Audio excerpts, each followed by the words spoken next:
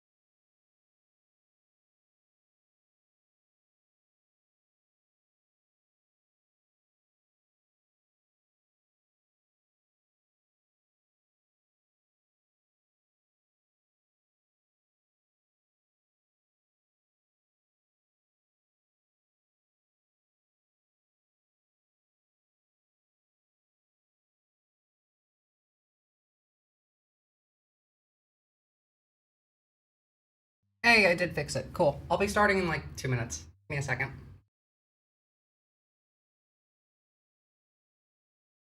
So much going on.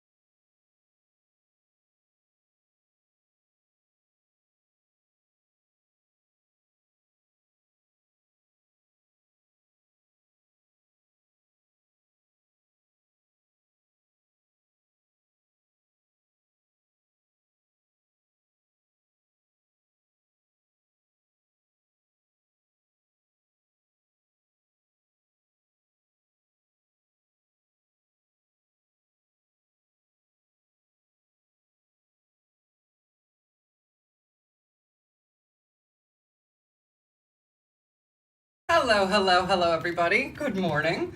Oh my god, Buncor. I'll fix the link next time so it doesn't have the tracker bit in it. Um, Kaname, are you a masochist? Never enough going on? Accelerates? Jesus Christ. I can't even keep up at this point. To be fair, I haven't really paid attention to the news much this week. I've been doing a lot more offline politics, so to say. It's been a fun week. I actually got to go to the state parliament in my city and go speak with like an elected official. Basically, the Australian social media ban laws, which I do support to an extent, have gotten worse somehow. I mean, they took away the ID verification bit, which is good, but they somehow made it even worse. So I had to go and speak about that. But I did get to go and take a tour of like the Parliament building. I got to go sit in the actual like chambers, which is cool. That's fun. This week has been 140 years. Yeah, wait till next week. What's up, Latino Mifune? So, like, obviously there's a lot of important stuff to cover, but I want to start off with a little bit of fun. You all heard the rapture was yesterday, right? If you didn't get raptured, that's on you, because I did. I got to go clubbing with Jesus and Mohammed and God and fucking Einstein. They got a Club Heaven up there. It's fantastic. I came back down just because it's too peaceful up there. I need chaos and conflict to not lose my mind. But on that, actually, incredibly funny. We've had quite a lot of people losing their minds over this. In fact, some people were selling their own shit, thinking, oh, you know what, tomorrow's the day, we're all going to heaven, I don't need my stuff. I don't know why you're selling your shit, considering, you know, you can't bring the money with you to heaven, but it is what it is. I would have just given it away. You forgot Carly and Malcolm X. Oh, of course. Heaven sucks. Okay, meditation spot, but I got bored and I left. Exactly. Like, I don't know. Maybe give it a couple weeks. All the new people over there, they might like push for a little bit of change. Might have a good place situation going on. But the Christians, or you know, Christians, they didn't get to go. Surprising nobody. Yet another failed apocalypse prophecy. What do you mean failed? The rapture did happen. Did you not get to go? Next, it's time for Truth or Fake. Vedika Bahel is on set here with us over by the big board. Good evening, Vedika. Now, apparently the world might end today, according to a viral hashtag on TikTok that's been nicknamed Rapture Talk. So, Vedika, explain, what is Rapture Talk? That's right, Mark. Apparently the world might come to an end today, according to evangelical Christians online, claiming that the rapture is near. TikTok is ablaze with people reacting to the alleged rapture and what's being called. Oh, Latino Mifune, did they get the Wi-Fi up and running in heaven? Cool, it was down yesterday. Hear me out, the rapture did happen. It's just the standard was so impossible to meet that out of 8 billion humans, not even one made it. I can think of 2. Honestly, though, like, straight up good place situation. If, in that case, that was real, I could see that. If you haven't watched The Good Place, functionally, it comes to the point of it is impossible to live a moral life in the current system. Like, you could go out of your way and try and do everything. You can try and, you know, use renewable stuff, never, like, make unnecessary plastic waste. No matter what you do, you will always still be exploiting other people, and therefore no one was going to heaven. 144,000 people is a drop in the bucket out of 7 billion people. That's true. We did have power outage last night. Probably why. I'm very surprised I was raptured. I habitually do and say sacrilegious things. Well, the sacrilegious things that you do and say are only sacrilegious to the evangelicals who did not get to go to heaven because they're not Christian. Rapture Talk. It's certainly all I've been seeing today on my timeline, but I think it's easier if I show you what Rapture Talk is rather than tell you. Let's take a quick listen. Oh my God, it's happening, guys. It's happening! It's happening! Wow! It's happening. So that's certainly one reaction, but other people are preparing for this season finale by selling their belongings, everything they own, setting up their pets, selling their cars. Let's take Again, I don't know why you're selling this shit. It's not like you get to take your money with you. a listen now. Goodbye to my car. I've had it for 5 years. They're taking it. No, this is my baby, man. This has been... How many of you think that these people sold the stuff and then gave the money to poor people like Jesus said you should do? my baby for years. 5 years. But she's gotta go. I won't need her. So selling their belongings and preparing their affairs. This woman actually made flashcards and scriptures for what she says are the non-believers that she believes will be left behind after the rapture. She says that these flashcards and the scripture there that she's writing will help them cope.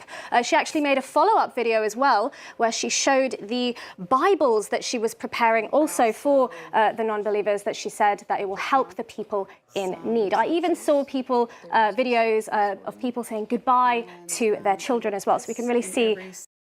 Imagine thinking that your kids don't get to go to heaven, but you do. How far? I mean, like, I can see it. It's just, you're gonna have to justify that a little bit, and I don't think the average person can. Oh my goodness. Fucking Doug Forsett, yeah.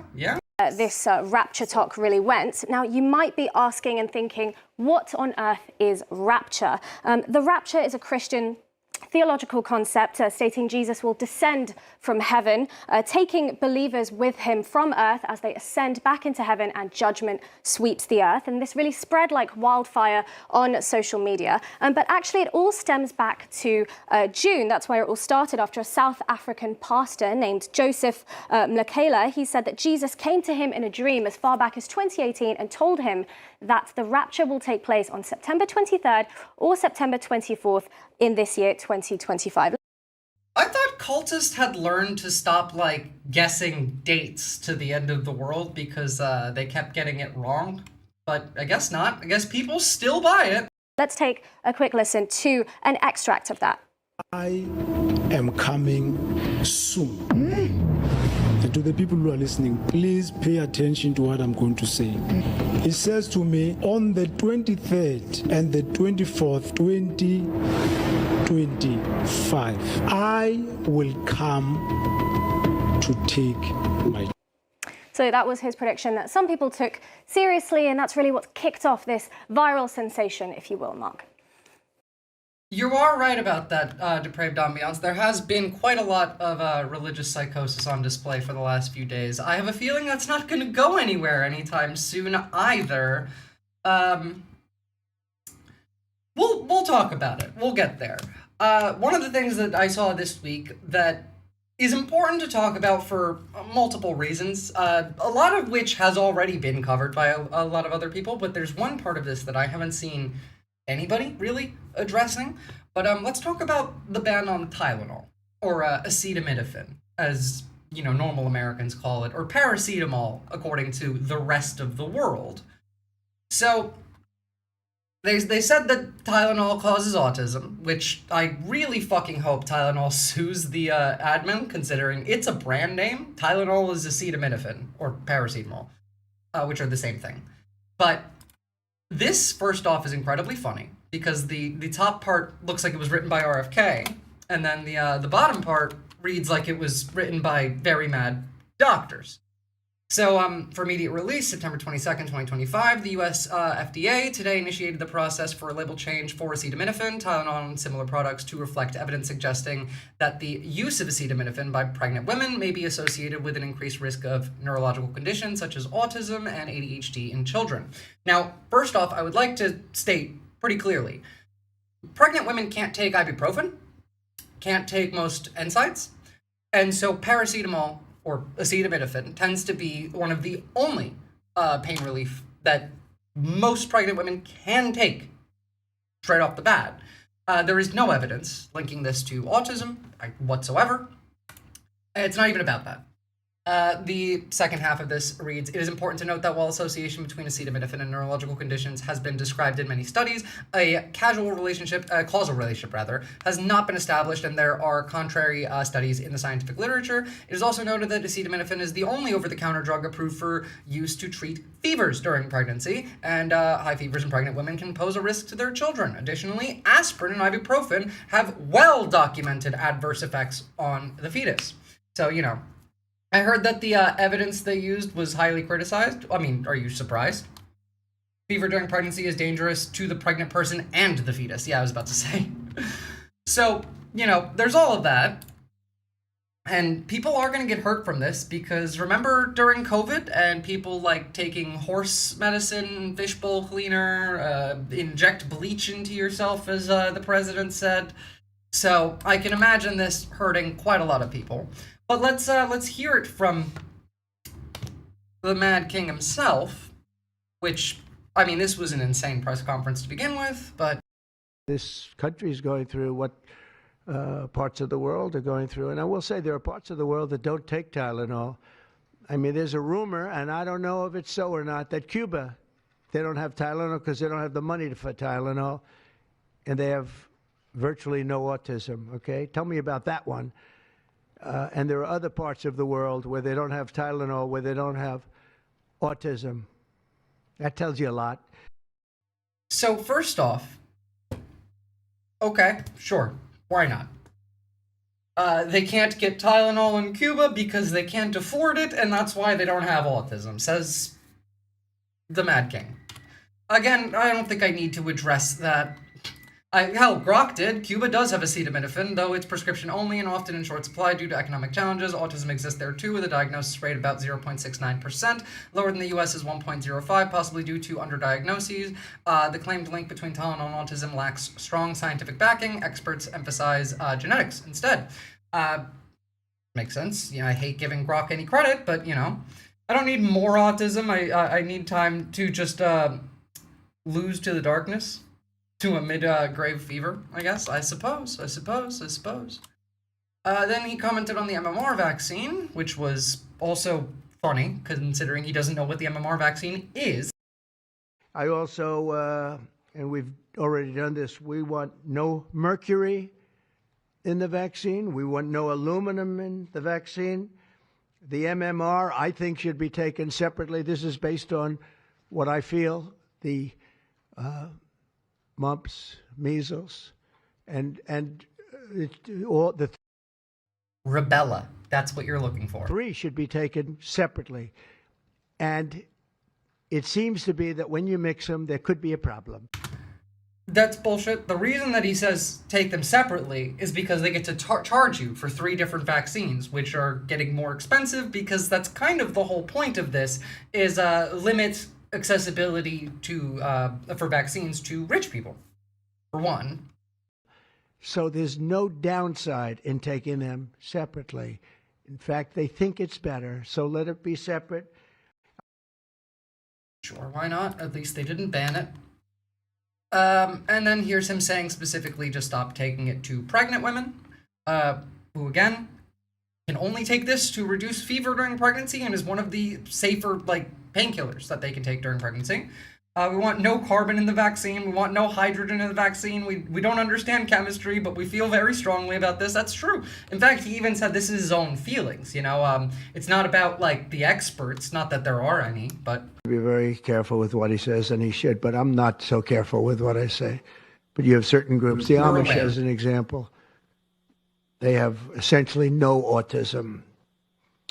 First, effective immediately, the FDA will be notifying physicians that the use of well, let's see how we say that. you can't say acetaminophen, which, by the way, I'm pretty sure is why they're calling it Tylenol to begin with, because I can't imagine RFK saying acetaminophen. Acetaminophen. Is that okay? Good Which job. is basically commonly known as Tylenol, during pregnancy can be associated with a very increased risk of autism. So taking Tylenol is not good. All right, I'll say it. It's not good.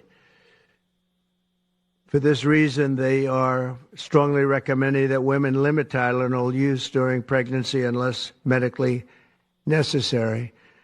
That's, for instance, in cases of extremely high fever, that you feel you can't tough it out, you can't do it. I guess there's that.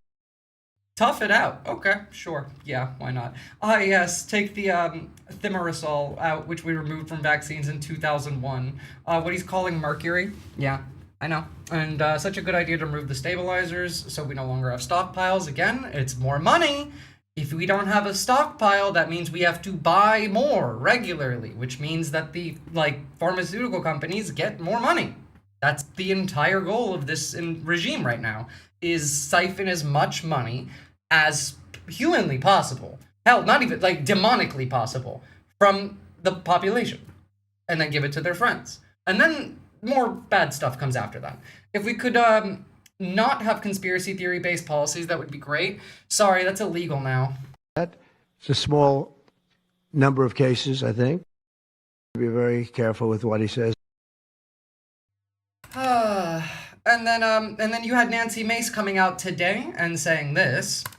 All that's coming from the left, and we have to be honest and tell the truth. And I don't know if you guys have been on social media this morning, but you've got pregnant women recording videos of themselves taking Tylenol, which has now been linked to autism, and they hate Trump more than they love their babies. I mean, that, to me, it is so insane. They are so full of shit. Like, she knows that she's lying. She's smiling as she says this. Where we are today, the Democrat Party has some ownership in this, and they need to take responsibility for this. They're denying science. They're denying there's violence when they're egging it on. And we can't get past that until they recognize their role in it. We'll touch on the rest of her claims there in a second. To be fair, I don't care to answer her claims. We have plenty of other ones. But she didn't use a single slur, so that's good. Yeah, that's true. Oh, by the way, did you know that Dr. Oz, the what's his job? Is he director of Medicare and Medicaid or whatever? Yeah. Well, it's his company of supplements, not medicine, but supplements that will be making the most money off of this. In fact, they're pushing specifically his own shit. RFK announces FDA will approve leucovorin, a new treatment for autism. Folic acid supplement. It will do essentially nothing. I still would not fucking go anywhere near that. God knows that I do not trust these people. They might poison it at this point. But yeah, by the way, iHerb, a company Dr. Oz served as the global advisor for and still owns a major chunk of equity in, is the largest seller of folinic acid in the US. It is non-prescription version of leucovorin, and as of today, it has rapidly sold out. Of course it has.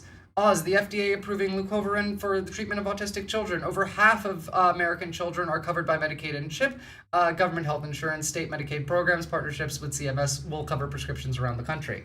Oh wow, so we get healthcare coverage when you get to make money off of your grift shit. That makes sense. That makes sense. Some people have raised issues with the potential for the supplement's recommendation to be financially beneficial to some people within the government. The medication is sold by Dr. Mehmet Oz's supplement company, iHerb. Dr. Oz holds a government position and oversees the Center of Medicare and Medicaid Services. So, yep. Buy GNC stock, IG? I mean, yeah, no. Look, you guys could genuinely just follow the news and know exactly what stocks to trade, and then... I mean, if you were to do that, right? Because usually, I would be against stocks. I hate stocks. I think they're immoral, and I think it should be illegal.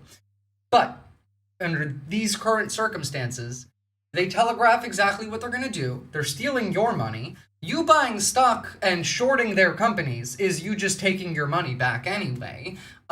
Using the means that the system is using against you to further yourself in the system so that you could work against the system is my best advice. That's the way to go. I mean, if we make enough money, we can support our causes. Exactly. And that's why I advocate for that. It's a good thing. And of course, it's your money that they're stealing anyway. Might as well get some of it back. But the part about this that hasn't gotten enough attention is that it's not about the Tylenol. It goes back to the billionaires, like always. It goes back to the same billionaires. We're going to check in with a creator that I've been liking more and more lately. who's been making fantastic videos on this, and see how this relates to the Tylenol and see how much worse it actually is. Not about the Tylenol. He thinks he's playing us so good by making it about the Tylenol, but it is not about the Tylenol. So we all just heard the big autism announcement, right? And if your head is spinning right now, then don't worry, so is mine. I felt like I was having a stroke the entire time I was listening to it. For nearly an hour and a half, it was the Donald J. Trump and RFK Jr. show starring Tylenol. My God, he would not drop it. He could not let it go. Don't take Tylenol, tough it out. The Amish don't have autism. Cuba doesn't even have Tylenol. I mean, the whole time I'm thinking to myself, this is so aggressive and it's misinformation.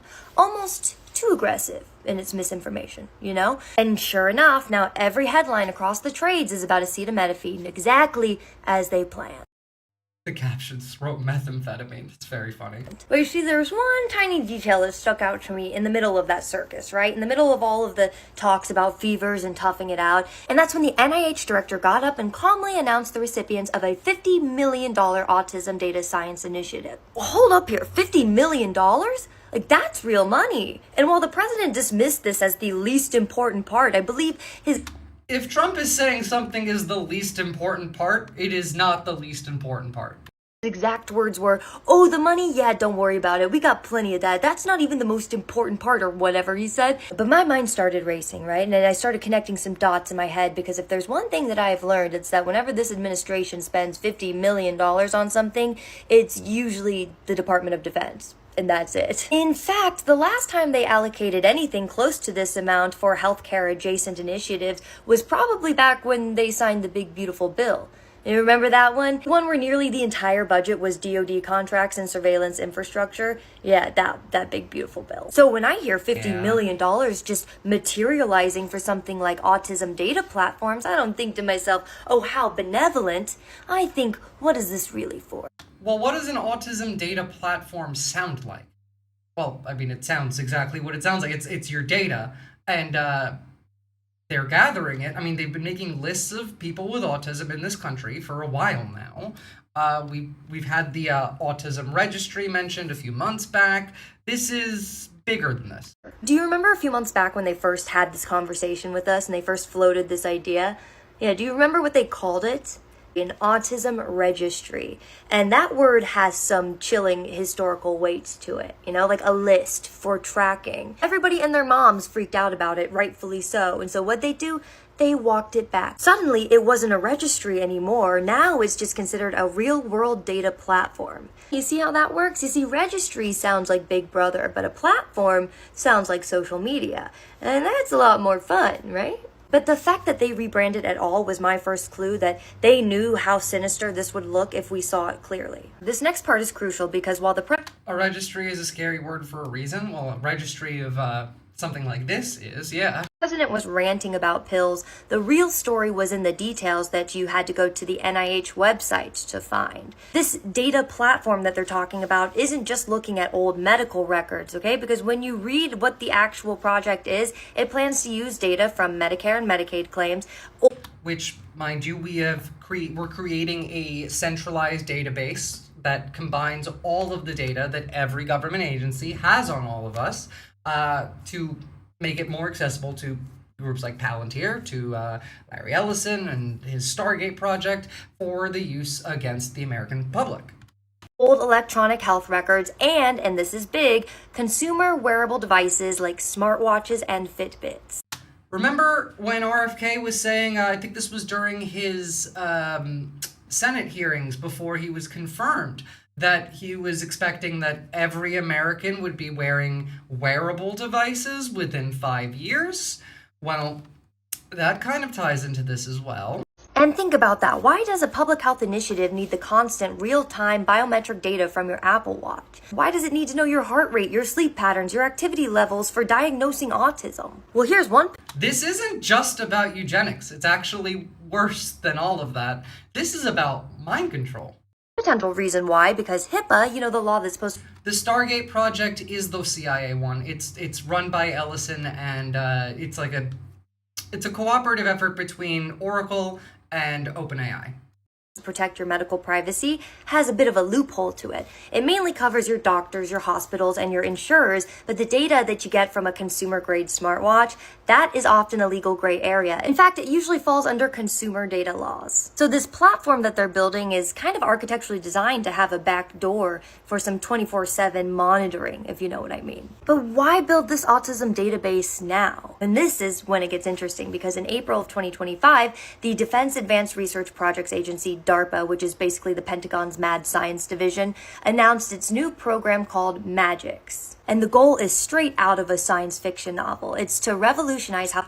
Oh, it all goes in together. Like the remote viewing project, the data platforms, the like massive server farm, like all of that is together. It's CIA adjacent. It is part of, I'm pretty sure there's the contract that was signed with AWS, Microsoft Azure, Oracle, like all of these companies for about 10 years, and all of that ties into the Stargate project. The Stargate project is basically the government's server cloud that they are going to expand and build and make into essentially Makoshi, I guess.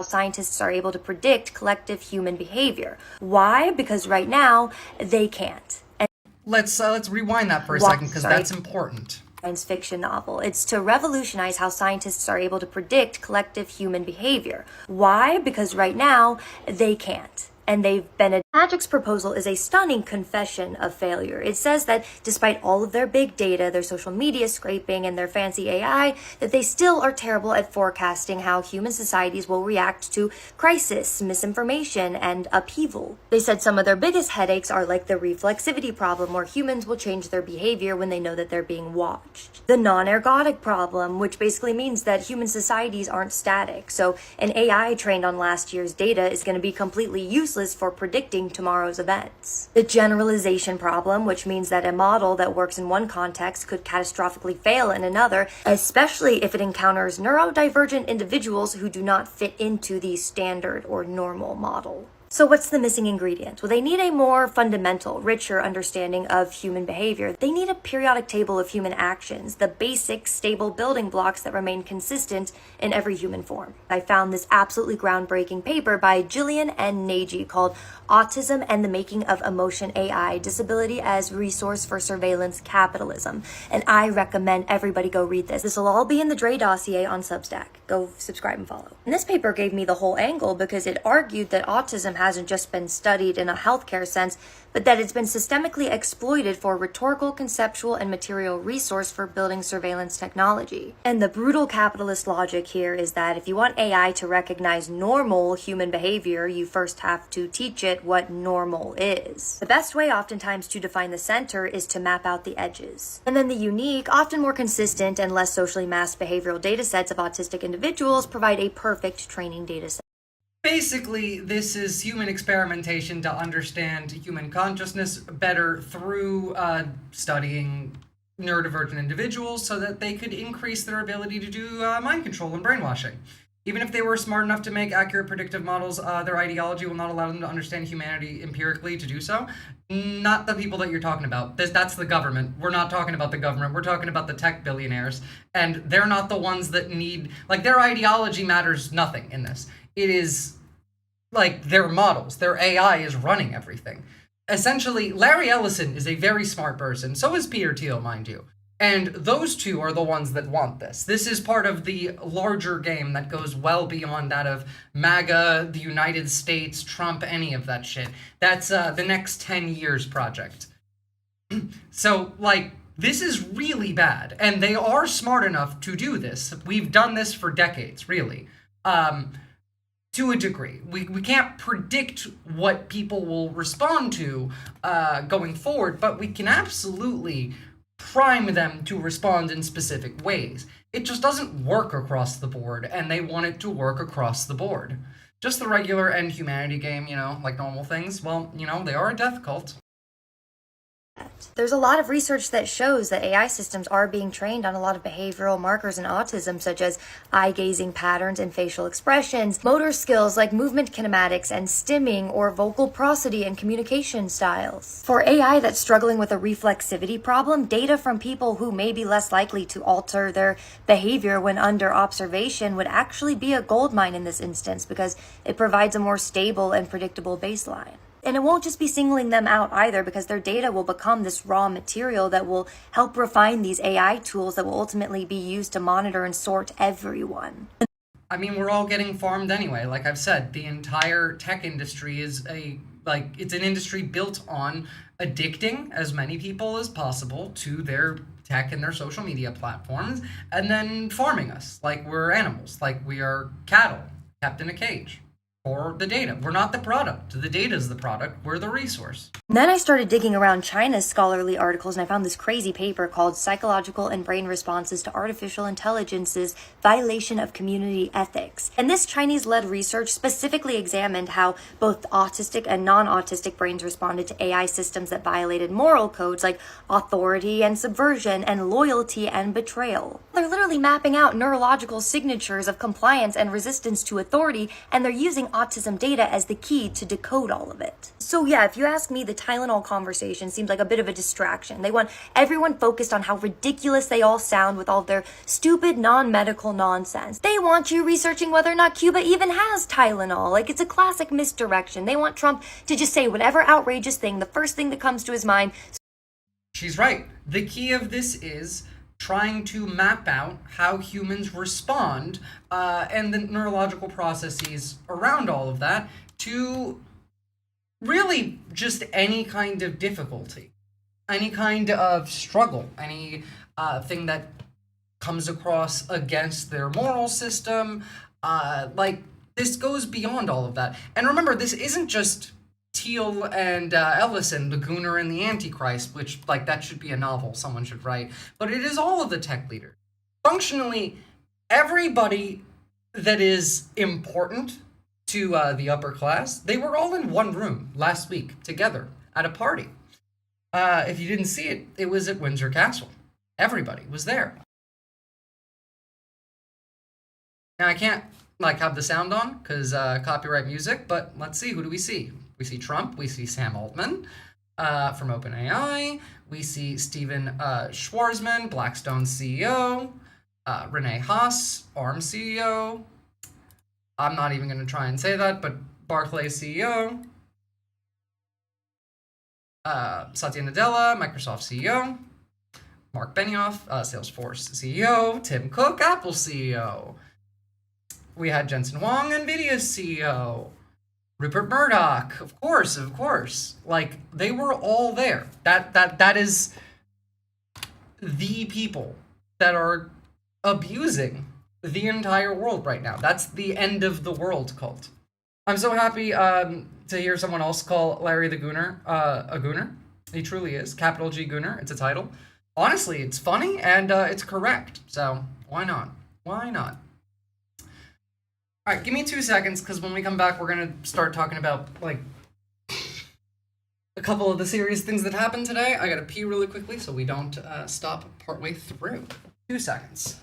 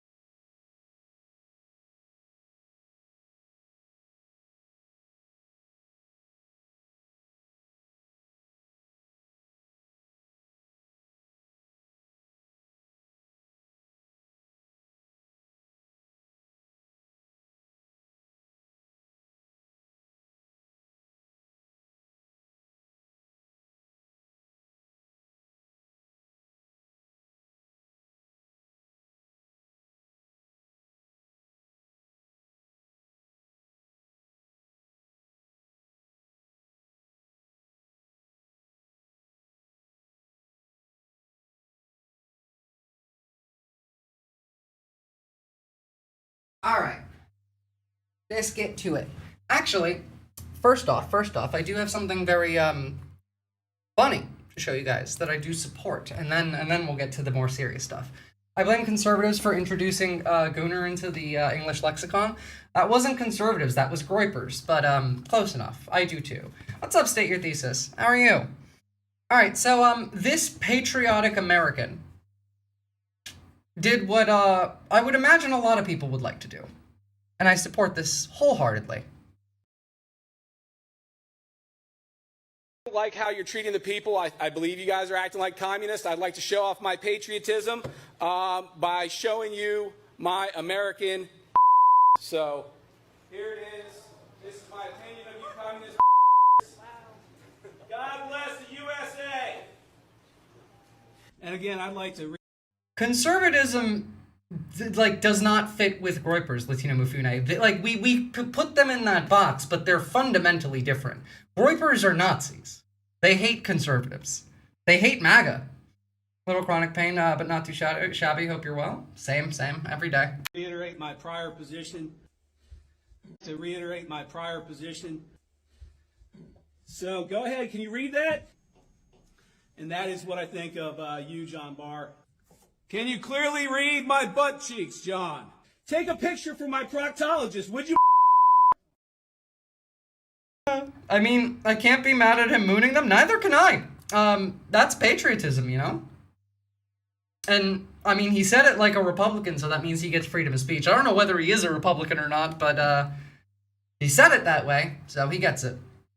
This dude fucking rules. I know. Like, 10 out of 10. I support that wholeheartedly. I don't want to get to the darker stuff. I want to stay with the fun stuff, but we have to.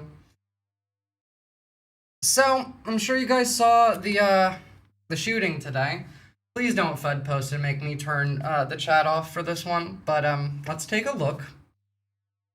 So, we had a shooting in Texas at an ICE facility.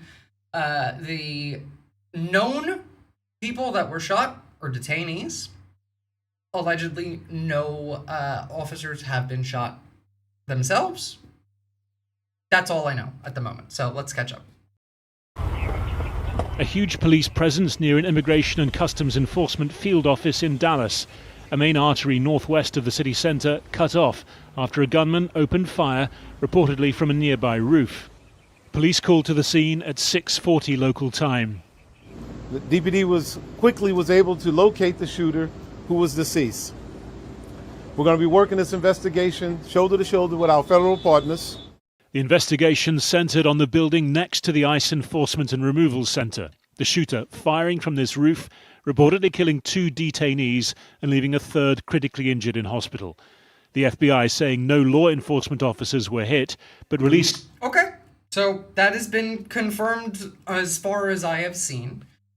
They released this photo of a bullet that has anti-ICE written on it in what appears to be blue pen, saying that this is a leftist. I don't buy it personally, but we'll let's keep going. Let's get the rundown, and then we'll talk about why I don't buy it. This image of bullets found near the dead gunman. I can confirm at this time that the FBI is investigating this incident as an act of targeted violence. Early evidence that we've seen from rounds that were found near the suspected shooter contain messages that are anti-ICE in nature. I guess? So I was gonna say, we don't say anti-ICE. You say fuck ICE. You say abolish ICE. I've never heard anyone on the left speak like that. I've never heard anyone on the right speak like that. It's incredibly weird. But, again, let's continue. Again, this is just the most recent example of this type of attack. Since President Trump came to power promising to deport 1 million undocumented migrants a year, ICE has become the public face of his hardline immigration policy, carrying out raids on workplaces and car parks, officers often masked, pulling people off the street. The field office attacked today subject to a bomb threat last month. A month earlier, a detention facility also in You're Texas. telling me some shit is afoot? Well, the FBI is run by a podcaster who keeps fucking up his job. Like, even in this case, he's out there, like, talking about evidence that they're gathering, which makes it very difficult to then prosecute. Tyler Robinson, for example, is almost certainly not going to get tried as guilty because of Kash Patel personally. Not just saying things that contradict with other things that he has said, but the director of the FBI is not supposed to immediately show up at a crime scene and start conducting an investigation on their own about someone who I believe he called Charlie Kirk a friend, for example. And, like, you can't do that. Not because, like, the guy's your friend. You can't do that because there is no shot that you would be able to perform the investigation neutrally, like from a facts-first perspective. Your judgment will be clouded if you know the person. This is how doctors work, this is how lawyers work, and this is how, like, law enforcement used to work. In that, you're not supposed to be the one investigating, operating on, or whatever the fuck, to people that you personally have an attachment to. Attacked in what authorities said was a coordinated ambush that left a police In this case, I don't know what the fuck he's up to. officer shot and injured. To every politician demanding that ICE agents be doxxed and calling for people to go after their families, stop. Sure. Is it like the situation where doctors aren't supposed to have patients who are family? It's because it makes you not do your job properly. Yeah, exactly. History fact, the Gestapo was a legal police force and the Holocaust was a legal program. Absolutely. That's true. That is true. Now, continuing on here. Leftists say fuck ICE and abolish ICE. Those are the slogans. They don't say anti-ICE. That's something a right-winger would think a leftist says. I do agree with this analysis. I am glad that at least some of the mainstream news has reported that detainees were shot, because I've seen some of the other mainstream news reporting that agents were shot and not detainees. Allegedly, it is the detainees who were shot, not the agents. I've not seen any evidence of that, not to say that, like, it couldn't be the case. Obviously, this is bad. You shouldn't do this. So, like, you know, there's that. Breaking news update, Patel finds another bullet saying this was written and fired by anti-Trump leans leftist that is an illegal immigrant. Don't forget transgender, because, you know, Trantifa. When they're here illegally, shouldn't have been here illegally, but they didn't deserve to be executed. Absolutely. They didn't deserve this at all. And, you know, there's a Justice Department for a reason, and they'll go through their due process. But somebody chose to come in and kill these detainees as they were being processed. Are they processed like hourly? So if you're sitting up on the roof, you're probably going to see a couple of vans out during the day? Absolutely. And Adventurism doesn't help the cause. This isn't adventurism. This is terrorism. Like, this is going and killing innocent people in a mass shooting. So, like, still don't believe that this was a leftist. I've seen literally nothing to indicate that. In fact, I've seen the opposite. I've seen shooter Joshua John's brother claims sniper didn't have any strong feelings about ICE. So, and that was reported by the New York Post. But especially in the morning, a lot of our operations take place in the morning. It's when we see a high traffic area. And the situation could have been much worse if there was even more detainees, even more ICE officials at the facility as this person decided to throw rounds into our facility. You know, I mean, it's unthinkable. I mean, you're just going to work, you're doing your job. When they're here illegally. That's true. When we're talking about, like, gun violence, though, depraved ambiance, like, you can't always make that the case. Guns ricochet. That's why it's a bad thing to do, you know? That's not how you defend the rights of, like, Americans, immigrants, anybody, really. Like, this doesn't do anything to help. It only makes things worse, which is why I just fundamentally don't believe that this was a leftist. I don't see how it would be. I don't see any connection. I don't see any evidence. But what I do see is the right pretending, acting like, you know, it's been confirmed, just like they always do. Lost another one of my girls to gun violence, and not the kind we're talking about, unsettling how recent it was. Sorry for your loss, mate. Like, it's pretty bad over here. It seems like this person was just indiscriminately firing into the facility. That's the report that I saw, and it wasn't, like, the report that I saw that it wasn't into the facility, it was at the van, where they were unloading the 3 people who were shot, the detainees, from the van. So, like, these people weren't even processed in. Who the hell knows, of course. Like, people who go and do mass shootings are not exactly mentally coherent. But, and again, neither are people like Matt Walsh, who is saying, President Trump should declare a national emergency due to rampant, out-of-control left-wing violence. Again, no evidence that there's any left-wing violence here. They really, really, really, really, really want martial law. Next order, breaking DHS releases photos of bullet holes inside of ICE facility in Dallas after agents were fired upon by radical leftists. Again, no the fuck they weren't. There's no evidence that indicates that there was any leftist there.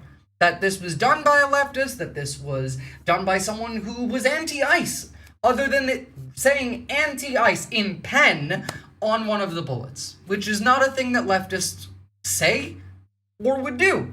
We would write much funnier things, like, genuinely. And it would say fuck ICE, abolish ICE. It would not say anti-ICE. Then again, leftists don't do this kind of shit because it's dumb, it's not helpful, and it, well, it's not going to do anything useful. It's not helpful to the people there. It's not useful for the cause, and it makes things worse. It's a very dumb thing to do. We don't know if this attack wasn't set up by the Trump regime or not. Again, I would be more likely to just think that this is another right-winger who wanted to just kill, like, immigrants. There are a lot of people on the right, shockingly, many of them, who think that ICE doesn't go far enough, who think that ICE is not doing enough. And some of these people might try and take that into their own hands. So, like, and by the way, the people who do believe that kind of thing and would act and take this into their own hands, those are the type of people that I could see trying to start a civil war through a false flag, like writing anti-ICE on a bullet with a pen, and also being the kind of person who would not know what, like, leftist rhetoric actually looks like. So, you know. What's up, Salamander Sapien? Even scribing, if you read this, you're gay, on a bullet is more coherent messaging than anti-ICE. I mean, yeah. It's most likely a gun-loving homosexual who wanted to hurt people. I would imagine so, yeah. That would be my guess. I could be wrong. I'm not often wrong, but obviously it doesn't matter because this is what they want from it. They don't believe in the reality of anything. They don't care about any of this. We have leftist terror epidemic. Sure. Benny Johnson, Russian agent. By the way, Tim Pool, also a Russian agent. I'm calling on the Trump administration to declare a national emergency over left-wing violence. This is an existential threat to our country and must be dealt with immediately. This is blah, blah, blah, blah, blah, blah, blah, blah, blah, quote Jesus. You didn't get raptured. Oh, this thing, I'm like 95% sure that the writings on the bullet casings are all fake. Well, the writing's there. It's just, I don't necessarily believe that it was a leftist who wrote it, considering it doesn't sound like one. Here is some of the rhetoric coming from the right. Am I the only one who feels like I missed something? 2 detainees have been killed at an ICE facility. Yeah, it doesn't matter whatsoever who they were or what they wanted. If it's not a false flag, then they capitalize on it as if it is, which is, like, the main underlying point here. It doesn't matter. Facility in Dallas this morning. They're going to blame us anyway. Injured. The suspected shooter is dead from a self-inflicted gunshot wound, according to an ICE spokesperson. This needs to stop. Violence is wrong. Politically... Like, Ted Cruz, in that press conference, could pull out a gun and shoot somebody in the crowd and then go back to saying violence is wrong, stop it, and nobody on the right would care. Motivated violence is wrong. To every politician who is using rhetoric demonizing ICE and demonizing CBP. But the detainees were the ones who were shot. Demonizing ICE? What? It's every day. Like, y'all remember when we used to wake up in the morning and then we'd go outside and it would just be like this different hue this different color in the sky. And we'd walk past the TV playing Family Matters and hearing that sound, that theme, and we just would go outside and just... I don't remember that, but I do remember going outside. All right, let's take a look at what some of these demons are saying. Transgender militant ideology is the most dangerous ideology in the United States at this moment. Ah, it's yes. something that we need to take very seriously. Famously, Trantifa. To get to the transgender component shortly, the trans movement, that movement, some of it has gone underground and has become fiercely militaristic. What needs to be done there? What can you tell us about that? So I saw this 5 years ago in Portland when a disproportionate number of the Antifa riot arrestees were somehow so-called gender diverse, trans or non-binary, something like that. And Yes, they do call it a movement. Again, they're trying to frame this as an organization, just like they're trying to frame Antifa as an organization. I do wonder why trans people would go underground, though, you know?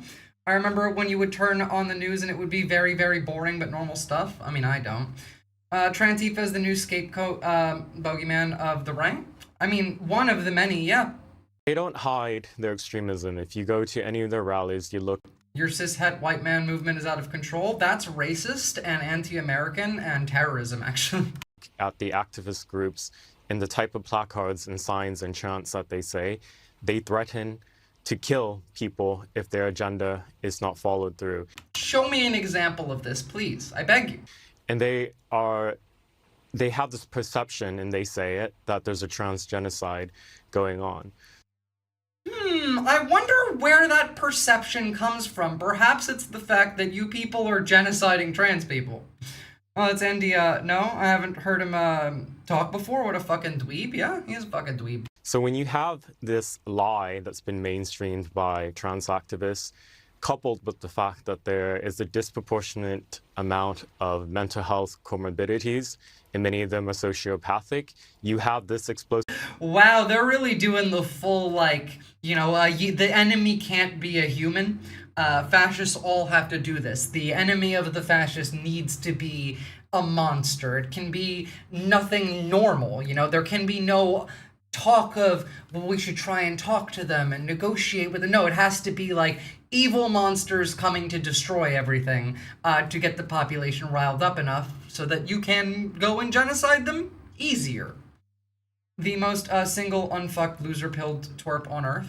Really? More than Elon? So the situation, potentially. Suppose at least he's been fucked once.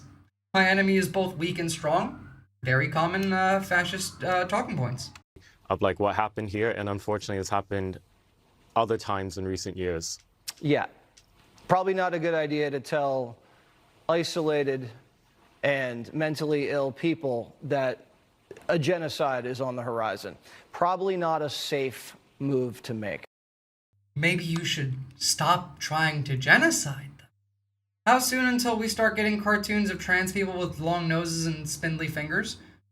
Are you not on Twitter? Those have existed for years, mate. Again, from the New York Post, the shooter's brother says that the shooter didn't have any strong feelings about ICE.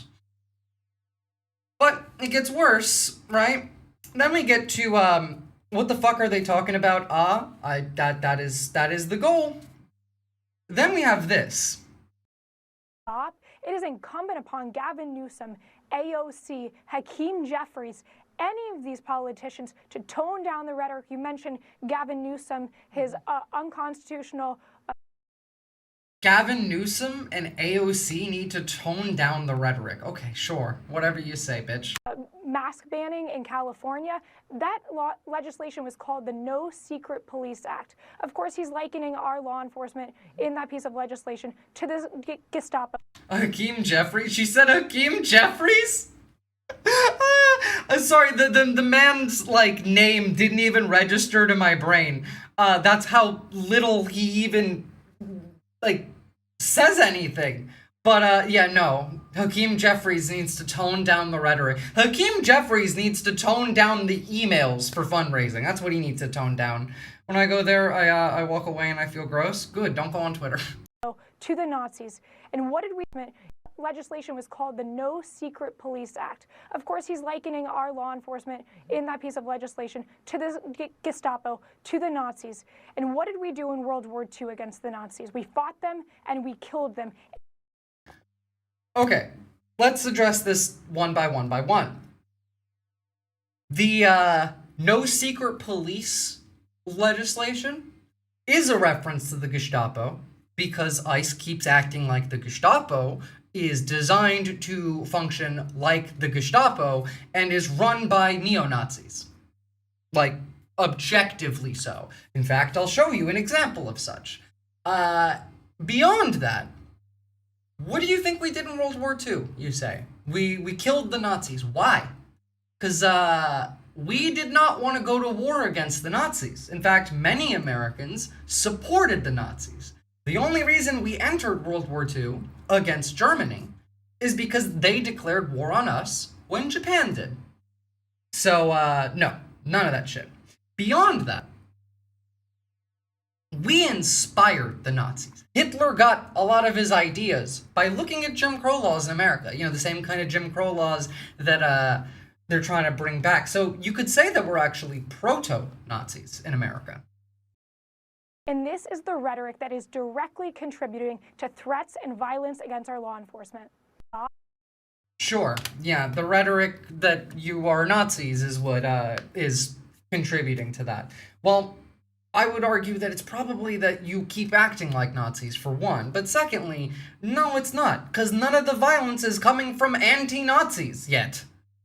We didn't kill them all. We didn't kill their sympathizers in America. Instead, we let them fester and mutate through generations into the current federal government. And that is true. That is true. By the way, you know, ICE agents who are Nazis, like this one, with a swastika tattoo. I don't know if you can see it very well. That is a swastika tattoo on this ICE agent as he's pulling somebody over. This is confirmed to be real. It's not AI. I don't know what to tell you, except for the fact that no shit, considering where do you think they're finding all of the ICE agents? Guys, remember at the very beginning of like the ICE raids, we were getting reports of ICE agents quitting their jobs because they were being stalked and followed home and harassed at work. And then the state started putting out advertisements that you should join ICE and offering large sums of money. Who do you think joined ICE? Was it maybe the Proud Boys? Was it maybe like people who were in the Oath Keepers or the Klan or, you know, Patriot Front? No shit. It may as well be the same guy. Public opinion against ICE gets worse and worse and worse. Hey, you guys saw the video of the ICE agent with the swastika tattooed on his chest, leaning into the guy's window, right? I've been saying for a long time, and just so you all know, I'm always right. These are not federal agents. These are white supremacists. Yeah. We've all been saying this. We've been saying this from the start. Hell, they've been saying it too. These are Proud Boys. These are the Patriot Front. That's who is volunteering to do this. You have to understand, think about the public reaction to ICE. Everybody hates ICE. The only people who like ICE are like, you know, Nazis and shit, right?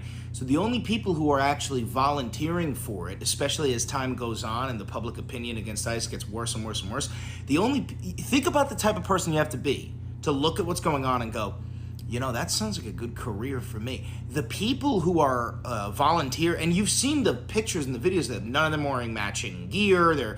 They're in like fucking blue jeans. Some of them are wearing like, these are like, they're bringing their stuff from home. They're probably getting it off Amazon. These are guys with their own guns. These are white supremacists, Nazis, the Ku Klux Klan. This is not like an actual federal agent who are, that's not what this is, guys. This is the... No, it's not. And it was never going to be. Because, this is exactly what the Nazis did too. There's a reason why us leftists have been like, hey, this is the Gestapo. Because this is Trump's private paramilitary force. Who's funded as well as some of the top 10 global militaries in the world. I'm also like, I'm in this new arc where I've kind of, I've abandoned the idea of converting MAGA. There's a lot of people jumped ship, and more power to you. Like, there's a lot of you guys who did vote for Donald Trump, and you guys jumped ship.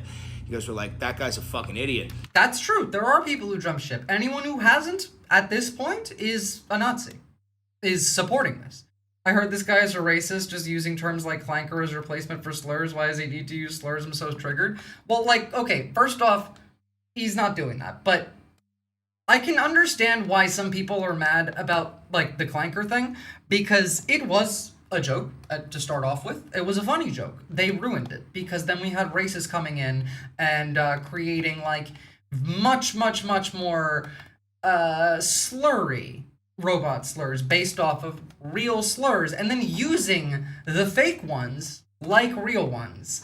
They just started doing regular racism with like an extra step of make it robot, but it has nothing to do with the robots. Like, they just wanted to slur other people, and so that's the problem with that, which is why, like, it's no longer funny. That's why we can't have nice things. And honestly, like, fuck yeah, hats off. But the rest of the ones who are on board, we're talking about Nazis now. Like, these are not like Republican voters. Those are Nazis. The only people left who support Donald Trump are Nazis, fascists. That's not debatable. You cannot dispute that. That is an irrefutable fact. Go ahead and fucking cope in the comments. Duet this with your fucking 3 teeth and your, like, I don't care. I don't care. Oh yeah, no, this dude rules specifically. Big fan. Now, you know, they say calling ICE Nazis is resulting in violence. Causing Republicans Nazis is resulting in violence, even though the violence isn't coming from the left. But then again, we see an ICE agent with a swastika tattoo. We have this happening not even a week ago.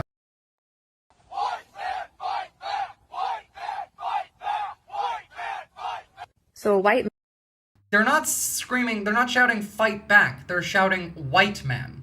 Man shoots another white man, and then a bunch of ICE acting like Nazis is not just violence, it is political violence. The vast majority, 99.9% of political violence occurring in this country is happening at the hands of ICE. Using the state to do violence against the public is political violence. of white men get together and chant how white men need to fight more. I don't know, I think the problem might be white men. Almost, very Nazi-esque, you know? Oh, you know, like, they say they're not Nazis. This was somebody who was a Trump supporter who showed up to Charlie Kirk's memorial. I'm gay and Jewish, and this is the safest, most loving group of people in the country. If this is what leads our country into the future, I will stand with you and support it the whole way, he says. And then we get the response of, are you ready to stand with Christ? Can you say Jesus is my savior out loud? America has returned to Christian nationalism. We are a Christian nation. There is no place for Judaism, Moloch, or Baal. If you're good with all that, by all means support us, but don't use the revival that comes Kirk's death to shield you from other evils. Become right with God and be like, these are fucking psychopaths. Mind you, Christian nationalists are no different than Nazis, in my personal opinion. Remember the old saying, when fascism comes to America, it will be draped in the American flag and carrying a cross? Yeah, they're not functionally different in any real way. Nearly got turbo dead at the hands of an ICE agent with a swastika on his chest. God bless the USSA. Yeah? Well, I'm glad you're not turbo dead, but obviously the violence is coming from the right. Then you have Laura Loomer saying, ban all Muslims from U.S. Congress. Mehdi Hassan making a great point. Could you imagine someone saying ban all Jews from serving in the U.S. Congress? Could you imagine anyone in public life saying this? Could you imagine a top ally of the president saying this? I actually can imagine an ally of the president saying this. It would be on all our news channels and front pages 24/7, but we've normalized the most vicious and blatant Islamophobia. And this is true. By the way, like, it's not just Muslims. Here's Laura Loomer saying, it hurts my heart that we have ghetto black bitches who hate America serving in Congress. Aren't you, like, Israeli, Laura Loomer?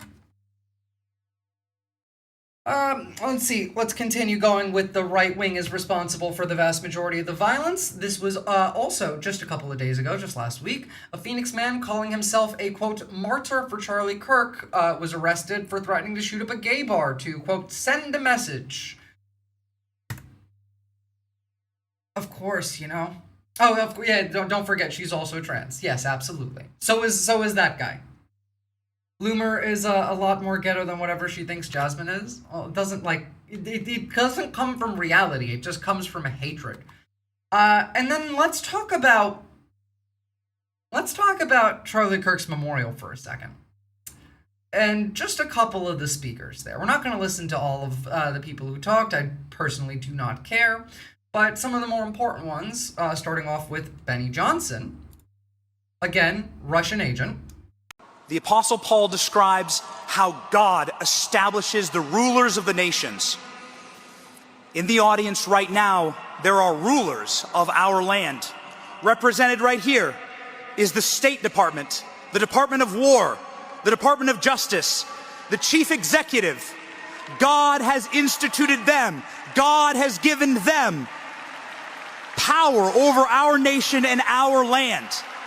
God saved our president, President Trump, from an assassin's bullet for this moment. Does this sound concerning to any of you?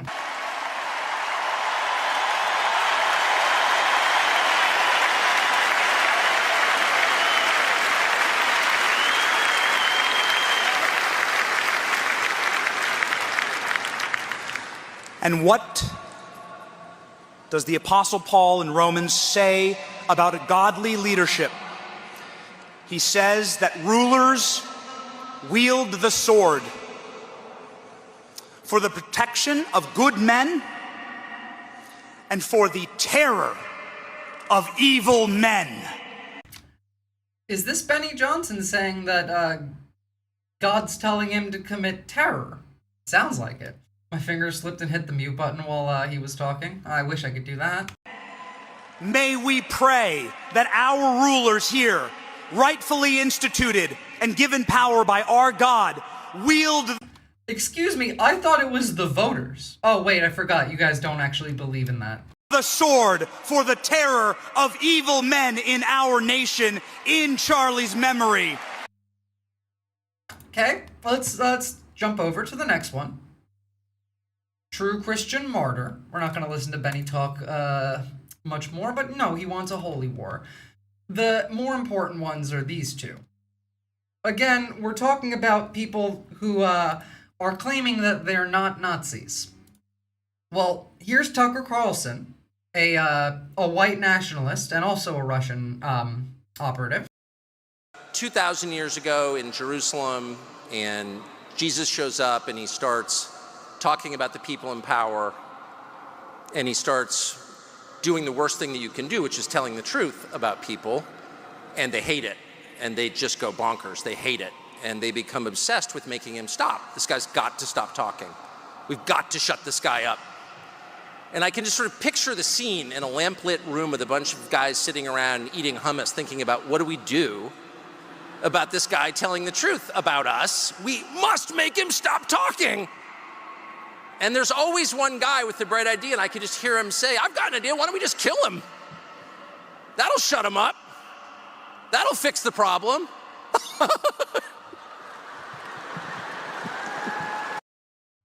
God, that laugh.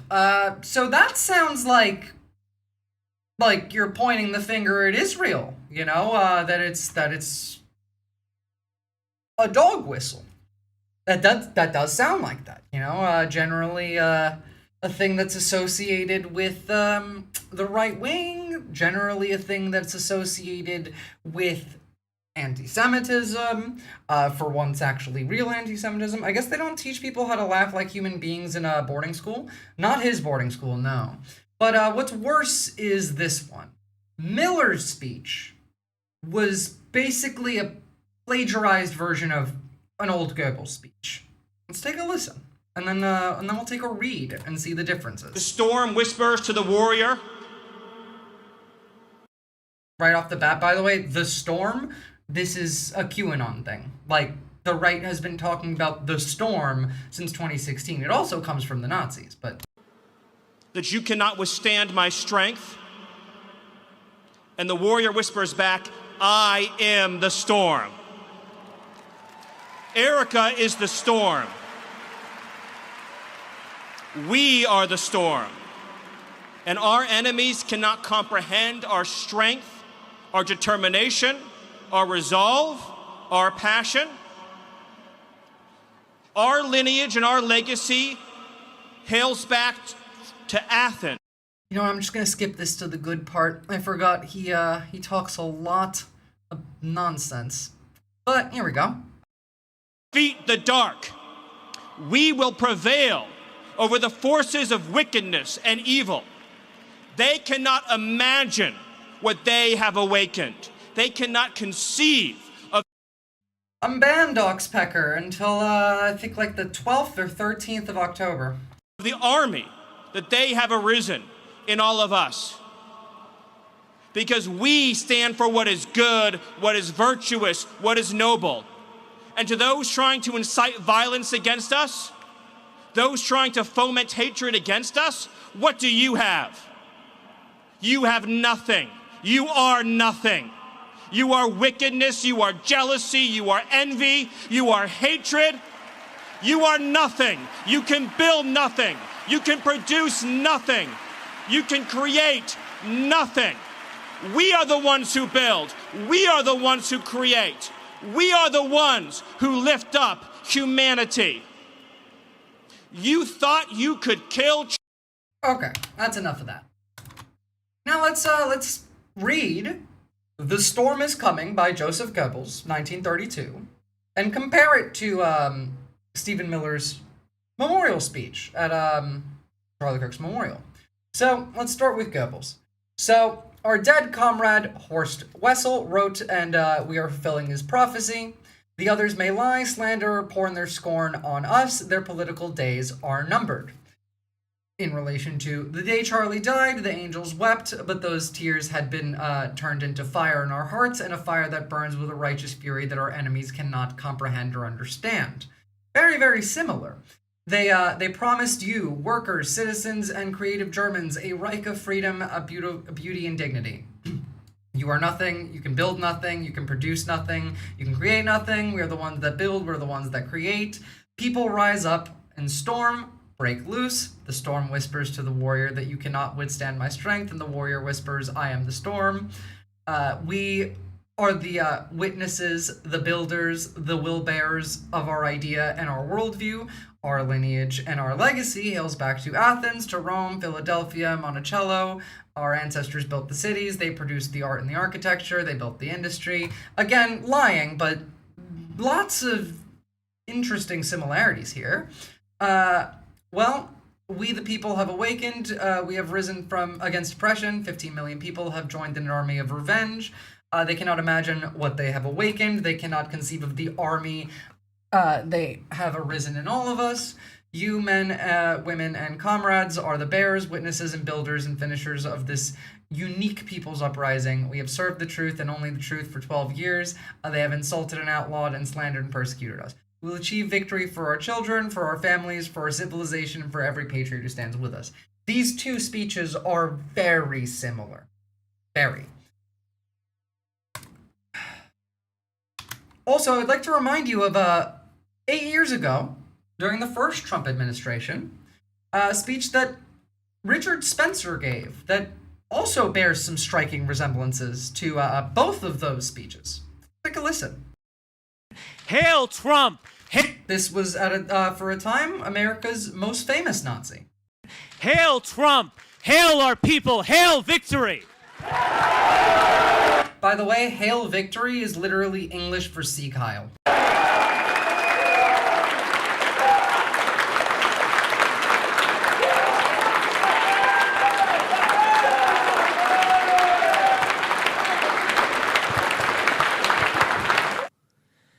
one will honor us for losing gracefully. No one mourns the great crimes committed against us. For us, it is conquer or die. The mainstream media, or perhaps we should refer to them in the original German, Lügenpresse. God, they're so fucking cringe. It's not just that they are leftist and cucks. It's not just that many are genuinely stupid. Indeed, one wonders if these people are people at all.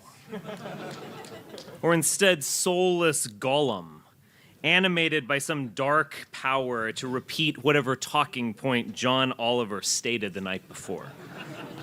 To be white is to be a striver, a crusader, an explorer, and a conqueror. We build, we produce, we go upward. And we recognize the central lie of American race relations. I'm seeing some similarities here between Miller, Goebbels, and Spencer's speeches. We don't exploit other groups. We don't gain anything from their presence. They need us and not the other way around. Projection, by the way, right-wingers would fucking lose their minds without the left. Within the very blood in our veins as children of the sun lies the potential for greatness. That is the great struggle we are called to. We are not meant to live in shame and weakness. Alright, that's enough listening to Nazis for one day. Well, that Nazi at least. We have a bunch of other ones that we still have to listen to today.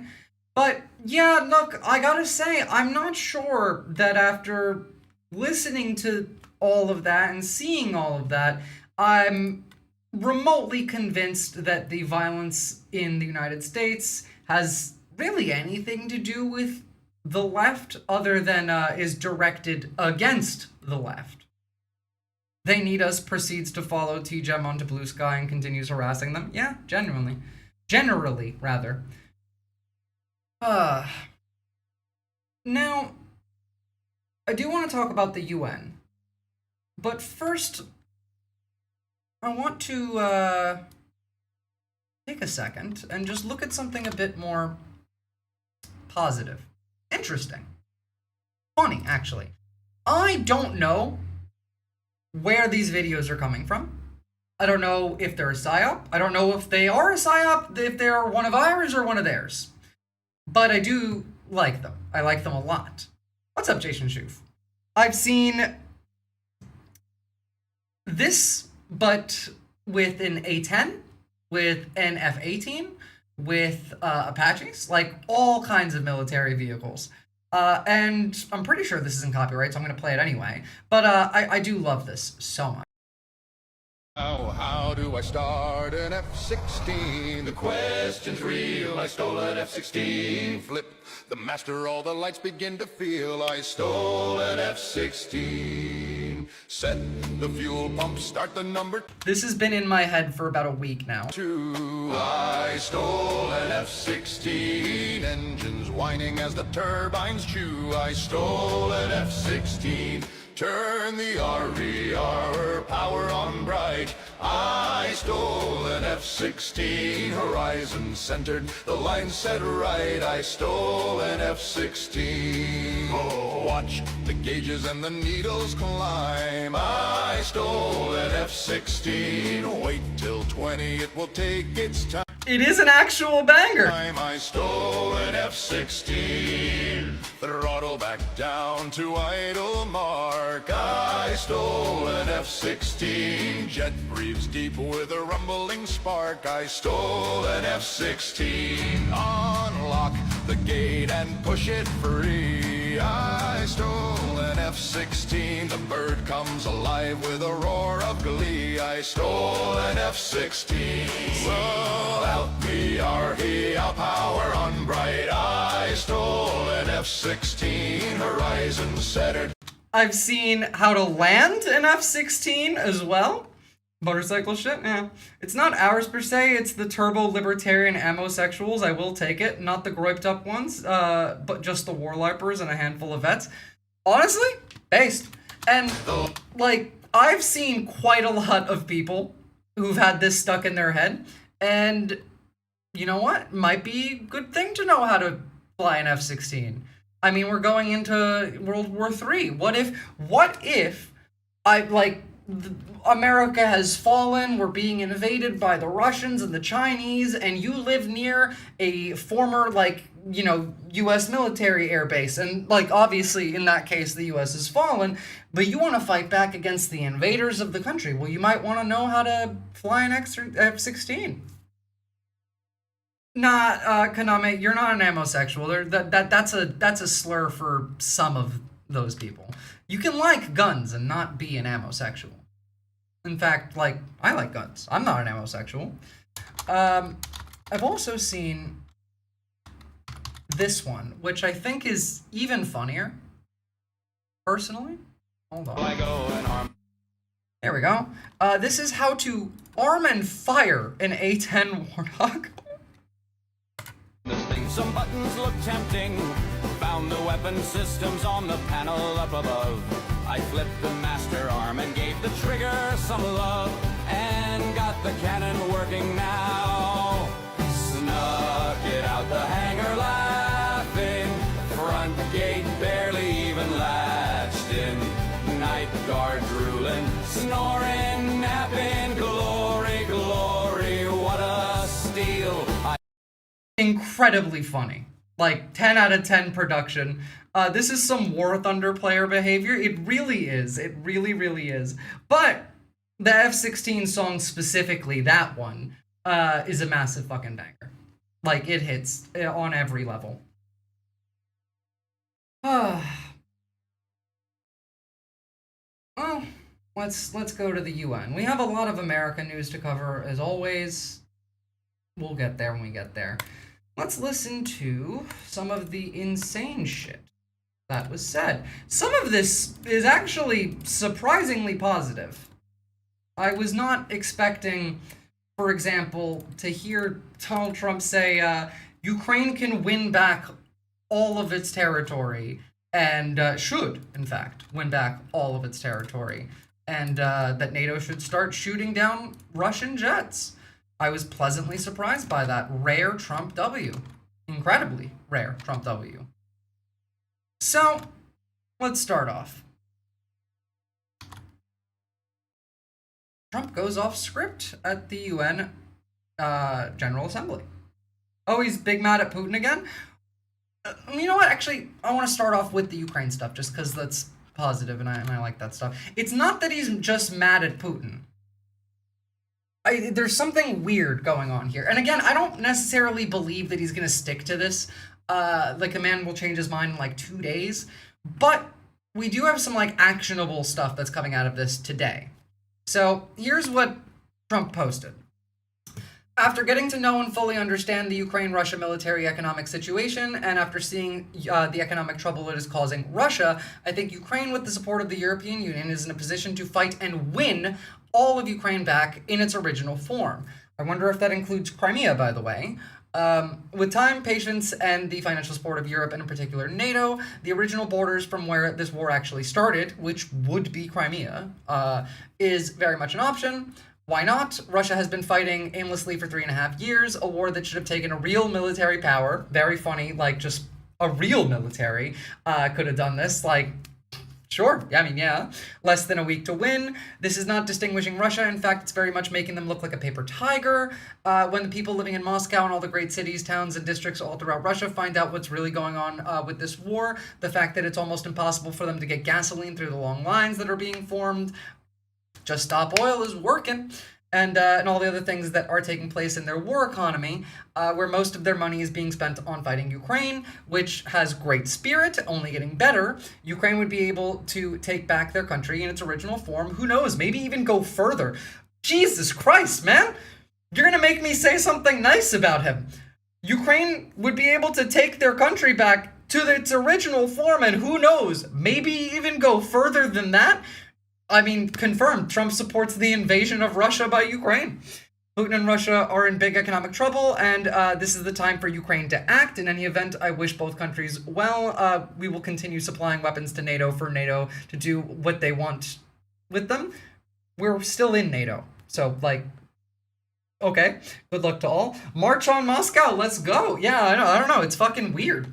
There's no random capitalization, it's way too coherent. I mean, somebody in the fucking regime declared that this is what we're doing, and Trump did say some of this stuff out loud. But it still seems way too coherent that he wrote. I mean, like, absolutely. But let's hear him say it, for one. This was a much more emboldened President Trump. Yeah, Moscow is now New Kyiv. Than the first speech he made there at the UN during his first term. You heard them there early on, essentially trashing the UN and pointing fingers and admonishing some of the countries there in the room, telling some of them that I mean, AI writes a lot of the stuff. Like, maybe they just got AI to do it. their countries are going to hell in terms of migration. You also you also heard him talk about Palestinian statehood. Yeah, he told the whole UN that their countries are going to hell. If you would stop talking, I would like to listen to him talk about it. Clearly, you're not going to. Great, let's see.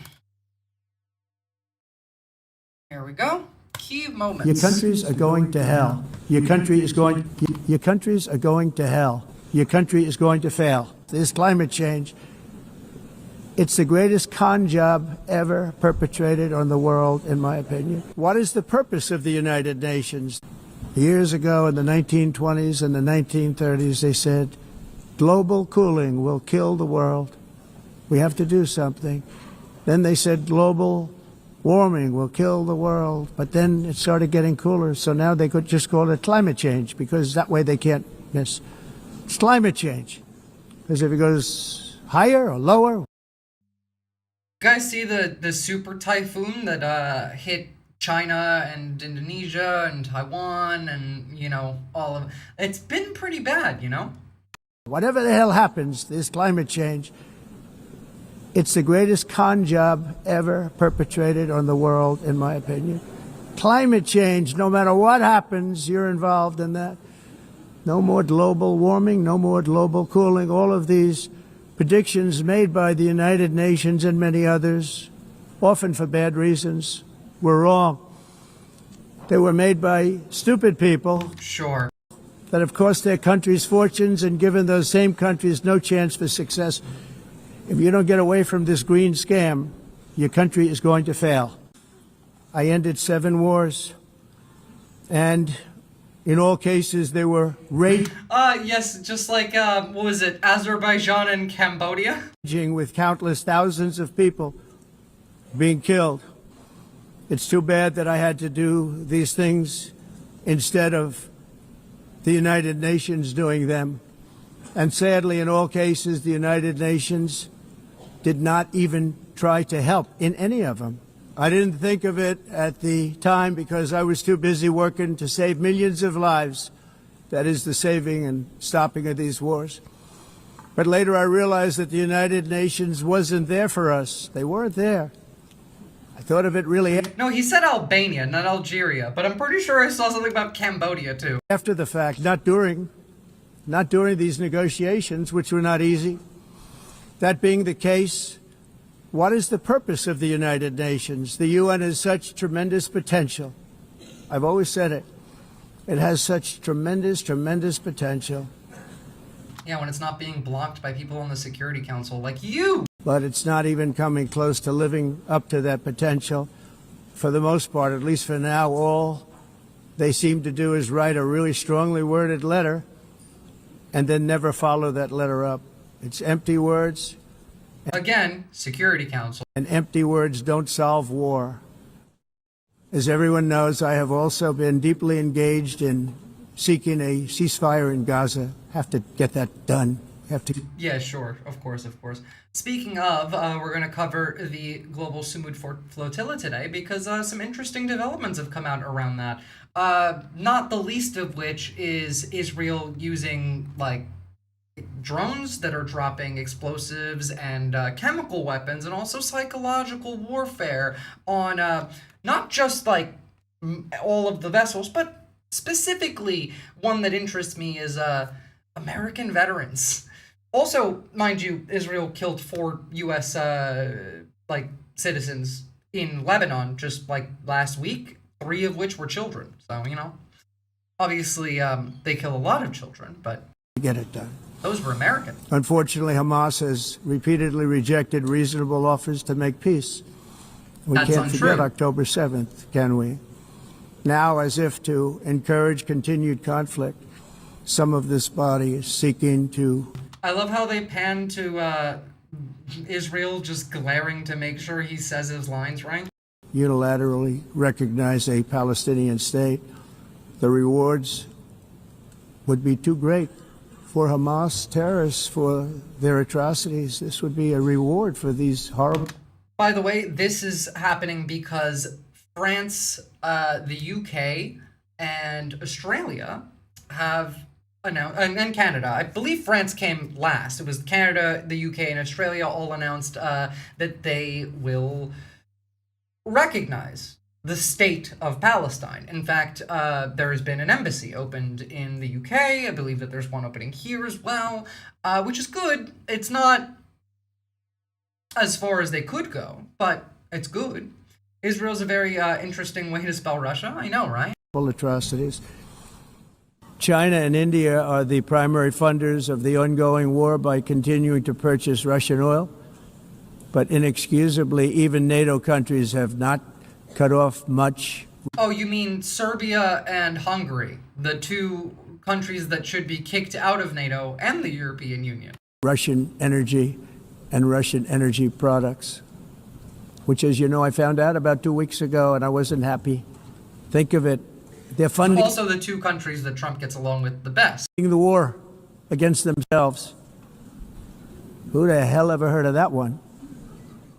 Brazil now faces major tariffs in response to its unprecedented efforts to interfere in the rights and freedoms of our American citizens and others, with censorship, repression, weaponization, judicial corruption.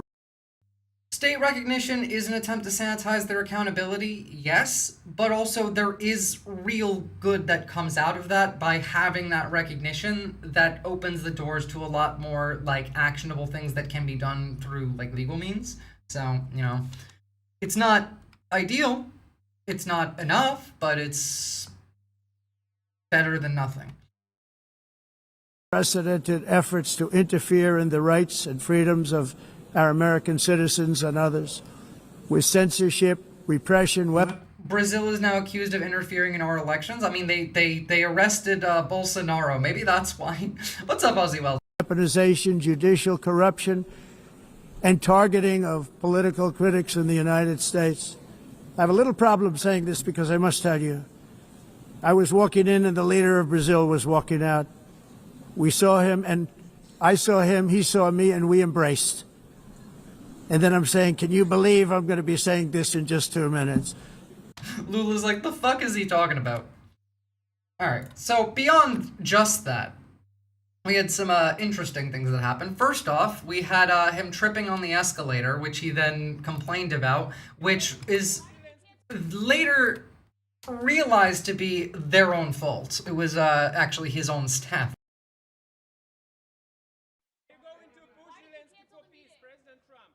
So this is the video of the escalator not working because one of their people hit a button. I believe actually you can see that happen.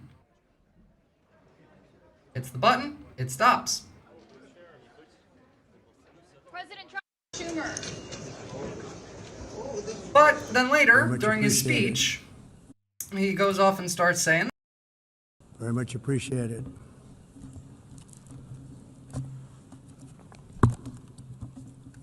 And I don't mind making this speech without a teleprompter, because the teleprompter is not working.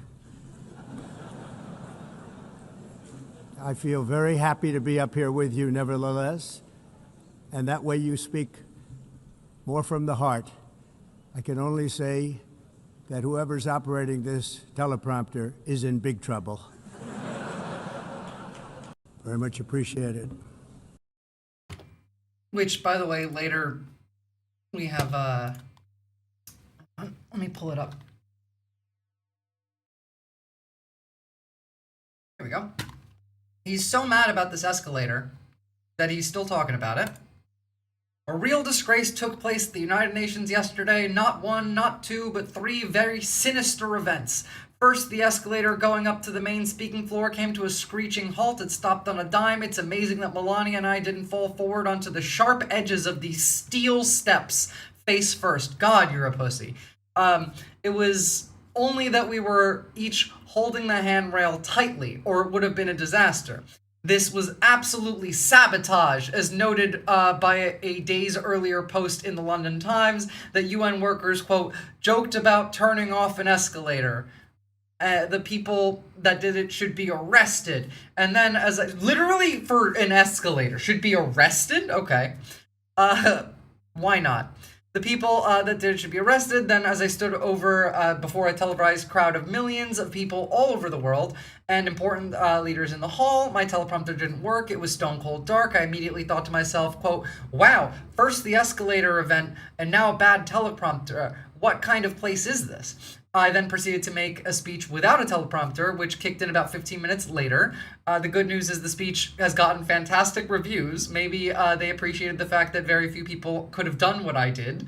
What, speak without a teleprompter? Do you think I have a teleprompter right now? Am I impressive for being able to speak without a teleprompter? Or walk upstairs, I guess? Where are we? Oh yeah.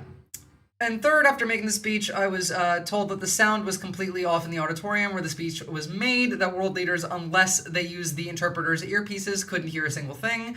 The first person I saw at the conclusion of the speech was Melania, who was sitting right up front, and I said, how did I do? And she said, I couldn't hear a word you said. This wasn't a coincidence. This was triple sabotage at the UN.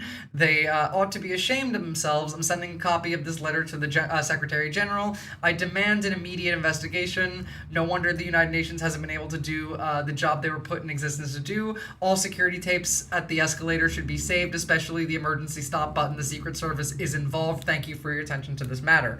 Literally crashing out over a fucking teleprompter and an escalator.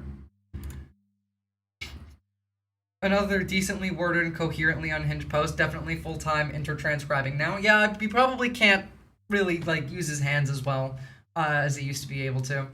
Oh, conspiracy theory gets more embellished? I mean, of course. Imagine he gets rid of Zoran instead of, the normal things. They just nuke the UN. Yo, for real, I wouldn't even blink. I'd just say, finally. Look, I could see it.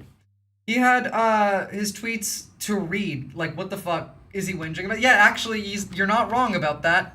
Here's an example. Here's his tweets that he was reading off of at the podium. Also, what's up, everybody? An incorrigible heathen, what camera ink? Good to see you guys. It's a bit silly, in my estimation. But the fact that we're sending the Secret Service to deal with this, it's wild. But, there was actually an attempt of sabotage at the UN. It just wasn't done by the UN. A major security bust here in the city with potential global implications. In what's being called the largest seizure of its kind, the Secret Service says agents found more than 300 SIM servers and more than 100,000 SIM cards hidden across abandoned apartments. Jennifer Bisram has been working this story and has more on what the agents uncovered. Jennifer. Hi there, Jess and Christina. This was a massive plot to disrupt New York City's cell network as world leaders gathered at the United Nations headquarters. Cybersecurity. This, I personally think, with no evidence, was Israel's doing. They're the ones that are known to do lots of operations like this. They're very technologically advanced. In fact, we're going to hear in this video them saying, I've never seen something like this so advanced. We also know the last time that Israel was in New York for the United Nations, Netanyahu was planning bombing Lebanon from a New York hotel room. There's photos of it, in fact, so there's all that. Yes, just the thing that everyone knew about, huge bust. Wow, I never would have guessed. Yeah, absolutely. To be fair, this could have done quite a lot of damage. Security experts say if the telecom threat wasn't stopped, it would have had major consequences in our area. With world leaders all in one place, where if some type of attack was triggered, this could hinder severely the recovery and rescue operations after such an attack. New York's special agent in charge says an investigation was launched this spring after multiple telecommunications-related threats were made towards government officials. The investigation led us to the New York tri-state area, where investigators discovered tens of thousands. Oh yeah, of course, it was reported like hundreds of times before they even checked. But again, it's important that we remind there's so much shit that happens every day that I do not blame people for not remembering what happened like months ago. Thousands of co-located and networked cellular devices capable of carrying out nefarious telecommunications attacks. Investigators found an active SIM farm scattered at 5 abandoned apartment buildings within a 35-mile radius of the United Nations. Altogether, they discovered 300 SIM servers with over 100,000 SIM cards, enabling encrypted anonymous. Are those AR glasses he's wearing? Probably, and they're probably the meta ones that dox like everybody you see immediately. Communication capable of sending 30 million text messages per minute. It's a server that has all those individual SIM cards plugged into it. It's like 100,000 cell phones sitting there with somebody else controlling it from a remote location. These are pictures of the equipment seized. And if you look at some of the pictures, there's some details there to give you. One, this looks very organized. I mean, all the SIM card holders were stacked up. Yeah, this isn't some like random dipshit. This is an organized effort by a group that you would be able to identify as both coherent and good at what they do. Down on cables. This has to be likely a nation state with very sophisticated Yeah, I know. As we've discussed, we've known about this for a while now, but it is again important to remind people of it. High espionage capabilities, and there's not that many of those in the world. Agents like these are not cheap to acquire. And say they also found drugs, illegal firearms, computers, and phones. We're told the investigation was launched by a new division within the Secret Service with Homeland Security investigations called the Advanced Threat Interdiction Unit. These devices allowed anonymous encrypted communications between potential threat actors and criminal enterprises. Wait. I mean, the idea that this is anybody that is not well funded is ridiculous. 100,000 SIM cards, over 300 connections. Like this is being remotely done. This is, I mean, obviously, like there's the drugs, the illegal firearms, the computers, and the phones in there as well. But like all of that to the side, just the SIM cards. Where do you think you could acquire 100,000 SIM cards? Mind you, in the United States, you can't buy a SIM card as a burner anymore. They've changed the laws. You have to give your ID when you buy a SIM card now. If there is not a direct link between any of these 100,000 SIM cards to a person, well, then they're not from America. That's a foreign, like that. Those SIM cards were gathered from foreign countries. They all look to be about the same too. So what country? That would be interesting. Breaking news, the devices were found with pro-trans writing under the case. Darn leftists. Yeah, literally. We'll get there soon. Investigations called the Advanced Threat Interdiction Unit.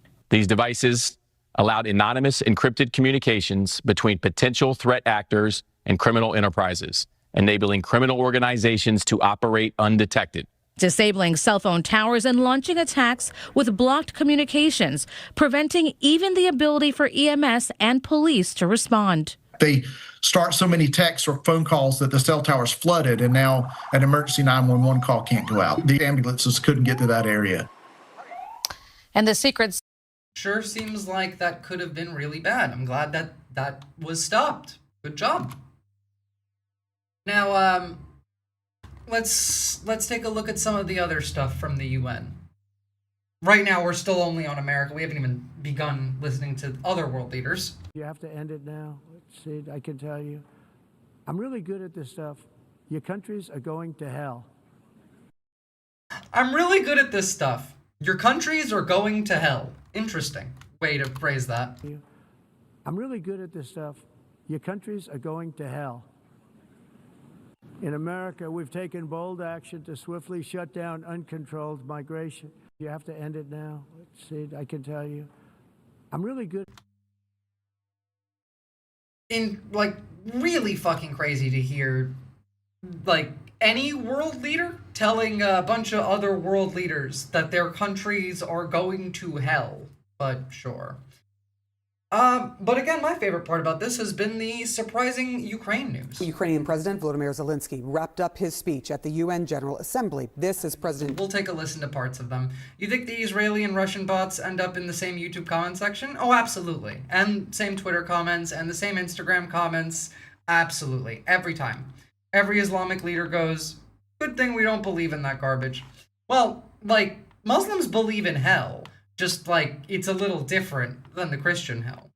Trump signals support for Ukraine like we've really never seen it before. Real about face, posting online that Ukraine... Zelensky looked fucking shocked. ...is capable of winning back all... Let me pull that up real quickly. That clip was incredible.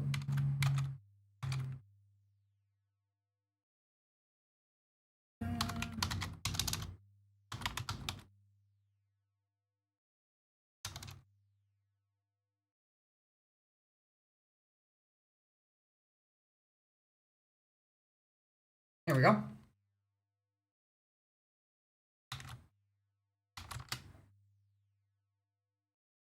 Mr. President, do you think that NATO countries should shoot down Russian aircraft if they enter their airspace?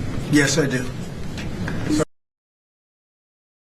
His face, like, he's like, what?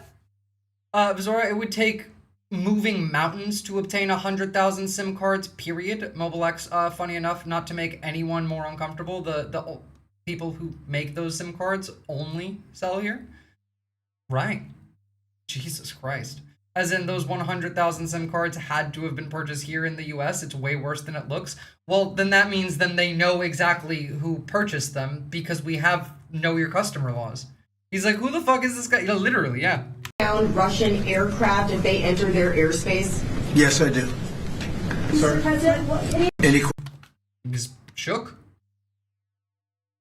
Let's give it a listen. All its land from Russia and calling Moscow a paper tiger. A Kremlin spokesperson responding to that overnight, saying Russia is associated with there are no paper bears. A bit of a joke there. Joining us now is former U.S. Ambassador to Ukraine, Bill Taylor, and Evelyn Farkas, the Secretary. Fucking talking heads that I don't care to listen to. This might be like one of the biggest 180s I've ever seen in regard to foreign policy by the Trump administration. I agree. Trump is now suggesting that Ukraine has an opportunity to recapture all regions of eastern Ukraine, Crimea, while possibly capturing parts of Russia, which is incredibly funny. Trump is the elder statesman, I guess, yeah. Now, beyond just that, though, this happened. This was put out by President Macron of France in relation to him trying to get to the UN, but being blocked because of Trump's motorcade. How are you? Guess what? I'm waiting in the street because everything is frozen for you. I have 10 people with me. I go to the French embassy. No. I'm sorry, President. I'm really sorry. It's just that everything's in frozen right now. There's a border cake coming right. That's why. Oh, sorry. If you don't see it, let me cross. I negotiate with you. That is probably the funniest thing I've heard from Macron personally. Like, don't look. I'll negotiate with you. Let me just go. You didn't see anything. It is fucking crazy, though, that the president of France had to wait on the street because everything was blocked for Trump. I go to the French embassy. No. That the French president has to haggle to be allowed crossing the street. I'm sorry, President. I'm really sorry. It's just that everything's in frozen right now. There's a border cake coming right. That's why. Oh, sorry. If you don't see it, let me cross. I negotiate with you. No, it's not that. Wild. And this was them talking as well. And I gotta say, hearing this, it makes, like, the whole Ukraine 180 makes a little bit more sense to me. Imagine being a leader of a nation feeling like you need to bribe a bouncer to sneak into an event. Yeah. This is like showed up the club and your friend forgot his ID energy. Yeah. Not gonna lie, I kind of love it, though. I don't need any reason to like that asshole, so, like, this is awesome. I agree. It's funny. Biggest disappointment, but I think that'll happen eventually, is the Ukraine and Russia situation. But we've settled. I thought that was going to be the easiest one because of my relationship with Putin, but unfortunately that relationship didn't mean anything, unfortunately. But he sounds like he just got broken up with. Like, it sounds like he was dating Putin, and that's why he did the 180 on Ukraine. Again, one more time, I thought that this would be the easier one to handle because of my relationship with Putin, which apparently meant nothing. We're all Macron now. Ugh. But we've settled. I thought that was going to be the easiest one because of my relationship with Putin, but unfortunately that relationship didn't mean anything, unfortunately. But when I needed some advice and when I needed some help in terms of a country in that part of the world, you were always there. And you helped me settle some of these 7 wars. I'm very proud of the 7 wars. Oh, he's heartbroken? I guess so. Like, that's probably the best explanation that I could provide for why he decided to be like, you know what? Fuck Russia. Ukraine, make Russia Ukraine again. Like, that's the only thing I could provide. I'm telling you, he was sucking that good dick in Alaska. I said it then, I'm saying it again. I don't necessarily disagree. I would imagine that Trump is the bottom here. Donnie will crumble when Putin calls him again. Well, that's the assumption that a lot of people are making.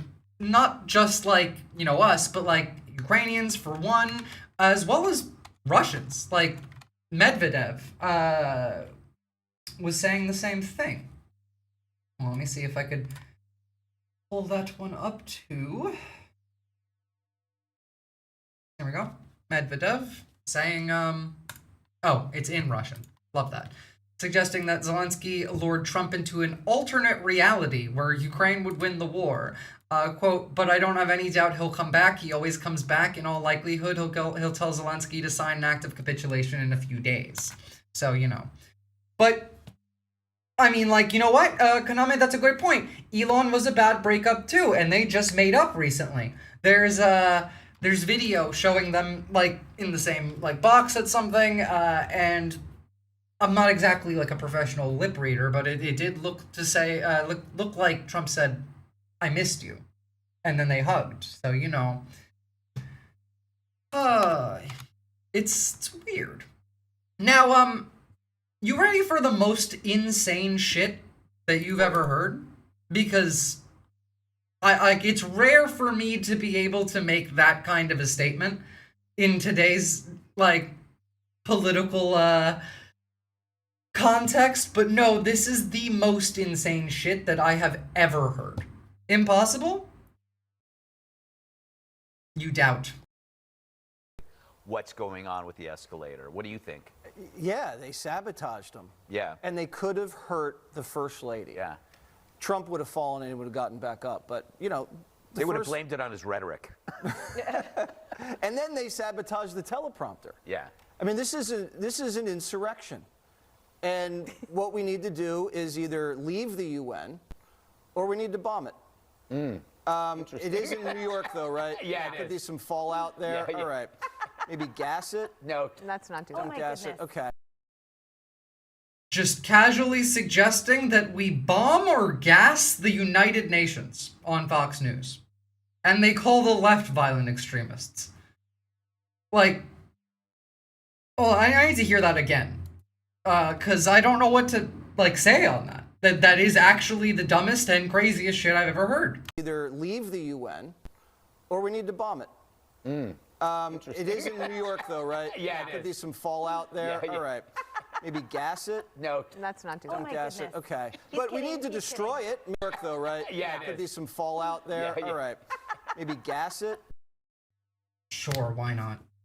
Jesse got jealous of the other media personalities being on the news, I guess, yeah?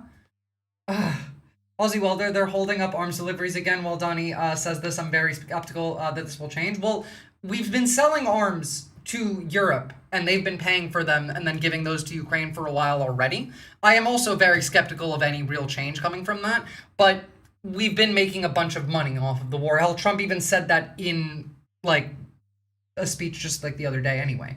So, I didn't even make it to the violence part because I was too blown away by him thinking that Trump was in better physical condition than Melania. Well, of course, it's North Korea. So, like, you know, Dear Father has to be portrayed as super duper strong. Jesus Christ, Jesse. Yeah, that's a blatant terroristic call to violence. Yeah, this is just terrorism. And what we need to do is either leave the UN or we need to bomb it. It is in New York, though, right? Yeah, Could be some fallout there. Yeah. All right. Maybe gas it? No. They have paused some of those paid for by the EU right now. Yeah, that's all part of the grift. Again, like, don't take that seriously. Waters a pyromaniac. He just likes watching things burn. Well, he also wants to gas it. It's a U.S. official saying that the United States should bomb or gas the United Nations as it's filled with world leaders.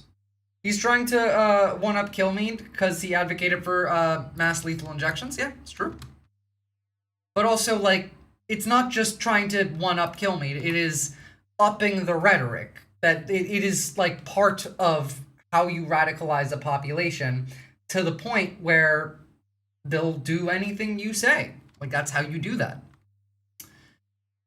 Now, on the scope of, like, Ukraine for a hot minute, just because, like, there's a lot of stuff that relates to the UN on this I do want to talk a bit more about.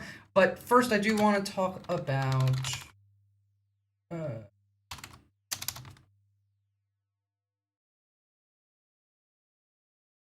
something that actually is actionable that came out of the pro-Ukraine rhetoric that came out of Trump. This has been announced today. We'll see how that goes, but, you know. Well, that escalated quickly. I mean, in just 24 hours, we went from President But man, Hakeem Jeffries really needs to tone down the rhetoric. Trump actually saying some nice things about Ukraine to his potentially being read in on a coming offensive. Okay, so we'll dig into what we know so far. Now, if you find value in these videos, the best way to support the channel is on Patreon. And to all existing patrons, thank you all so much for your continued support. That link will be in the description below. Now, the Wall Street Journal just a couple hours ago released this article titled, quote, "How Zelensky's Charm Offensive Reversed Trump's Skepticism on Ukraine." They say Trump has spent recent days with U.S. officials who have long pushed for a stronger stance towards Ukraine as he prepared for the meeting with Zelensky, including Ukraine envoy Keith Kellogg and new ambassador to the United Nations, Mike Waltz. They updated Trump on current battlefield conditions, noting that Russia has made little progress in recent years. Trump was also made aware of a planned Ukrainian offensive, which would require U.S. intelligence support. So I feel like we got to take this one head on. It would be significant if Ukraine carried out some sort of offensive operation right now. It's not obviously clear exactly where that would be. To be fair, the Ukrainians have been making a lot of gains. I mean, like, Russians have been getting pushed back pretty drastically in several parts of the front right now. I mean, like, their offensive has collapsed and they're retreating in a lot of places. Now, they are also gathering forces for another attack, but also they might have some trouble with that because Ukraine keeps striking fuel depots. It's like 27% of Russian oil refineries are now not functional. And going into winter, this is much, much worse for them because a lot of these refineries have to switch over to winter diesel production. Honestly, like probably around now or maybe even like a month ago, because it's so cold over there that the normal fuel will freeze. They need to make this thicker diesel that will not freeze, but they can't exactly do that when a lot of these refineries are not functional. Also, like, once these refineries get hit, they often burn for days, even weeks at a time. You can't turn them off. So, or what the desire not is. the refineries, but like the oil wells specifically. I think that's what that was the ports hit today with drone boats they needed U.S. help with. I'm not sure, but like, they've been using drone boats to hit stuff in the like Black Sea for a little while now. It could have been. I would imagine it'd be something bigger, but then again, like, I could see them wanting to test out just how much like the U.S. is actually willing to help now by drawing them into something small. Could be. State would be. This is one report, but I think it's worth keeping this in mind, especially given the relatively rapid change of tone, not just from President Trump. We're going to play videos later today. We've got it from Ambassador Waltz. Secretary Bessent, the U.S. Treasury Secretary, is chiming in on why Russia bad all of a sudden. It just, take all of that together and the idea that Ukraine might be putting something together in the... Hell, Vance was even making anti-Russian comments today. Now, like, again, I don't trust these people one fucking bit, but it's interesting, at least. Background actually does make a little bit of sense. Now, in terms of what some sort of new offensive here could look like, it's not obviously clear, which is a good thing for Ukraine in this sense. My gut would say that it would be some sort of long-range missile attack, maybe massing drones. We've seen Ukraine recently roll out the Flamingo long-range missiles. Massive warhead they have on those things, and we believe that one or two of those may have been tested in Crimea, leaving just a huge crater where an old KGB facility I remember that. That was a couple weeks ago. Just like this week, we've had Ukrainian drones flying into New Kyiv to the point where Russian planes, like military planes, had to fly so low to the ground to avoid getting shot by their own air defense. They hit oil ports overnight with boats. Dennis did a vid on it today. I did see some of that this morning, like not the video, but some posts on it. The estimation I saw is 17% totally out of commission, then 3% more partially down. I've seen it go up from there, actually. Hold on. This is someone that sent me like the most recent numbers earlier. 26% of Russian oil is out of service right now, according to a source that I trust on that. So was a KGB facility until the Flamingo hit it, and now it's just a hole in the ground. It sounds like Ukraine has a number of those. Maybe we see those employed against a variety of targets and or massing drone attacks. If we are going to consider some sort of ground offensive, which is not completely out of the realm of possibility, we should at least consider it a little bit. But we have to mention that Ukraine has a disadvantage when it comes to manpower and equipment, and we just have not seen large-scale ground offensives result. The other part of this is that, like, Russia keeps attacking NATO territories. More airports were shut down in Denmark today. Some were yesterday as well. We've had Russian planes flying into Germany, into Lithuania, into Denmark, like all over. This is like World War III has already started. So that could be like some of the potential for this. Again, my view is that Russia knows that they can't beat Ukraine, and so their plan is to go around Ukraine and then weaken the countries that Ukraine is getting assistance from. So, and very much success on either side in quite a while now. Nonetheless, worth getting into. My gut would say probably not some sort of push into Bryansk, Kursk, or Belgorod. I don't know that there's a lot of strategic gain in Ukraine doing something like that. They have made gains in the Sumy region, though, and liberating some areas. So, like, I also don't see a push into Bryansk, Kursk, or Belgorod because they're already, like, doing well over there. If they were going to push, they would push most likely in the Donbass region. Or maybe even, like, Zaporizhia, because there are rumors that Russians are massing for an attack on Zaporizhia. I would say probably down here in Donetsk. This is the area, if you look at recent conversations about ceding territory and Ukraine giving up some land for Russia, maybe leaving other areas, this is what Putin wants more than anything, is the rest of Donetsk. So, yes, there is Russia going to have to resort to using trebuchets and Cossacks to continue this war? No, not really. What they're doing right now in how they're fighting the war against Ukraine is they're using cheap and, like, mass producible weapons because it is now the way of warfare. That's also how they're fighting with NATO. In fact, this is partially why there was an issue with Poland and how they deal with the drone incursions, because NATO was prepared to fight against Russia as a pure military, you know, high technological advanced, like, weaponry. But Russia doesn't fight like that anymore. They use, like, masses of $10,000 drones, and Poland was flying F-35s shooting $2.8 million missiles to take out the $10,000 drones.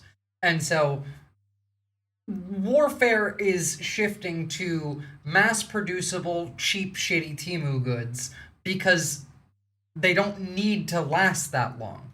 They're like, the entire world is shifting more to a posture of autonomous warfare.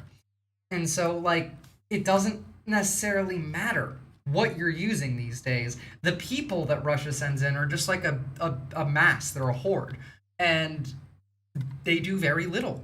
Like, their job is to take land and try and hold it, maybe, like, hide, cross through, like, enemy lines, and then wait until more people cross enemy lines. That's not where the majority of, like, casualties that Ukraine suffers comes from. It comes from drones and artillery. And again, like, this is the type of stuff that you're going to see more and more soon. Oh, look, they armored a turtle. Nope, that's a robot. Oh, it's got missiles. Okay, so the odds of me being killed by a robotic Pokemon are low, but never zero. Yeah, they have millions of 3D printers going 24/7 making weapon parts. And I've also shown, like, mass amounts of industrial work being done. I mean, like, forests being cleared, construction being done in facilities that produce missiles, that produce, like, armor, ammunition, stuff like that. Weapons contractors made off fucking huge on those multi-million-dollar missiles, proven to be uneconomic and non-practical in modern warfare. Yeah, they did. They did indeed. Because that's our main weakness as the West, is we have to pay like 8 billion times everything, like 8 billion times what everything actually costs, because contractors want to make money.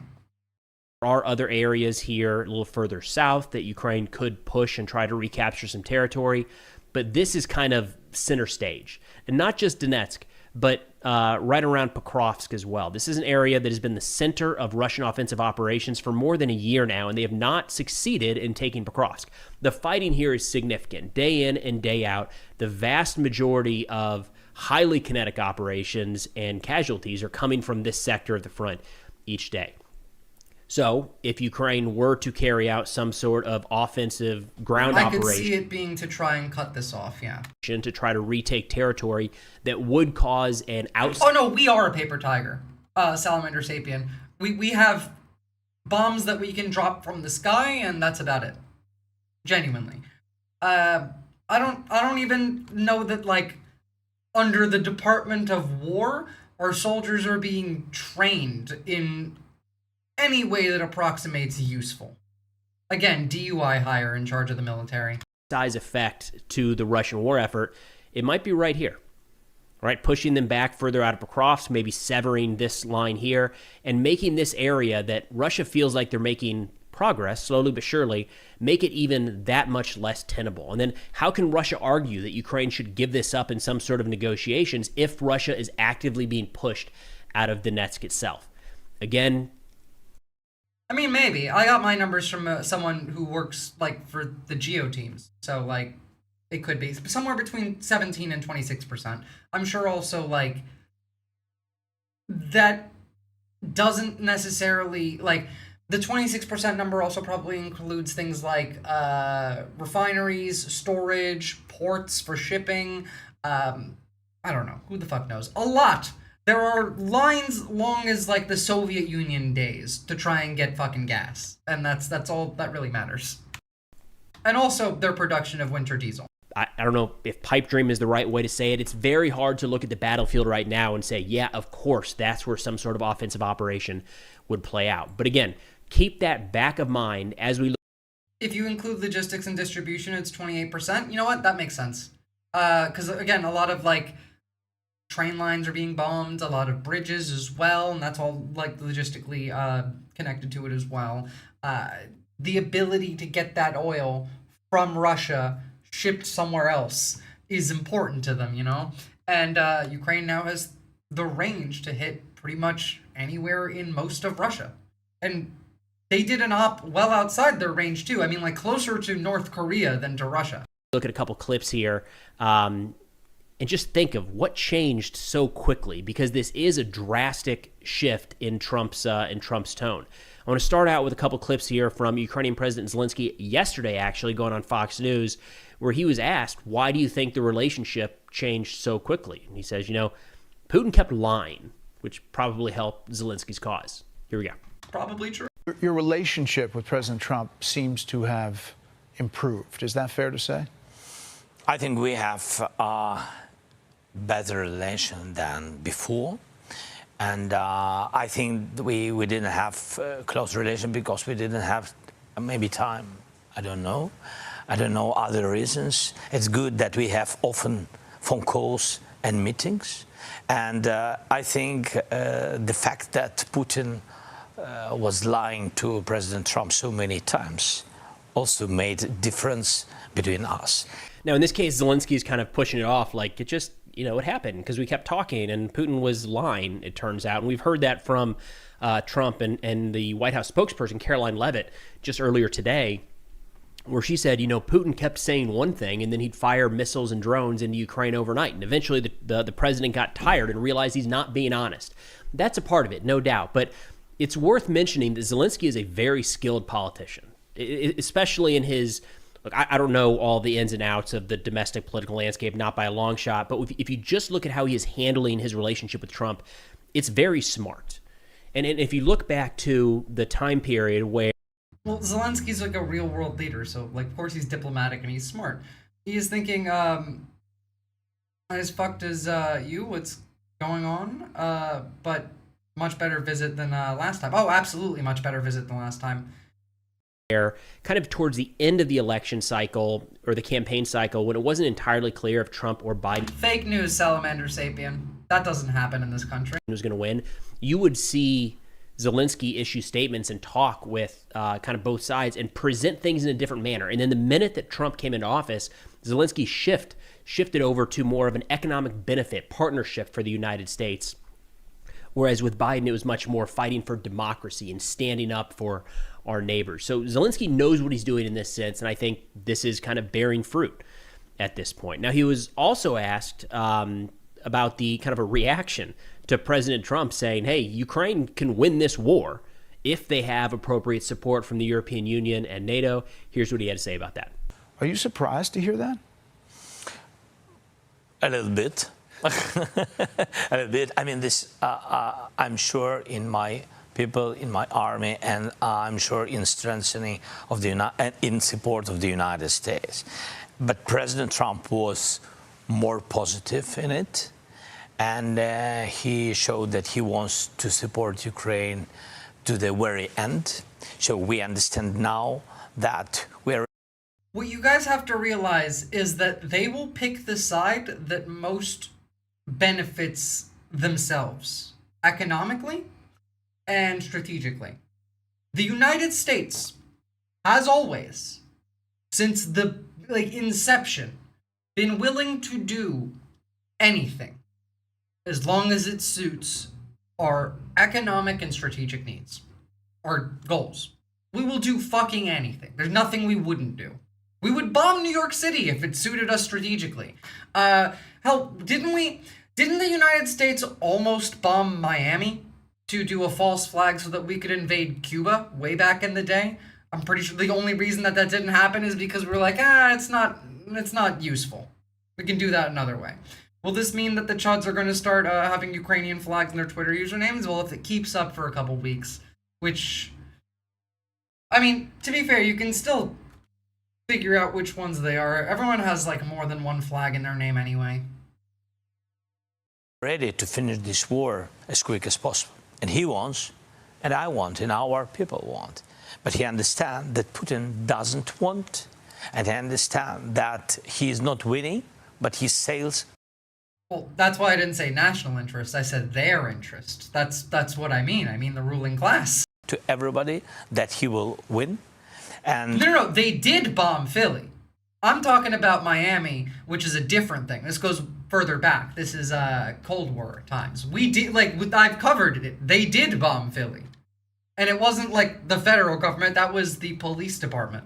I see very, it was a little bit surprise for me, you're right. I was very positive signals from the side that Trump and America will be with us to the end of the war. Yes, as we will see, right? We will see, but God bless, it will be so. So he brings up a really good point here that I think might not be so obvious to people that aren't paying a lot of attention to the conflict. But when you're talking about people actually interested in wanting to bring about an end to the war, if you dig in just a little bit, you'll find that there's one party here that actually is not incentivized to end the war today, and that's Russia. And Yes, Operation Northwoods. That is what I was talking about. Here we go. Here's an example of what the U.S. is willing to do as long as it supports the goals and interests of the people in power. It was a proposed false flag operation which originated in the DoD and the U.S. government in 1962. The proposal called for the CIA operatives to both stage and commit acts of terrorism against U.S. military and civilian targets and blame them on the Cuban government, and then use them to justify a war against Cuba. Proposals were rejected by John F. Kennedy. Yeah, no, we're not exactly known for being good, I'll say, at the very least. It just dawned on me that a police department in the 1980s had bombs, but whatever, like, longer topic for another day, yeah? I wonder how much of this is kind of permeating through Trump's advisors and just getting hit over the head again and again and again. Because when you look at how things have played out, it's not just actions, but also incentives here. So, you know, we'll hear Vice President Vance here in a minute talk about how this war stopping would be good for the United States. It certainly would be good for Ukraine. And you hear President Zelensky over and over and over and over again trying to do what he can to bring about an end to the war. He's agreed to countless different demands. Russia has not. Russia has constantly moved the goalpost, and Russia is the only one of the two combatants, but one of the three main parties here, where it wouldn't actually be good for their leadership or maybe even their country if the war stopped. We've talked about this in recent videos, but Russia has shifted over to this wartime economy. They've stood up factories in rural areas of their country that were just falling apart, and there were no jobs. Good. I need that war to stop now. Now that we have some support. We need Ukraine to push. We need them to win. We need them to stop, and then we need Russia to collapse. Someone told Donnie if Ukraine wins, then he can go own all the land over there, and then we will not need Greenland then. Yeah, but we'll still go for it. We'll still take it. Like, if America got to occupy some Ukrainian land, which I still don't see happening even if we did help them win, we would still go after Greenland as well. It's not about the resources per se, like, sure they help, but it's about the imperialism. The fascist needs a forever war, and we have plenty to choose from. I mean, we're almost certainly going to war with Venezuela from what it looks like these days. We sent another destroyer down there. We sent, we have Marines doing training on Puerto Rico right now, which, by the way, free Puerto Rico. They don't deserve to have to deal with us. They don't deserve to be a colony. Jobs were leaving, and they've gone back in and rebuilt those factories and brought in drone manufacturing. Oh, of course. It is also about resources. I'm not denying that. I'm just saying, even without those, it's still. And, like, Ukraine, on the other hand, has a lot of rare earth elements as well, but they're in places that are incredibly difficult to mine. We're not going to choose, let's do this in Ukraine and not touch Greenland. We'll do both. Oh, well, not Ukraine. He can have Russia when it collapses. Oh, you know what? I would support that. Let's just move all of the Russian, all the maggots to Russia, and have them ruled by Ukraine. That'd be great. Manufacturing, tank refurbishment. Russia should be a Ukrainian colony. You know, manufacturing ammunition, fiber optic cables, bandages, whatever it might be. The war has provided a level of income to so many people around Russia that they never could have imagined and have never experienced before in their life. When the war stops, that goes away. It's a tough spot Putin has put himself in. Then you got the soldiers' salaries.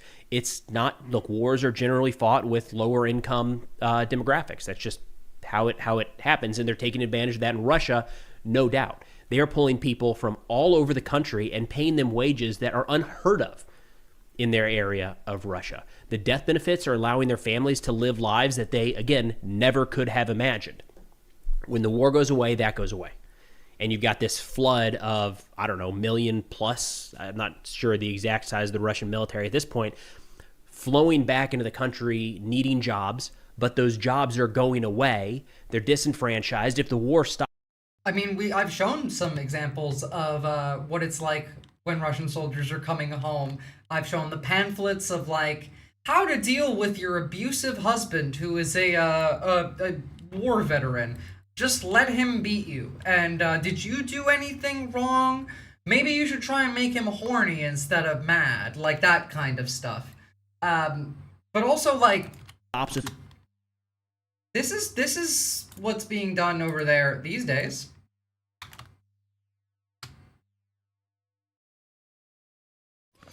Вовка, как ты? Нормально. А мне, честно, нет. Уверенно брать дистанцию, как Вовка, скоро смогут и его одноклассницы. Сомнений нет, форма обязывает. Эти мальчишки и девчонки примерили камуфляж еще до школы. Все выпускники кадетской группы детсада. Классный руководитель у них не просто классный. Андрей Апурин, участник СВО. Надеется, его опыт поможет воспитать настоящих защитников. Нам до полной дисциплины еще, конечно, далековато. Есть еще над чем поработать. Вовка, как ты? So, like, you know. Нормально. А мне, честно, нет. That's what they're doing over there. We try to explain everything with one explanation. We need to stop that. It's black and white thinking, which is what right-wingers do. It causes us to argue about pointless things. I agree. Like, that's often one of the things that I tend to get annoyed about is the requirement of specificity and being exactly correct in, like, what we say. It's not conducive to anything useful. It's not conducive to positive change, none of that. I make Puerto Rican food, based. Man, I really gotta become a Russian wife. And we do purity testing, which is also bad. My girlfriend that died taught me how to make Puerto Rican food. Sorry for your loss, but at least you have a thing that you can remember her by. Delicious food, often. Reality seldom lends itself to simplicity. I agree. Back from stuffing my face with delicious food, what have I missed? Russian child soldiers, basically. Without a clear victory, they're not happy. Like, it is in Putin's best interest right now to just kind of keep this going. So I agree with President Zelensky that, kind of pointing out maybe more and more people recognizing that Putin does not actually want this war to end. And that's something that Vice President Vance hit on as well. And I'm going to play a couple other clips here because I think it's important to recognize we're seeing a shift in the messaging, not just from President Trump. And this is one of the things with President Trump is he will just say things. Sometimes you're not clear. Like, wait, did he say that on purpose? Is he going off script? Is this part of the messaging? And you generally have to give it a little bit of time to see whether or not that was Russian kindergarten soldiers. Yes, it was. It was indeed. Was planned yesterday. I'm getting the impression now it was. But we're starting to see more and more people, important people, get on board with that messaging and say, hey, this is accurate. This is the way it's going to be. In this case, Russia bad. We're going to do what we can to bring about an end to the war. Here's Vice President Vance just a few hours ago talking about how Russia needs to negotiate. And notice he calls out Russia, doesn't call out Ukraine. Russia needs to negotiate or it's going to be bad for their country. Here we go. The president has grown very confident that this war is bad for Russia. You hear me say this all the time. You guys know that Russia has more child soldiers than, like, most European countries have soldiers. The president say this all the time. The war is bad for Russia. It's bad for Ukraine. It's bad for America. We want the killing to stop. That remains the president's position. But the president also can look at reality on the ground. He sees the economic numbers that are coming out of Eastern Europe. He sees the number of dead people, both Russians and Ukrainians, that are happening in that war. And the president is telling Vladimir Putin it is time to stop the killing. He would say that to Zelensky. In fact, has said that to Zelensky. He wants this war to end, and he's doing everything that he can to stop it. But look, if the Russians refuse to negotiate in good faith, I think it's going to be very, very bad for their country. That's what the president made clear. It's not a shift in position. It's an acknowledgement of the reality on the ground. We're going to keep on fighting for peace every single day in the Trump administration.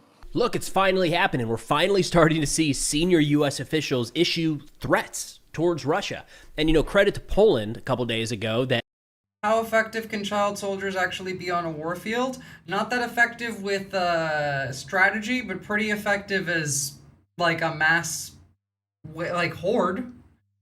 I mean, not that I have much experience with actually being in a war zone or child soldiers, but the last time I played paintball, we had some kids on our team, and I was in charge of my team, and I had those kids run right down the middle with the Russian human wave tactic while the adults flanked, and we won. So, like, they can be useful. Also, people tend to, adults tend to not want to shoot children. So, like, I speak of the Black Widow movie, child trained as soldiers. Well, technically those are, like, spies, but I suppose. Yeah, no. It's not exactly new. We've known this for a while. On the floor of the United Nations Security Council said, Russia, no more. You fly another jet into our airspace. Don't come crying when we shoot. Actually, you know what? Let's play that clip. The Foreign Minister of Poland, Sikorski, right here, following up on 3 Russian jets flying into Estonian airspace. This was the threat from Poland that I think was incredibly appropriate. Here we go. I have only one request to the Russian government. If another missile or aircraft enters our space without permission, deliberately or by mistake, and gets shot down and the wreckage falls on NATO territory, please don't come here to whine about it. You have been warned. Thank you. So, I like the rhetoric, but I need you to remember, or rather know about this guy specifically. Poland Foreign Minister Radek Sikorski is a Russian whore pretending to be a Russian hawk. This is Radek. In 2009, Radek wanted Russia to join NATO after it genocided Chechnya and invaded and occupied 20% of Georgia. In 2010, Radek helped Putin cover up the plane crash that killed Poland's president and 95 other people. In 2014, Radek told Ukrainians that if they don't stop Maidan and do what Putin says, they will all die. These days, Radek pretends to be anti-Putin and a Russia hawk because that's where the clout and money is. Radek is a geopolitical kurwa? Don't be like Radek. I don't know what kurwa means, but sure.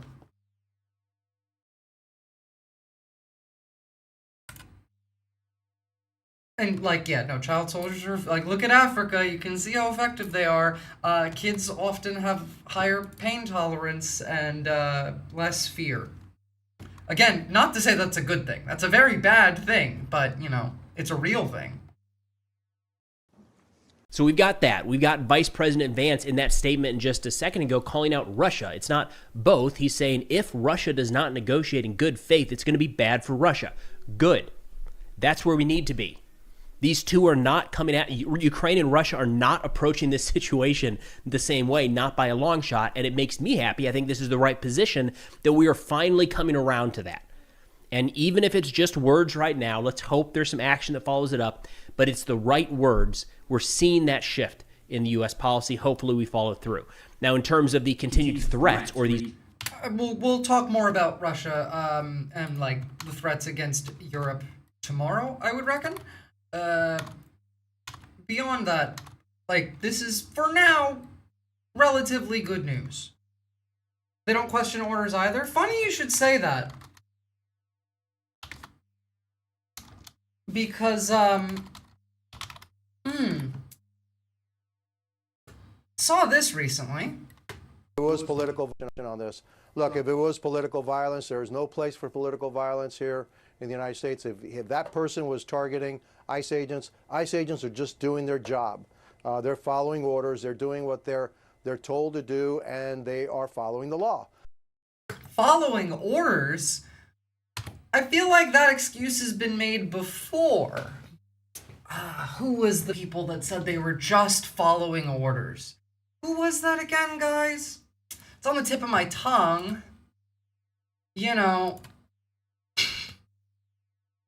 Sure. Interesting. We have some new information that came out about today's shooter. Thank you, Buncor. So, we have some new information that came out about today's shooter. Now, they're claiming, the state, rather, the government, that it was a radical leftist, that it was Trantifa. Now, as Donald Rumsfeld once said, there are known knowns, and there are also known unknowns, but there are also unknown unknowns. What does that mean? I don't know. Doesn't matter. I'm saying for fun. What we know about this guy, though, is that, they're calling it an anti-ICE person, Antifa, terrorist, radical leftist, but that's not what the people who knew the shooter are saying. So from Ken Klippenstein, on the off chance the shooting wasn't what it seemed, I reached out to people who knew the gunman, 29-year-old Joshua Jan. 3 who knew him since at least middle school agreed to speak to me on the condition that I would not name them, corroborating their friendship with photos and other records. Their account paints a picture of someone with a vaguely libertarian bent who despised both major parties and politicians generally, including Trump, but who didn't engage with politics beyond that. He preferred edgy humor, video games, and the message board 4chan. He was a channer. Anybody surprised? Not me. All of which became increasingly steeped in as he withdrew from social life, as well as their own friendship several years ago. None of his former friends believed the anti-ICE inscription could reflect a sincere political conviction. Sincerity was antithema to who John was. His humor was deeply ironic, often offensive, and aggressive to the point of alienation. Imagine my shock, surprise Pikachu face. Yep, we are living in the Channer age. Yeah, definitely our guy. He was most certainly an edgelord and irony guy, one friend said. Edgelord is online speak for someone who likes to espouse edgy nihilistic views. Asked about the inscription on the bullet, the friend said, Josh was an edgelord who wanted someone to get blamed. I think he tried his best to write something goofy to rile people up. I too know the depths of hell that 8chan can provide, Sag. I hate monitoring these people so much. Yeah. Another friend showed me a Facebook post describing how Jan had flooded his friend's comment section with rape jokes and playful shock humor. Sure, yeah, a radical leftist. Trans-Tifa. That sounds right. Chan's profile on the gaming platform Steam showed the vast amounts of time he spent playing video games, especially shooters, more than 6,000 hours on Rust, 3,000 hours on Team Fortress 2, 1,000 hours on Left 4 Dead 2. He even found time to play 3.5 hours in the past 2 weeks, the account shows. Among the dozen or so usernames he used, one reading #impeachment, very funny. When I asked if this wasn't a clear reference to anti-Trump politics, his friends recoiled at the idea that he would express opposition to Trump so sincerely and straightforwardly. Instead, they saw it as part of a broader ironic persona poking fun at the anti-Trump resistance types. This tracks with the type of shit I hear people say on TF2. I've never played it, I wouldn't know. But, yeah, we had 2 sticks and a rock, and we just had to share the rock. Back in the day, you know? I feel like maybe the internet is a problem here.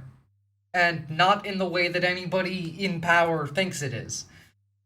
That said, one friend recalled that when Trump first came to power, Jan was not a fan, though he had contempt for mainstream politicians in general. His friends say he had more of a libertarian bent, with one recalling an interest in libertarian figure Ron Paul.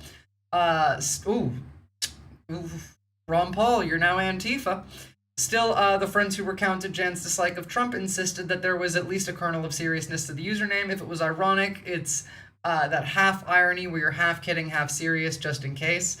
He was never really into politics, especially not politicians. He was another friend who had known him since the age of 8. He was into politics only in the 4chan sense. Contrarian, provocative, boundary pushing for laughs and not conviction. Pawn roller, quite common in 2016. Yeah, absolutely. Look, I'm gonna leave that there. That confirms pretty much everything that you would have assumed. Unsurprisingly. Now, let's jump back to the UN, because a couple other interesting things did happen that aren't America, necessarily. In fact, Anthony Albanese, Australia's Prime Minister, spoke today as well. And so we'll take a look at that. And we have China as well. Xi spoke. And I did want to give a listen to Lula. So listen to all of those. Actually, I don't have a video for Lula. But Lula is basically just, hey, like, Palestine is being genocided. Just addressing that, which is good, you know. Not the genocide, the addressing the genocide. Let's listen to what Xi said. Talk us through some of the dynamics at play this year at the UN. For me, James, the most important moment came a couple of hours ago when the Chinese... Real libertarians are like people like me these days, by the way, guys. Leader Xi Jinping came in by video from Beijing to get involved in the discussion on climate change. Now, only 24 hours before, President Donald Trump had stood in this chamber and said he thought climate change was a hoax. It was a con job. He mocked Europe for having gone down the renewables path, said that that was a big con.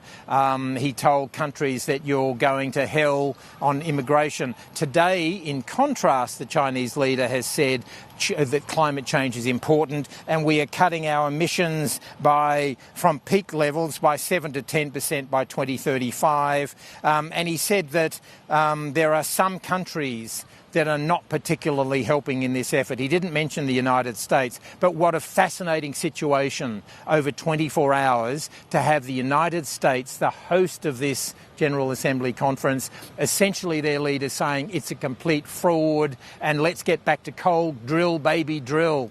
Donald Trump told the Assembly yesterday, and today the leader of China saying, I hear what you're saying. As an MLM, I'm coming for your libertarian ideals. Too close to librarian, and that is too close to liberal. Get in the hole.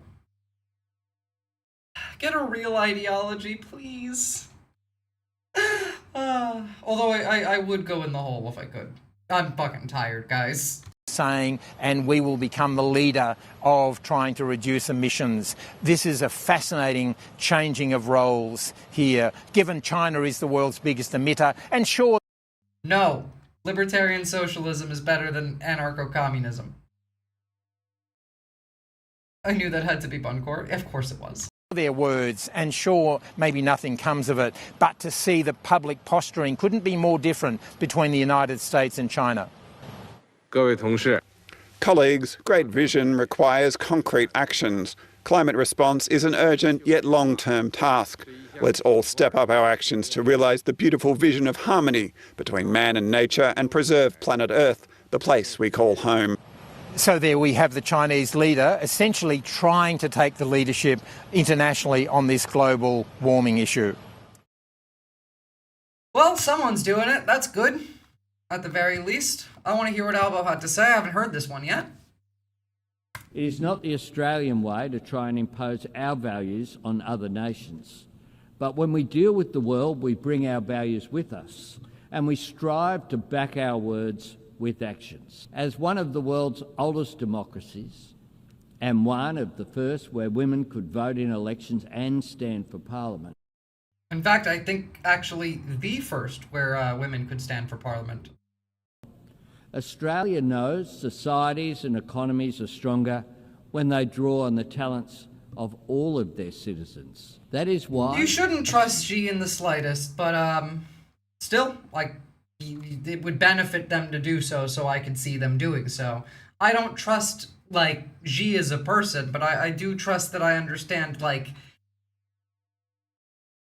the justification for why people act a certain way. What the fuck is wrong with my V and K keys? I have no idea. I'm glad Donnie snubbed Albo, so there will be no meeting. I hope I was one of many that emailed Albo saying not to have a meeting with that moron. You're not wrong, Aussie Welder. I'm pretty happy about it as well. In fact, part of me speaking to Australian politicians this week revolved around the fact that the United States is a national security threat to Australia, and the new social media laws that would essentially, when they took away the ID verification, what they've done is platforms now only have to provide evidence of them taking their best efforts to combat minors on social media, and they have the ability and power, and that under that legislation, to just delete accounts for suspecting that they might be underage. Now, there's no oversight for that. And that is a massive security threat to national sovereignty and national security in Australia as well as everywhere else, considering all these social media companies are American companies.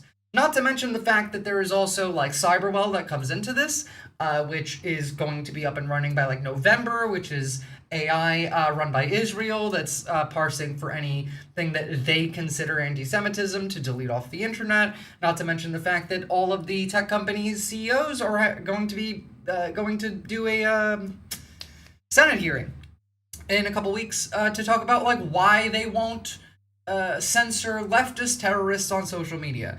It's BS. What the fuck? So weak to back down over making them verify age. Well, the reason they backed down verifying age was because it was unpopular to the Australian public.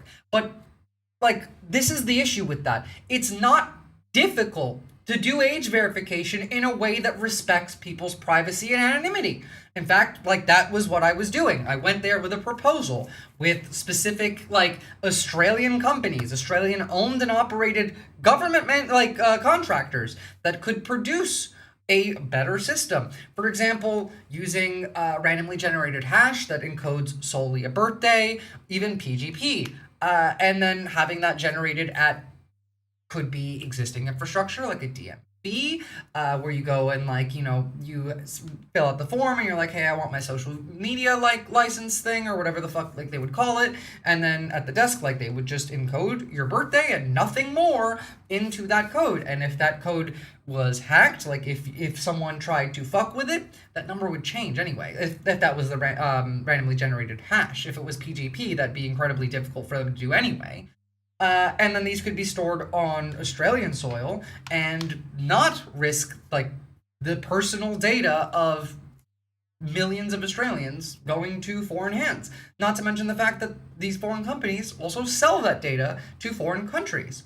I can see your email now. Hi, I'm brand new Aussie who has left America. Do not become America. Do not negotiate with America. You still have time. Thank you. I mean, it does kind of help as a former American who is anti-authoritarianism in the modern day in what is still a liberal democracy, being able to say, look, as someone who's experienced living in the Reich, Visora contracted out the person I trust to build one-click deployment to production secure persistent distro with way more idiot-proof no CLI this week. No time to do it myself, so yeah. Like, that's good. But, like, it's not as secure threat model was non-physical access. Of course. Like, the idea that this is the best that they came up with on their own is insulting. Because these are standard practices in cybersecurity. All of these, like, we have ministers whose job is cybersecurity and AI. This is standard practice in the industry. The fact that they didn't do that just goes to show that it was because it wasn't as profitable as being able to harvest your data and sell it. You could have a system like postal banking to do it. A person checks your ID in person, visually, and then gives you your license. It wouldn't be a difficult system to implement. No, absolutely not, yeah. Like, it would be exactly that. You show your ID at, whether it's a post office, like, because like here you get your passport at the post office, could be the post office, could be the DMV, and they just encode a birthday into the code they give you, and that code can sit in your phone. It can sit in your, like, your e-wallet or your crypto wallet or whatever the fuck. Like, we have these systems. It could be implemented so that, like, you don't even have to input that information all the time. It could just automatically get input once it's uploaded to your device. And if anything was to break it, if you were ever to be, like, hacked or something, then you would just go get a new code. It's that easy. But they didn't do that because they didn't want to do that.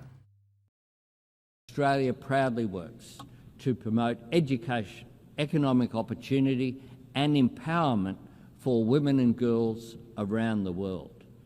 As the home of the world's oldest continuous culture, we honour the knowledge and resilience of Indigenous people everywhere. And as a country strengthened and enriched by the hard work and aspiration of people drawn from every faith and tradition on I Earth, do have some good news coming out of Australia, actually. Discrimination and prejudice everywhere. It is the nature of the world the United Nations serves that this institution is constantly tested. In times of global uncertainty, there are no easy days, but there are clear choices. Times change, nations and regions change with them, but the ideals and imperatives that built this place are timeless. More than ever, we must trust in each other's humanity. We all have a part to play, and Australia, just as we always have, will always play our part. Sure. Bit of a nothing speech, but, you know, is what it is. So I do have a little bit of good news coming out of Australia. Not to say that, like, anything's been implemented, but the fact that this is being talked about is a pretty big deal. Give me 2 seconds. I gotta pee. And then when I come back, we'll touch on that, and then we'll go back to the darkness.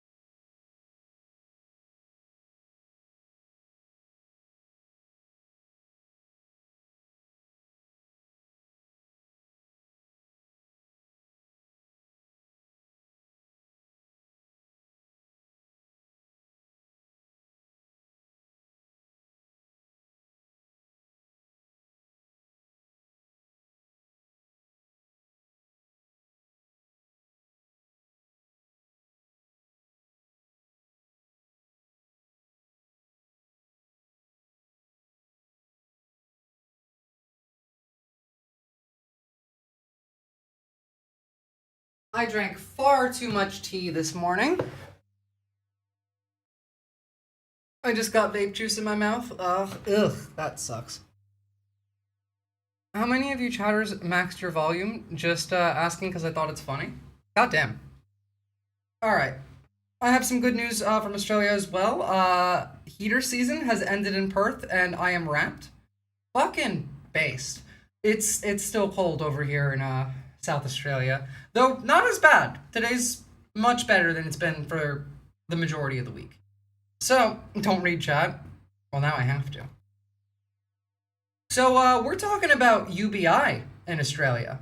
Now, this was always going to happen. In fact, this could not have not happened, but... Enjoying a drink and time with friends could become more commonplace as artificial intelligence threatens to rapidly change millions of jobs. AI is not only a coming but also a reality. People are going to lose their jobs and we're going to have to find a way through the transition. An obligation-free payment could provide the safety net we need. If we could have a universal basic income, it's a bet that, Yeah, if we want good news, we gotta go to this side of the world. we can provide meaningful lives to all our citizens. Billionaire Elon Musk believes it's inevitable. I don't think we're going to have a choice. I would say even billionaire Elon Musk believes it's inevitable. Not just like that he believes it, but even that he believes it. And we have a recent example of why we might need it. Shutting down. Victoria closes all pubs, clubs and gyms while police set up a new Not why we might need it, how we did it. coronavirus task force. Researcher Ben Spies-Butcher says government support during the pandemic was a natural experiment of how a universal basic income could work. It proved that we could do it, because we actually did it. When COVID forced people to stay home, between 3.6 and 4 million Australians were supported by the JobKeeper payment. Remember, Australia only has like 26 million people in it. A further 2.2 million, who received some form of welfare, had their income essentially doubled by the coronavirus supplement. At one point, a huge proportion of the adult population was getting a regular, obligation-free payment, which cost nearly $110 billion. Creating a base that everyone can access without any barriers is really important for a world where things are changing really rapidly and also where the kinds of risks people are exposed to are changing as well. Elise Klein and her colleagues found some poverty rates fell from 67% to just 7% when the extra benefits were received. Poverty went from 67 to 7. To 7. We have dozens of studies showing that UBI works. Maybe a few thousand more and we'll finally adopt it. Yeah. It worked well too. Yeah, it really did. Like, JobKeeper and JobSeeker, like, JobSeeker doesn't go anywhere near far enough as it is. JobKeeper was fan-fucking-tastic. It was like you were getting paid as much as you would be getting paid if you were going to work that day. Which enabled people to enter the labour market. That it had sometimes more huge psychological impacts that helped people feel, that they had dignity again. The momentum behind universal basic income increased during COVID, when we all learned just how precarious our links to employment can be. With AI, it's back again. But as with all big economic ideas, the big question is, who's going to pick up the tab? I feel like there's a lot that could be done to automate society and make it that we're less reliant on labour, but we can't do that unless people aren't scared of it. Again, you just need rich people to pay more taxes. That's it. More jobs are created, business can thrive, more people have money to spend on goods and services. Absolutely, yeah, like this has been proven. There have been more than 160 global studies of UBI in recent decades, involving varying amounts of money. The biggest one is actually Give Directly in Kenya. That's going on for 12 years and it's working with 20,000 Kenyans over 200 villages. Preliminary results show huge improvements in people's lives, with fewer child deaths, lower domestic violence and increased local economic activity. But research on UBI doesn't convince everyone. What we're not looking at is the costs and the downsides that would come from spending hundreds of billions of dollars. Humans have long feared machines taking their jobs. 8 years ago, the ABC investigated the possibility of a universal basic income as a response to the rise of machines. Simon Cowen appeared in this report and hasn't changed his view.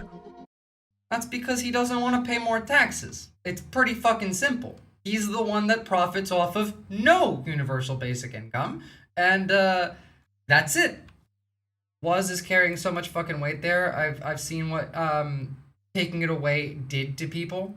It was much worse than when before they had it due to some macro econ general. Yeah.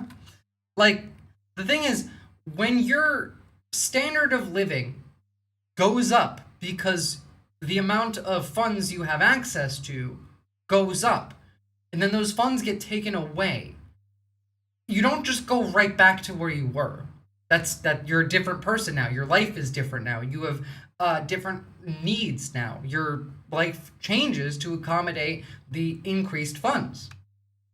Fuck billionaires' precious snowflake feelings. True. Look, if anything, it's probably confirmed some of my scepticism about UBI. He points to studies showing people withdrawing their superannuation under emergency provisions and spending a lot of it on gambling, alcohol and takeaway food.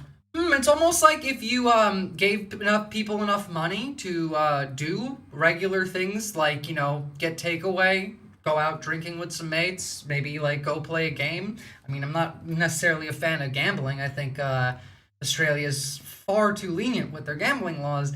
It's just, why does this relate to universal basic income? Where does that come from? Because the entire argument is people are losing their jobs to AI, so we need to give people money so they don't starve to death. The argument of, well, people are just going to spend it on gambling, eating, and drinking. No shit! They're going to spend it on eating and drinking. Fuck the poor. That's in these days, I guess, yeah.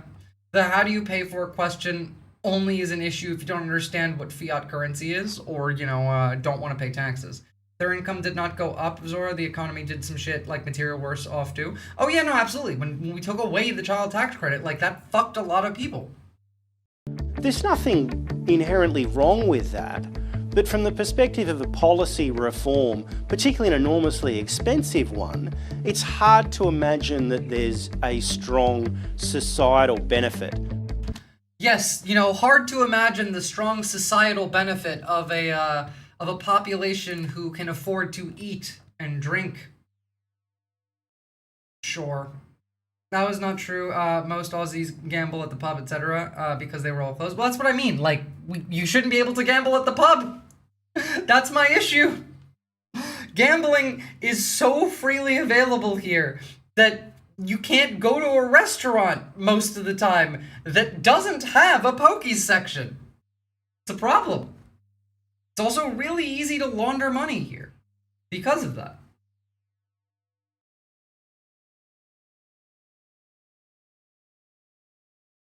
Food and drink industry still create jobs, economic growth. Of course, but like, they only seem to care about economic growth when it's for the 1%, or not even really, like the 0.1%. Oh, yeah. All right, give me a second. Let me pull up some more stuff to have a look at.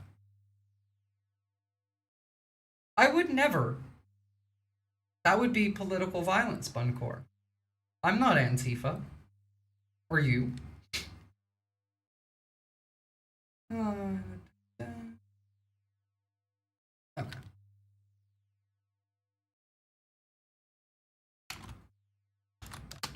Could do it. So, we're going back to Afghanistan, y'all. Now to... I don't know why, but we are. Turn that volume down. President Trump's major new statement involving the Taliban. The president earlier announcing that the U.S. is now trying to get back Bagram Air Base in Afghanistan.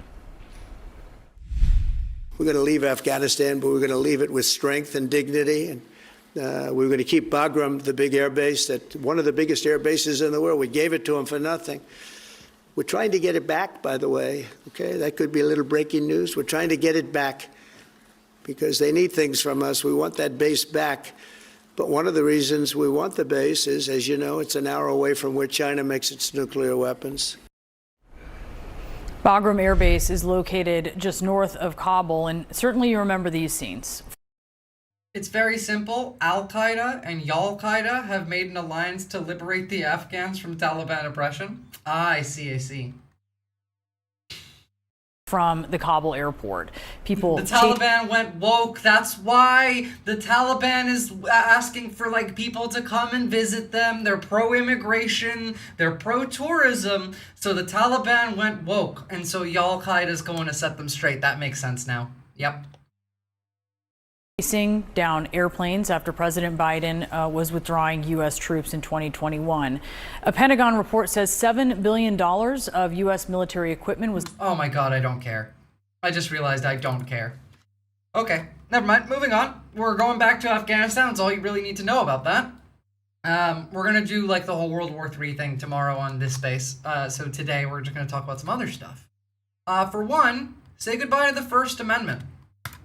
A landslide times two, when you have that level of popularity or voter support, as I did in the last election, and yet 97 and 94%, different numbers, you see different numbers with different stats, but 97, 94, 95, 96% of the people are against me in the sense of the newscasts are against me. The stories are they said 97% bad. So they gave me 97. They'll take a great story and they'll make it bad. See, I think that's really illegal, personally. You can't have a free airwaves. You're getting free airwaves from the United No, actually you can. It is not illegal to say that the president is doing things that are unpopular. United States government, and you can't have that and say, and somebody that just won an election, and I had to go through this during the election. I think it's a miracle that I can win when 97% of the stories on the networks are bad, or whatever it may be, whether it's 89, it doesn't matter. It's tremendous number. You know it, you report it all the time, and it changes. But when you have that kind of a negative reporting, fake negative reporting, when they take a great story and they make it into a bad story constantly, that's what they do. Look, 60 Minutes took Kamala's answer and they threw it out and they gave her a different answer so that no, they didn't. She sounded competent. When things like that happen, George Slopadopoulos from your network, right? George Slopadopoulos had to pay $16 million to me because of what he said. And that's ABC. Sure sounds like corruption. You had to pay more than that. Your network had to pay more than that. So I think it's very sad. But I think that reporting has to be at least accurate to an extent. Again, when somebody is given 97% of the stories are bad about a person, that's no longer free speech, that's no longer anything. That's just cheating, and they cheat. So it is another extortion grift? Well, no, not necessarily. This is actually kind of gonna end, well, I don't imagine it will end the extortion in any way, shape, or form, but this is, in their words, banning the mainstream media from lying to the public, which in reality I would support. It's just that these people are not going to do that. You know, their idea of banning the media from lying to the public is more likely to be banning the media from telling the truth. Waiting for him to say, look, Putin did the exact same thing like 20 years ago and it's been a great thing. Honestly, I would not have been surprised. Mind you, also, we're sending $20 billion in aid to Argentina. Why? Well, because Milei is one of theirs. Sure, of course, $20 billion. You know, not like that could be useful at home, like to Americans. Let's just give it to Argentina for God knows what reason. Sure, why not? Oh, they're gonna arrest James Comey. We are following, as we promised, breaking news. It's out of the Eastern District of Virginia, where three sources familiar tell MSNBC former FBI Director James Comey is expected to be indicted in the coming days. The full extent of the charges being prepared against Comey is unclear. Joining us now, MSNBC Justice and Intelligence correspondent Ken Delanian and MSNBC Senior Investigative Correspondent Carol Lenig, Chris O'Leary, Ashton Parker. Is Fox not already state news? Remember like 13 months ago when all the right-wing economists were talking about how Milei had saved Argentina with magical austerity? Yeah. I thought the crypto country was doing so well. Yeah, I know, right? I can find fully automatic space boops on YouTube. I did not know that. Yeah. Still with us. Carol, help us understand the reporting. So, Katie, we have some sources who say that for several weeks now, the U.S. Attorney's Office in the Eastern District of Virginia, and actually in offices that are potentially much further south than Alexandria, have been eyeing ways to indict Comey, and they are getting very much closer. The statute of limits, rephrase, they are arguing that Comey, there is evidence to suggest Comey lied to Congress in his testimony on the Hill in September of 2020. And for viewers out in the audience who may not be legally as nerdy as me and Ken, I'll just say that there's a statute of limitations to charge people with the crime of lying to Congress or perjury, and that's 5 years. The 5-year statute runs this month. So what exactly? Yeah, you know, there's that. And incorrigible heathen, you're right. Australia is looking for more immigrants, although, you know, from certain places, America being one of them. Now, this is interesting because I don't know who the fuck this guy is. I only saw this just before I started stream, so I didn't actually get to look it up and I forgot about it. So if you guys know who this is, you'll have to let me know. But Fox is now claiming that the GOP is targeting a billionaire activist linked to Chinese and also leftist radical groups. I gotta say, the Chinese bit I could believe, but billionaires tend to not support anti-capitalist movements. Australia is just a plot to draw leftists into the middle of the ocean. Kangaroos are impossible. Sure. Yeah, absolutely. That's exactly what we want the Americans to believe. Don't even correct that. Welcome back. The House Oversight Committee investigating American billionaire Neville Roy Singham for potentially funding extremist groups, such as groups linked to the CCP, which promote division and unrest in America, including the June riots in Los Angeles.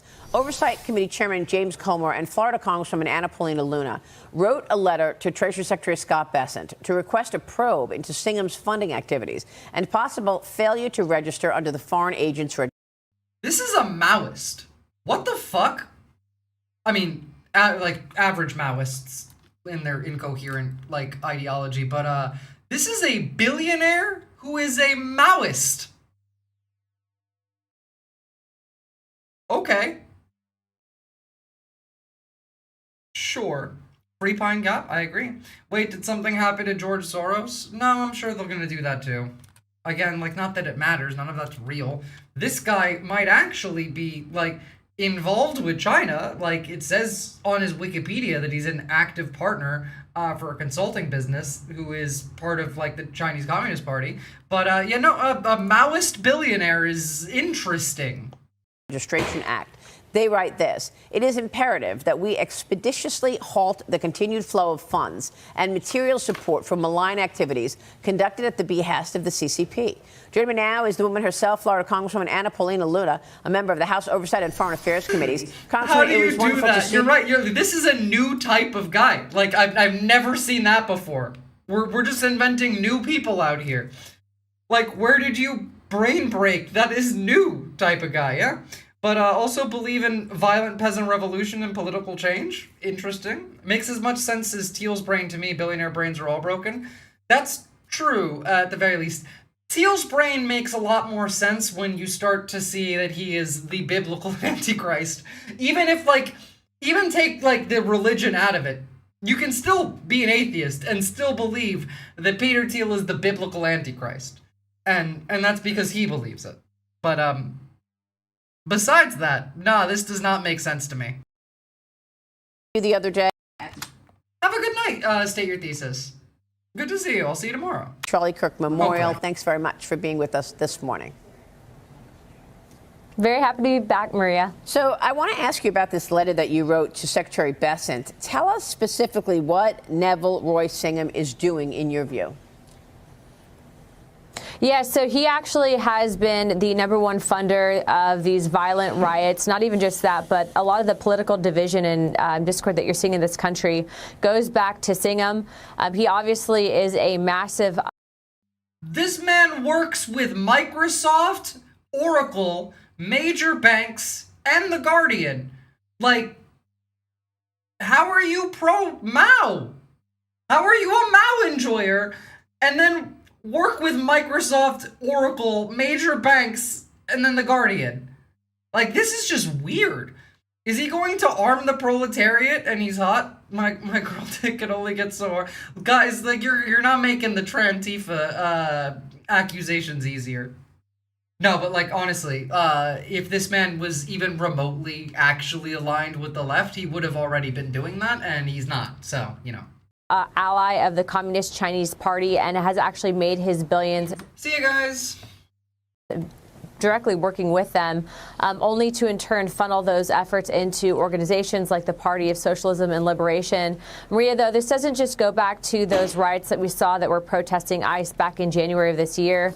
This actually is a lot more nefarious. He has over, I believe it's 12 different groups that he's funding, one of which actually has ties to the Salt Lake City queer group that was responsible or being looked at for the assassination of Charlie Kirk. Well, Maoists aren't leftists. Like, they are reactionaries. I agree with that. Let me pay you in US dollars so you can overthrow the government that backs the dollar. Again, like, this is Fox, so how much of this is bullshit? Now, it's Fox Business, where the bullshit is slightly less. I've never even heard of this guy, so, like, the fuck do I know? He's almost certainly someone who calls himself a socialist and a Maoist. He definitely works with the Chinese Communist Party. I don't see anything to indicate that he actually, like, supports, like, during the Russian invasion of Ukraine, Singham has been funding efforts to oppose NATO enlargement. He's a tanky. He's just red fash. In July 2023, Singham joined a Communist Party workshop about the international promotion of the Chinese Communist Party. Yeah. Are we going to find out Singham is Maoist because... No. Like it says on his Wikipedia that he has personally said that he enjoys Mao and Maoism. He also praised Hugo Chavez, describing Venezuela under his rule as a phenomenally democratic place. He also described his admiration for China, where ThoughtWork had a growing operation, describing it as a model for governance. China is teaching the West that the world is better off with a dual system of both free market adjustments and long-term planning, is what he says. Like, that's the guy. What kind of Maoist, though? What do I know? Oh, he's friends with Peter Thiel. This is a guy, he's part of the like, well, I don't know why they're against him, because he's in the in-group. Like, man's in the same league as Thiel, as the Antichrist. I gotta meet this guy, for real, like, what the fuck, honestly, like, I'm curious, he is a tanky. No, like, we've determined the man is a tanky. He was pro-Russia during, like, the beginning of the war in Ukraine. He's pro-China. I mean, those two alone will indicate tankiness. Also, he's a billionaire. So, you know. And so what we're finding is these organizations specifically that are focusing on issues that are dividing us, whether it's based on race or class, don't necessarily even care about those topics at hand. They're just using it in an effort to sow discord. And as you're seeing with these violent riots. He's worked with the CCP's propaganda ministry. Riots. The money's going back to China. He's not a registered foreign agent, and so he needs to be investigated. And I've also forwarded it to the Department of Justice as well. You know who else isn't registered as a foreign agent and has large-scale business ties with China? Larry Ellison. That's just incredible, because for a long time I have felt that there is this Marxist thread raging through America and that it is coming from the CCP. Is it just to disrupt life in America? I mean, what is the point of funding, and what specifically is he paying for? Yeah, so it's not just to disrupt. In fact, Neville Singham is an open, self-declared Maoist. He absolutely. There we go. I think it's a waste of time and brain power to try and find some coherent reason of course, it's not going to be coherent. I think it's just his way to have an identity in his weird billionaire label group. It's also probably something that he says because he's someone who works in China and it is useful to him. Absolutely does not like what this country stands for. And so what these groups are doing, everything from funding, the Democrat Socialists of America, going into funding counter-Israel efforts, counter-America efforts. But what they're attempting to do is, if they can sow enough discord here and back elected officials, especially that support these ideologies that would essentially put the United States as number 2 in the global order, it is my opinion and belief that he is working on behalf of the Chinese government to essentially break America. You guys should investigate McKinsey Consulting Group. They're literally actually doing that. And it's like documented. There are transaction records. Like that is a contractor, a consultancy group, like being contracted by the Chinese government specifically to advise them on how to like take down America. So maybe you should go in and investigate them. Yeah, McKinsey Consulting Group. And that's what, unfortunately, some of these groups are doing. You'll see that the left-wing media has largely just been focusing on the clickbait content, but not actually looking at who's funding it. It's been ongoing for a few years now.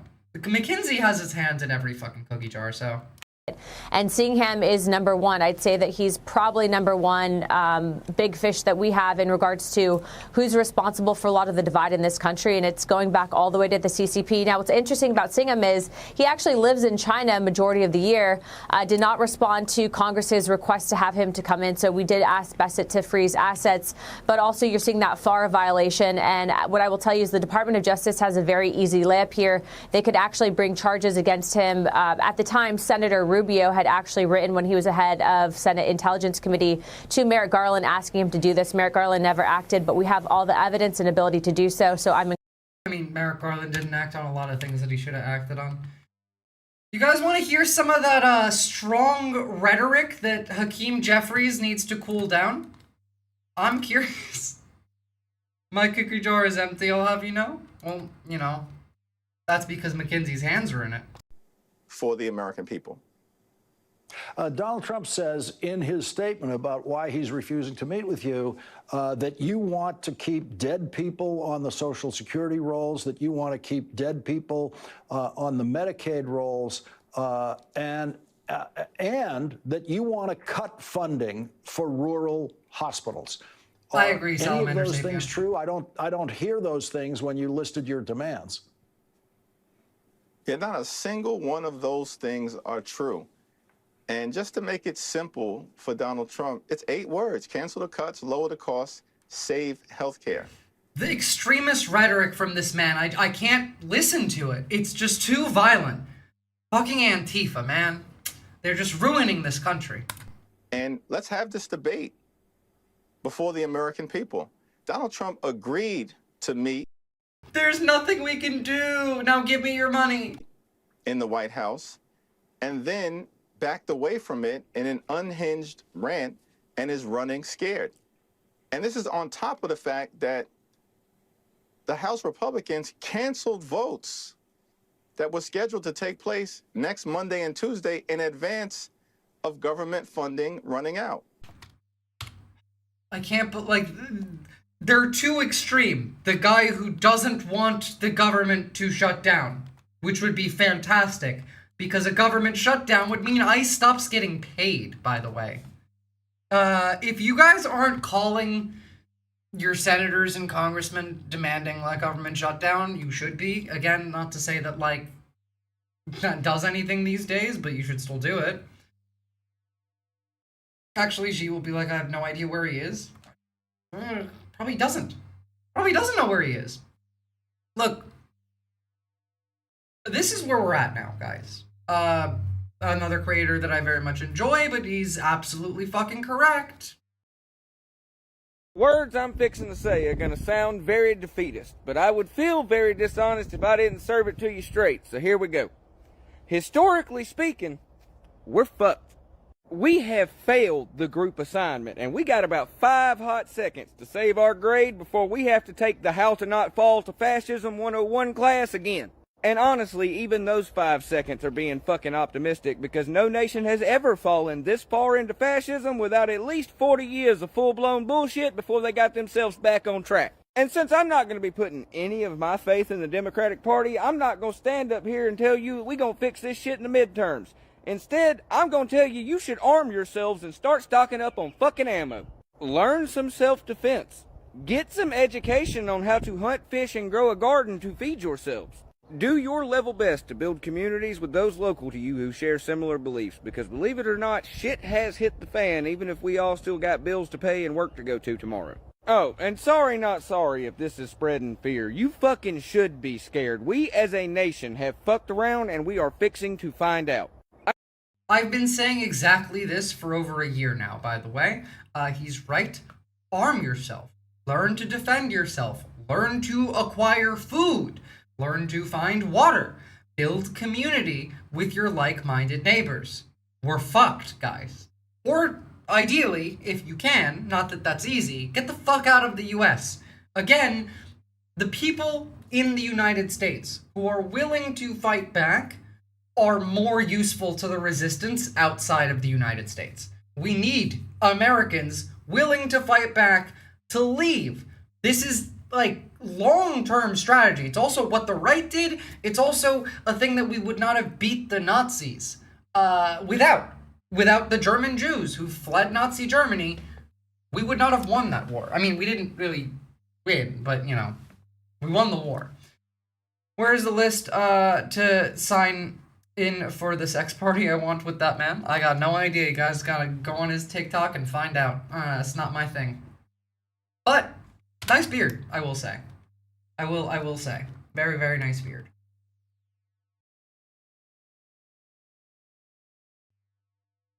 Now, I suppose we should talk about the subject that we all hate talking about, but is pretty important right now. It would be Israel, for one.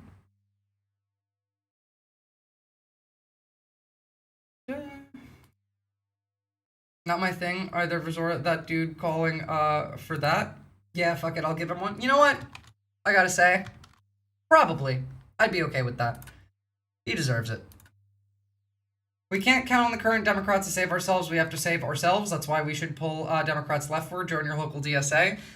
Personally, I don't believe we're going to have an election in 28. I mean, we might have one in 26, but I definitely don't see us having one in 28. The Republicans are not acting like they feel like they might need to win an election again.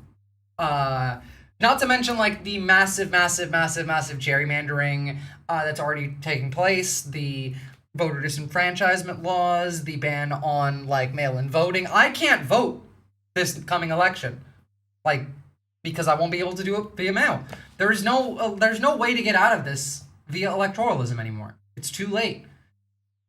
Like, you should still join the DSA. You should still, like, run. You should still try. But don't put your faith in electoralism. Put your effort into electoralism, but not your faith. Put your faith in yourself. And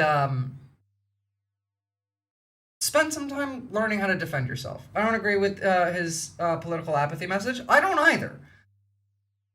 But I do believe that it's realistic. It's not apathy.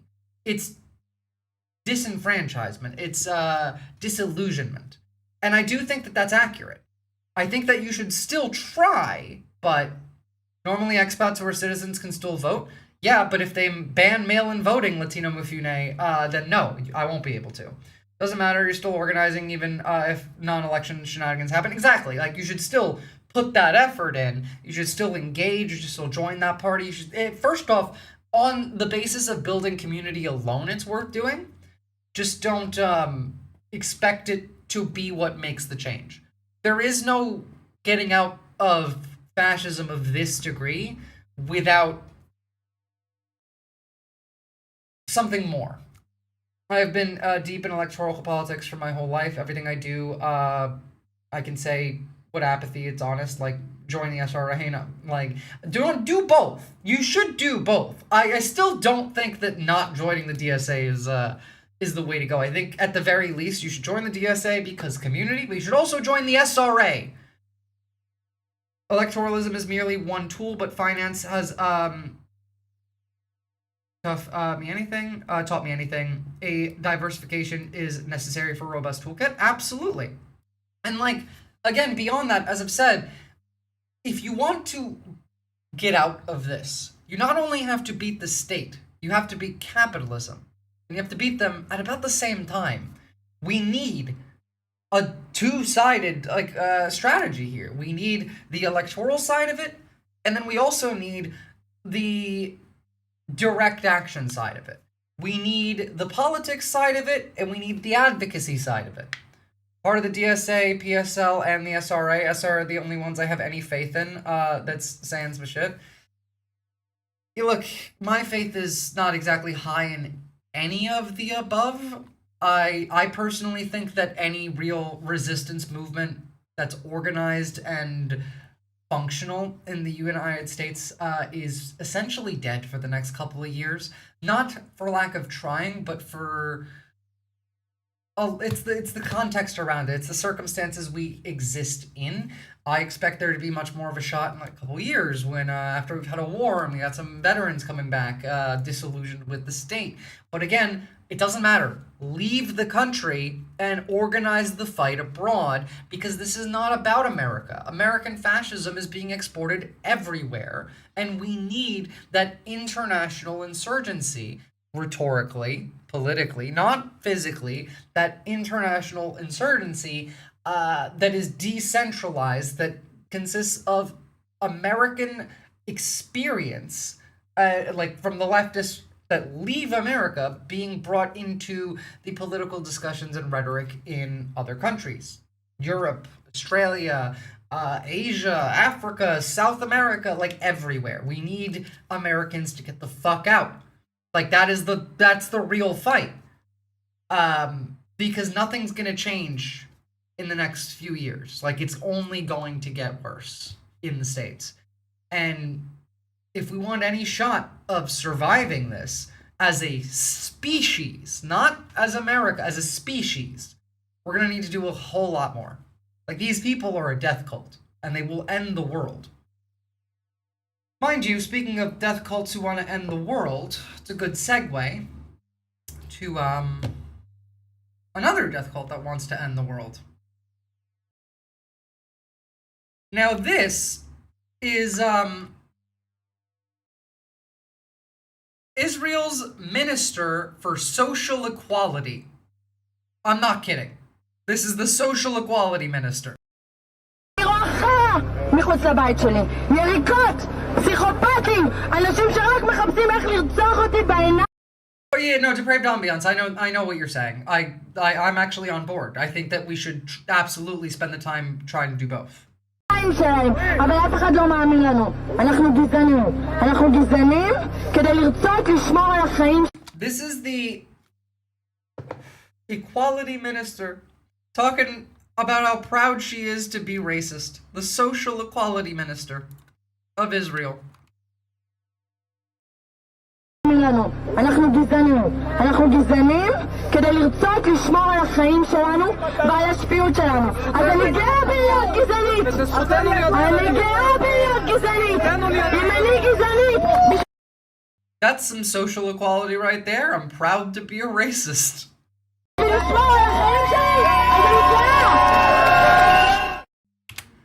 Interesting.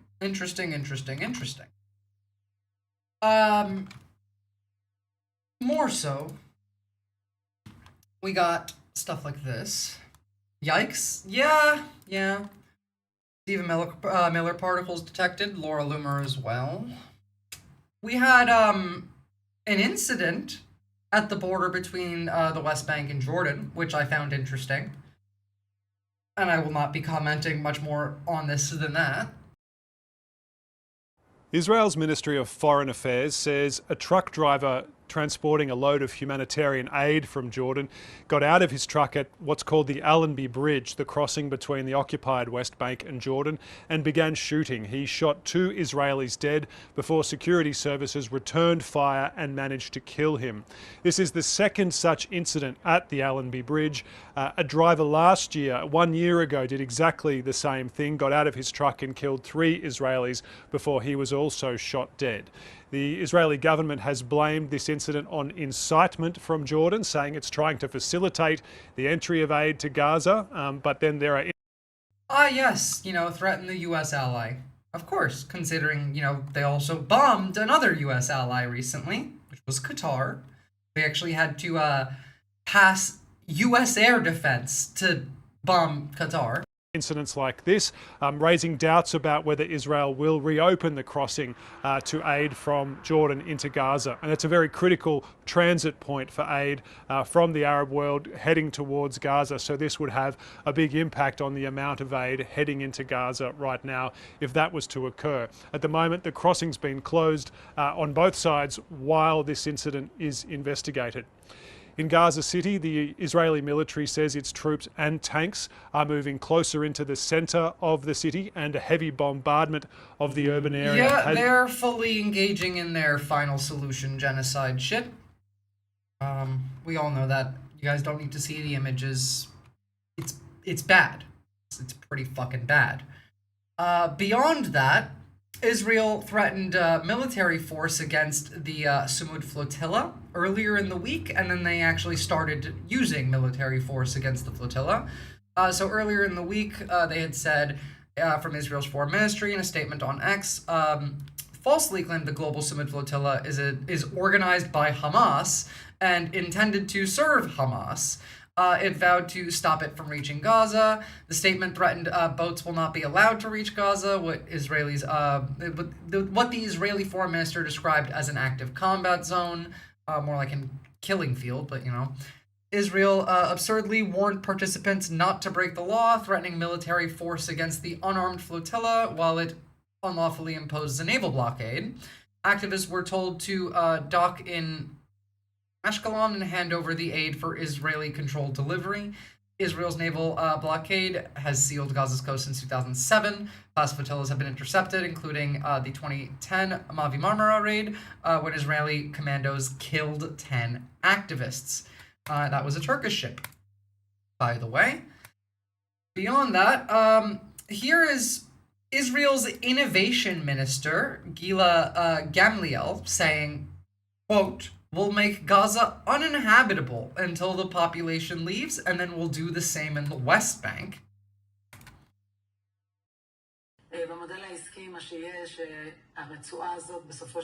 I mean, again, not in English, so not really gonna listen. Doesn't necessarily matter all that much. But, you know, they're saying they're gonna do it in the West Bank as well, which is both already illegal internationally, but also just fucking evil. The Onion, coming at it again, increasingly bold Israel begins building settlements in downtown Albuquerque. We'll get there soon enough. If the law is immoral, then breaking the law is moral. I agree. More so every day these days. This is from the Sumud flotilla. Right now we just experienced a series of attacks on our mission, and 5 of our boats have been targeted. First, the Oela with a small explosive. Put a tip in the jar. Things are cooked and Viz is in prison. Fill her commissary account. She needs to survive. I mean, I do see myself in full prison soon, but Twitch prison is not fun either. I do need to survive. Very funny post though, Buncor. Device. Then the Yulara with a chemical that was dropped above the boat. Oh, chemical weapons. 3 other boats in a row. The Otaria de Maria Cristina. And now we had a 5th boat that is actually between 2 boats that have been hit by flashbangs. This is an intimidatory attack, has the part of psychological warfare that aims to scare us, aims to deter us from going on our non-violent, our humanitarian solidarity mission to the Palestinian people in Gaza, to create a humanitarian corridor, to bring them food in a mission that is totally legal according to international law. This will not deter us, but we need to sound the alarm. They are attacking us, and we need the support from all over the world. We need these attacks to stop. We continue what we are here to do, which is being the conscience of the world, bringing food to starving children, to starving people, and we will not stop, but we need your support. And right now we just... Literal hero stuff. So, like, yeah. They're bombing them, they're flashbangs, they're using psychological warfare, they're harassing them, pestering them, there's drones flying over, like... Sailing in international waters. Sailing in international waters. Again, the flotilla comes under attack by drones. Remember, they've killed 10 activists on one of these flotillas before. There was another one, yeah. We just experienced a 5th attack. We need to assess which boat was that. They're likely throwing flashbangs at our boats. It's very, very important that we stay on alert. Right now we are in a moment of full drone alert. We need to pressure the world for these attacks to stop. In addition to physical attacks, the boats also faced electronic warfare. And right now they're jamming our VHF, as you can hear. The same thing. I swear to God, if I get copyrighted for that, I'm gonna lose my mind. They're jamming our radio. As news broke, people trying to contact their governments for help. Israel just attacked United States military veterans on the global Samud flotilla. I need the U.S. Department of State to call Israel and tell them not to bomb U.S. veterans. As the sun rose, Al Jazeera's Hassan Massoud They're not going to care because they just killed 4 U.S. citizens this week, so... confirmed the details. The fleet's ships were subjected to at least 13 attacks, during which repeated explosions were heard, targeting 11 of its ships. Human rights activists heading to Gaza say they're undeterred. Global Samud Flotilla, a peaceful, legal humanitarian mission, was targeted with more than 10 attacks. From the night prayers till dawn, these drones kept circling above us. I will say, one good thing that came out of this is that both Spain and Italy have sent naval ships to assist the Samud Flotilla in arriving in Gaza. Which is, like, fucking finally it took this long for European countries, or rather any country, to send a military vessel. Something USS Liberty, yeah, pretty much. This is psychological war to scare us and stop us from going to Gaza. We are not afraid, and we are determined. We will stand against this genocide. Earlier this week, a U.S. envoy confirmed in an interview for the first time that Israel was behind one of the initial attacks on the flotilla in Tunisia. Israel is attacking everybody. So if Israel is attacking... U.S. ambassador to Turkey. I can see why you would say this. And special envoy for Syria as well, which is not exactly 2 countries known for getting along with Israel these days. So, you know, good for you, Tom Barak. You're probably a piece of shit anyway, but, like, still. Syria. Israel is attacking Lebanon. Israel is attacking Tunisia. And as Israel's attacks continue, yet another appeal from the boats for accountability and assistance. From an Irish perspective, I speak directly to the Irish. Don't tell me how to pronounce my own country's name. Establishment class, the media. They're Turkey until Erdogan is out of power, and then I'll call them Turkey. How much do you want to bet that they take a pass over the bow of their ships? I literally keep getting censored. Yeah, I'm not surprised. And also, I would not be surprised by that either. And political class right now. If anything happens to me or any of the other 21 Irish participants on this flotilla, we hold you responsible. I think I speak for everyone on this flotilla. We don't want to die. We don't want to be murdered. In the last week, Greek protesters have called on their government to cut ties with Israel. In Italy, thousands went on strike in a show of solidarity with Palestinians in Gaza, calling for arms shipments. We're going to have a look at some of the protests in Italy because they were huge. To Israel to be stopped. Even in Israel, some activists marched towards the Israel-Gaza border, calling for an end to the siege. Their signs read, "By land and the sea break the siege," and "Hands off the Samud flotilla." A sentiment that's growing around the world among people who feel their governments are complicit in the genocide. Sama bin Javed, Al Jazeera. Well, I mean, they are complicit in the genocide, but, you know. Again, Israel strike kills 4 American citizens in Lebanon, 3 of which were children.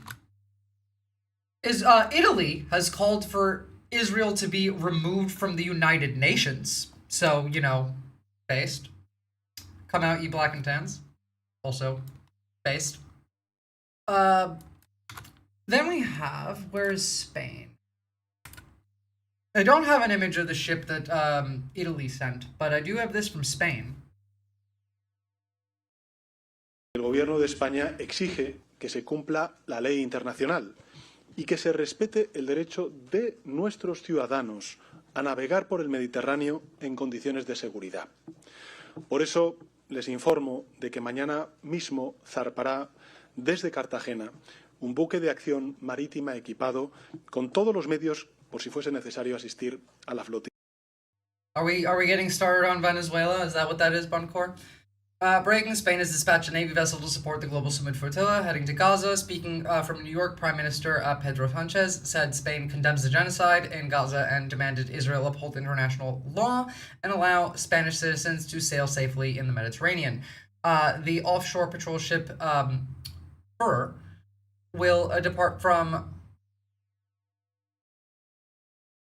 Cartagena Cartagena, ready to assist and rescue flotilla boats carrying aid. Spain also rallied 17 countries behind a joint warning that any attack on the flotilla will bring accountability before international courts. Italy has likewise sent a frigate into the area. So, good news. Fantastic. Let's take a look at, some of the protests in Italy. So this was in Rome.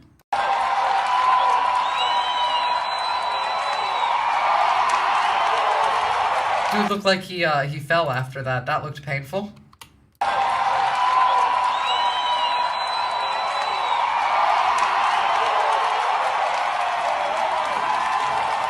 Worth it. Worth it. I mean, Meloni's Italy, the pro-Gaza protesters who occupied the highway road around Rome found visible solidarity from drivers. Like, nobody is against this. Imagine, like, mass protests in the US where you didn't have the right screaming about, like, you people are blocking traffic! Because that's what this is. Meloni is part of Mussolini's party. She is a fascist. So, like, this is pretty much the entirety of Italy supporting this protest, even with the fascist in charge.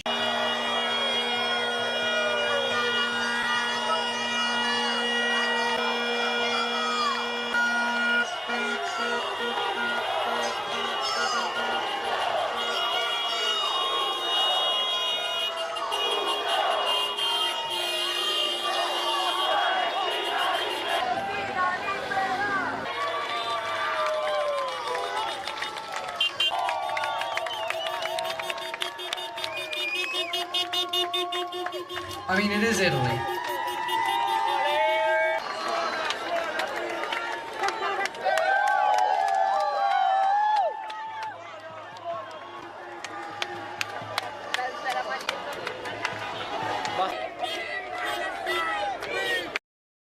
You could defect and join a real nation without that too, right?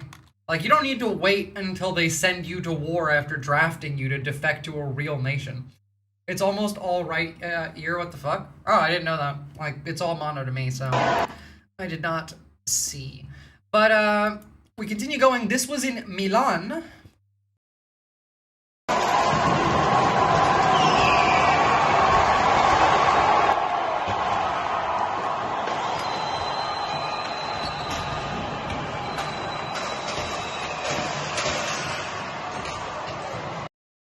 I dig this one a whole lot more.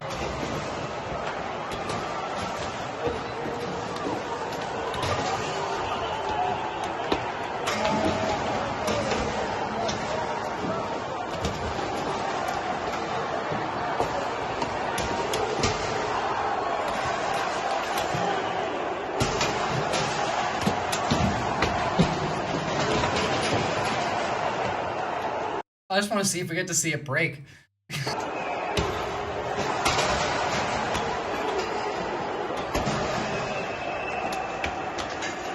Ah, there it is. It's gone.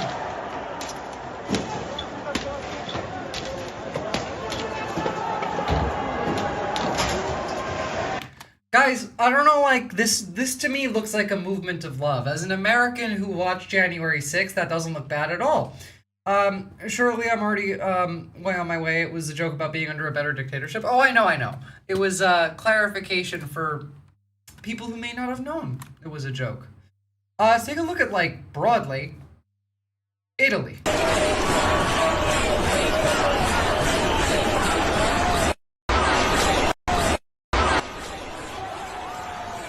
Massive crowds all over the country. So that's good. This I found very funny, also in Milan. Israelis not welcome. Italy tells Israel to respect the rights of activists on the flotilla, as, you would expect. That was 10 days ago. 10 days ago. That was before they started bombing and using chemical weapons on the flotilla. They're just sightseeing. Like, so many sites, some with red dots on them. Yeah, absolutely. There's nothing wrong with that at all. Here we have Germany arresting a doctor for wearing a pink Triangle, the symbol the Nazis used to persecute gays, and it might have looked a little too similar to the Palestinian red triangle. Israel responded to that by claiming the flotilla is Hamas. Literally, yeah. And then using chemical weapons against it. No, they did. They really did. They said it was Hamas, that it was helping Hamas, and that it was funded by Hamas. Now, like, we all know that they just call everything Hamas. So, like, no one actually even listens anymore when they talk about that. But not particularly surprising.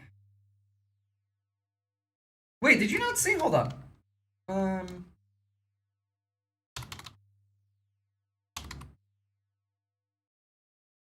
Which link was it? Is this one? Here we go. Israel's foreign ministry in a statement on X falsely claimed the global Samud flotilla is, quote, organized by Hamas and, quote, intended to serve Hamas.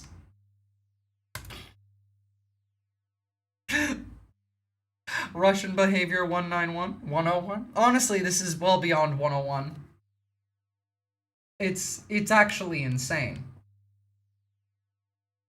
Well, let's touch on Europe a bit more broadly. I don't want to go too much into the whole, like, Russia of it all today, because that'll be tomorrow. But I do want to touch on it at the very least. Just give me a second to get some links up. They are unironically doing you call everyone you don't like Nazis. I mean, yeah. Except, you know,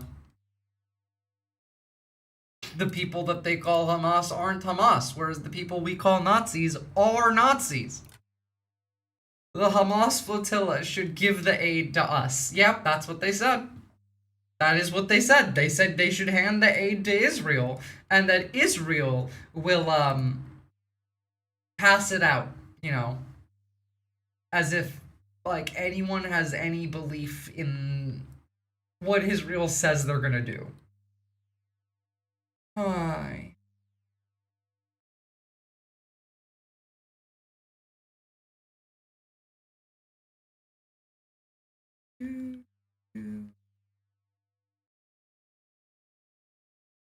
Oh, yeah, I forgot about this.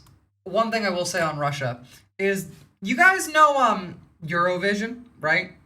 And you guys know how Russia was kicked out of Eurovision? Well, they have their own. It's called Intervision. And it includes, like, other countries that don't get to engage in Eurovision. America was going to take part in this year's Eurovision, which is incredibly fucking weird. We backed out minutes before. So, Vietnam emerged victorious in Russia's reimagined Eurovision-style contest, which saw 21 countries participate, including China, Brazil, India, South Africa, Saudi Arabia. The U.S. initially set to compete with singer Vassie, who I don't know who the fuck that is, but pulled out minutes before her performance, reportedly due to political pressure from Australia, based Australia. Neither Washington nor Canberra has confirmed that claim. I don't know who the fuck that is. No idea. But, I mean, like, again, this was this week. And now we're like, hey, we should have, like, NATO bomb the Russian drones and planes that fly into their airspace. Which, like, I guess it's good that we had that flip. It's just really interesting that we had to get convinced to not take part in this by Australia in the same week. So, okay. Over in the UK, we got Farage picking up some American right-wing talking points. Nigel Farage accuses Eastern European migrants of eating swans from London parks. This is the woke and gay version of they're eating the cats and they're eating the dogs, which tracks with Nigel Farage being a woke gay frog. So, you know. Does anyone here have an experience as a fan of Eurovision? No, but, like, I've seen, like, Turkish people watching that, like, pretty often. I think my parents watch it. Swan tastes good. Swan does taste good. Like, This is so lame compared to the cats and the dogs, though. Eastern European migrants are eating the swans. Sure, whatever. Whatever. Also, incredibly funny and common thing. And I'm really only showing this for two reasons. The first of which is oftentimes I'll have like a liberal get mad at me when I comment on a very obvious Russian bot account that this is an Indian man. And they're like, why are you being racist to Indians? I'm like, no. It's not about race. It's not even about Indians. It's about facts. Because Twitter bots just keep turning out to be Indian people. Like, for example, this account called Polish Empire. Which, incredible tweet. I am an Indian, full disclosure. But that confession won't stop your nightmare. The algorithm will continue to torture you with my unbearable content until your brain liquefies and you piss it down the toilet. Sure. Okay. Like, the fuck, man. But this is pretty common. This is like the 4th time this month that there's been confirmation. Like, there was that one MAGA bot account that was a sheik living in Canada. We've seen a couple other like Indian accounts all being like right-wing hyper Nazi accounts on Twitter. And it just goes to show you that even in the modern day, AI is often just people from like other countries. What was it? Was it Amazon? Was it Malaysia for Amazon with their like Amazon Fresh store where you would go in and you would not have to pay, like it would just, the cameras would see what you're picking up and putting in your cart and then they would just charge your Amazon directly? That was Malaysian dudes, I'm pretty sure. It was either Malaysia or Indonesia. We may never meet, we may never know what it's like to share wine and make sweet love. Deep down in my heart, I know that man is my people. Fucking chaos agents. I mean, it was a funny tweet, sure. But, I mean, like, fuck that guy. And then let's move over to Hungary, Trump's favorite European country, which finally makes sense why President Trump loves Hungary so much. Another massive pedophile scandal is shaking Hungary. After last year when the president pardoned a pedophile, newer and newer cases came to the surface. Every sign and evidence shows that the Orban regime runs a state-level pedophile network, reaching the highest politicians. That would make sense as to why Trump seems to be pro-Orban. Remember, like, the Epstein stuff is international. This is not about, like, none of that is just about Jeffrey Epstein. It's about an international cabal of powerful billionaires and pedophiles. It is actually the QAnon shit. And obviously they moved to a different country when Epstein got arrested. Surprise Pikachu face again. Yeah, it's not easy to be surprised these days, you know? It's about the Greater St. James Imperial Project, exactly. Wait, did you see the new statues outside the White House? Funny you should mention, because I was about to show that. These are the statues in honor of Friendship Month. We celebrate the long-lasting bond between President Donald J. Trump and his closest friend, Jeffrey Epstein. Voiceover, there must be more to life than having everything. Now, obviously, someone else did this. It's very funny, though. It's quite the work of art, actually, yeah. Well done to whoever did that. 10 out of 10. But, back to Europe. We've seen several more drone incursions over the last few days. Just today, we've seen a bunch of airports in Denmark being shut down. That's AI, right? No, that's real. That is real. Somebody actually made that, that statue and then put it there. It is physically there. And I love it. I don't know how they didn't get caught doing that, but that's a whole other story. But it's not just Denmark, it's not just Poland, it's not just Lithuania. Just this week as well, we've seen Brussels, London Heathrow, and Berlin Brandenburg airports see major disruptions because of cyber attacks, as well as also being fucked around with drones. Just today, not all that long ago, let me see if I still have this one, because I was already on stream when it happened. Here we go. This came out, like, just today. Russian reconnaissance aircraft flew less than 100 meters above the German frigate Hamburg last Friday and Saturday, according to Der Spiegel. Like, this is proper military conflict time, guys. Like, fuck around, find out. Today we had these airports closed. This was Aalborg Airport closed due to drones in the airspace, which then resulted in several other airports closing.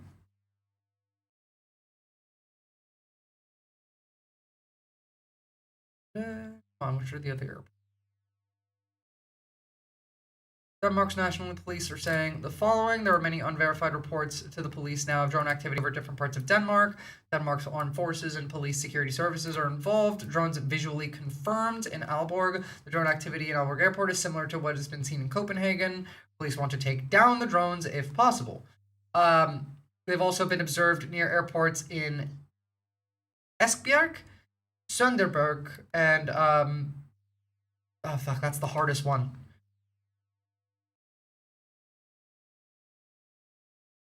Skierstrup. I think I got that decently. It's a pretty big fucking deal, y'all. 99 Luftballons. Germany, why don't you send that cockroach swarm over? You know? They're building zombified cybernetic cockroaches. Might as well fucking use them. But I suppose it doesn't matter. And realistically, like, this is only going to escalate. This is what Russia was saying yesterday. Europe is preparing to invade and occupy Moldova. Sure. Why? Not a clue. I don't know why we would occupy Moldova.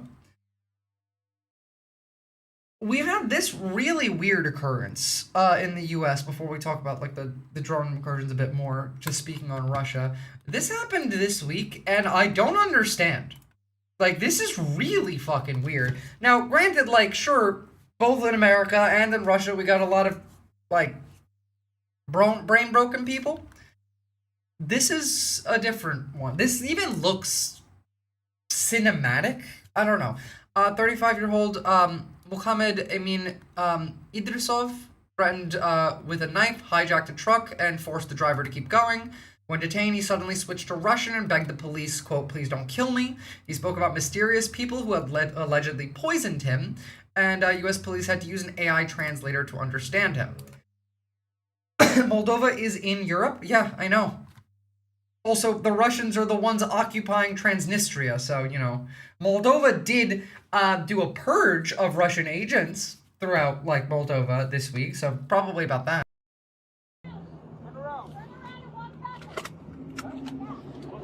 Yeah. Good job, buddy. Keep coming, okay? Keep coming. Keep coming. You're all right. Keep coming, bud. Keep coming back. Keep coming. 2 new guys tonight. I know, right? This is also weird. Like, we also do know that Russia does do poisonings of political dissidents in, you know, foreign countries. This does not seem like that. Man's in his underwear, hijacking a UPS van. More. More. More. Go ahead and get down on your knees. Put your hands. Get down on your knees. Get down on your knees. Get down. Okay. Down. Okay. Okay. Go ahead and put your hands behind your head. Let me see your hands. Don't. No kill me, please. No kill me. I really have problem. I love that American police have that,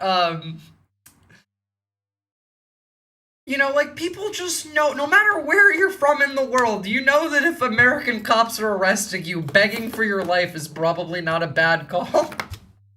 Especially with the name Mohammed. I ask you everything. No feeling, please. How can you not see your words? I know speak English. What do you speak? Russian. Russian? Yeah. Ooh. Double press to connect to assistant. Translation. Press and hold button, then say, translate to X or auto detect. Then release button. Translate to Russian. Kaname, please translate that to English. Language set to Russian.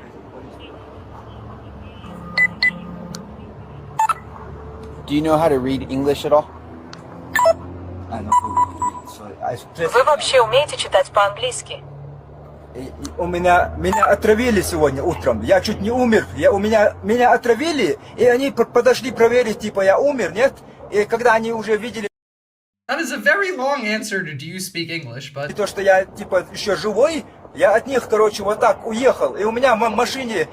У меня длинная история, это правда, у меня все есть. Я еле живой остался. Пожалуйста, не мучайте меня.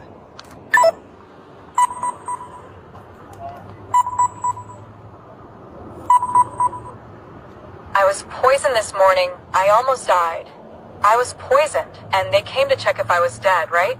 And when they saw that I was still alive, I drove away from them like this. And in my car, I have a long story. It's true.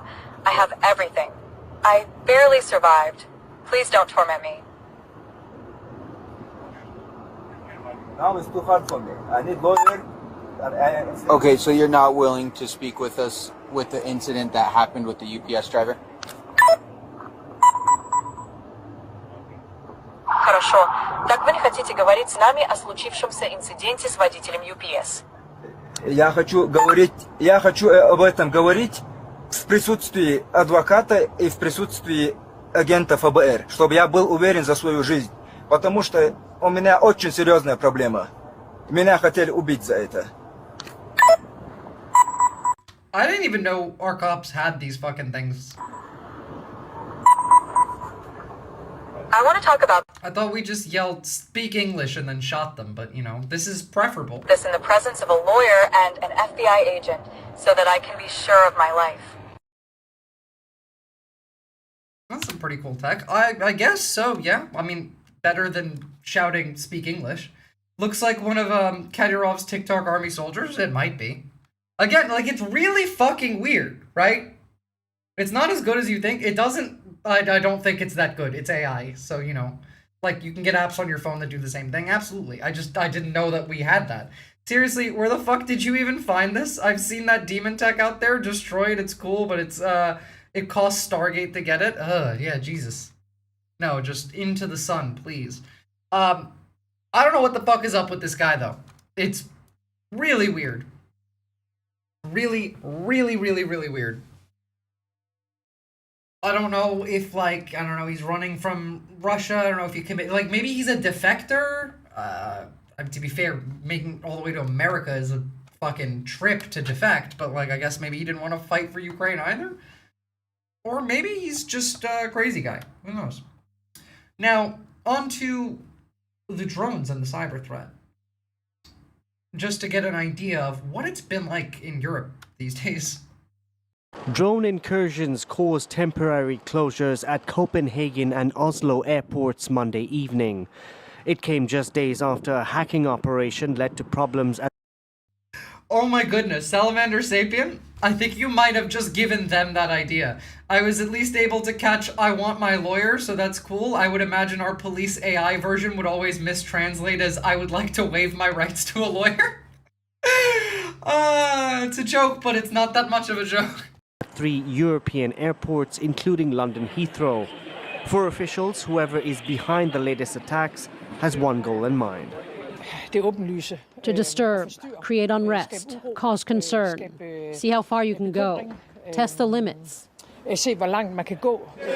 Speaking on the sidelines of the UN General Assembly in New York, Ukraine's president suggested there was little doubt of Russia's involvement. The comments from Vladimir Zelensky come as the war at home grinds on, a conflict where drone technology has been pushed to the limits. So he uses different types of long-distance drones to understand how Europe is ready. Tensions have been on the rise in Europe over the past 2 weeks. On the 9th of September, around 20 Russian drones entered Poland's airspace. 4 days later, Romania too reported such a violation. But it's not just drones and cyber warfare that's at play. Last Friday, Russian jets entered Estonian airspace. According to experts, it's all part of a coordinated... That wouldn't fly under the radar for longer than a month. It hasn't been under the radar. It's been front and center. They've been doing this in Poland, in Romania, in Lithuania, in Moldova, in Estonia, in Latvia, in Germany, in Denmark, in Sweden, and Norway. Just like in the last 2 weeks or 3 weeks. Campaign from Moscow. And everyone's getting replaced by AI-generated half-ass bullshit these days, so, you know. Moscow intended to create fear.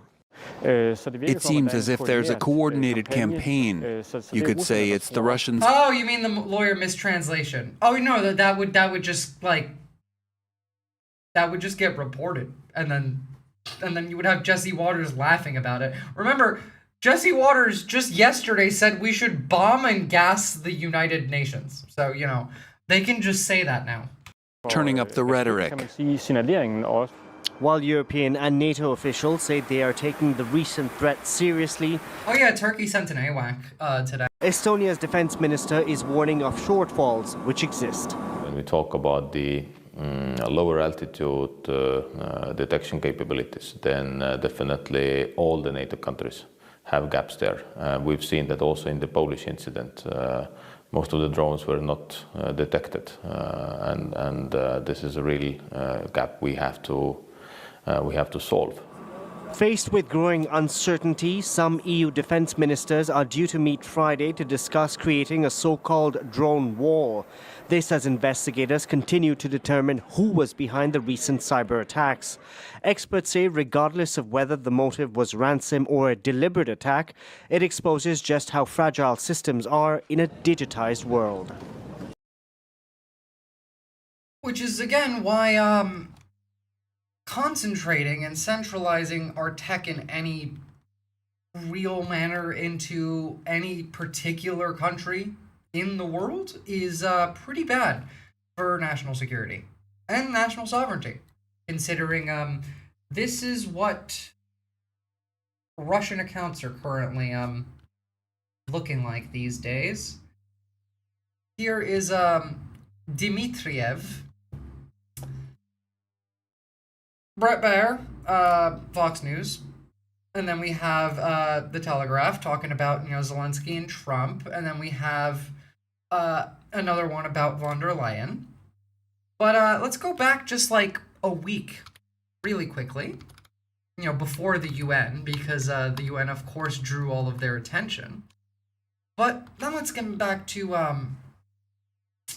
here, September 23rd, just 2 days ago. Alexander Dugin, a Russian philosopher, commented on an extremely important praise of Charlie Kirk by most influential Russian Orthodox, blah, blah, blah, blah, blah, blah, blah, blah, blah, Charlie Kirk stuff. And then Alexander Dugin, more Charlie Kirk stuff.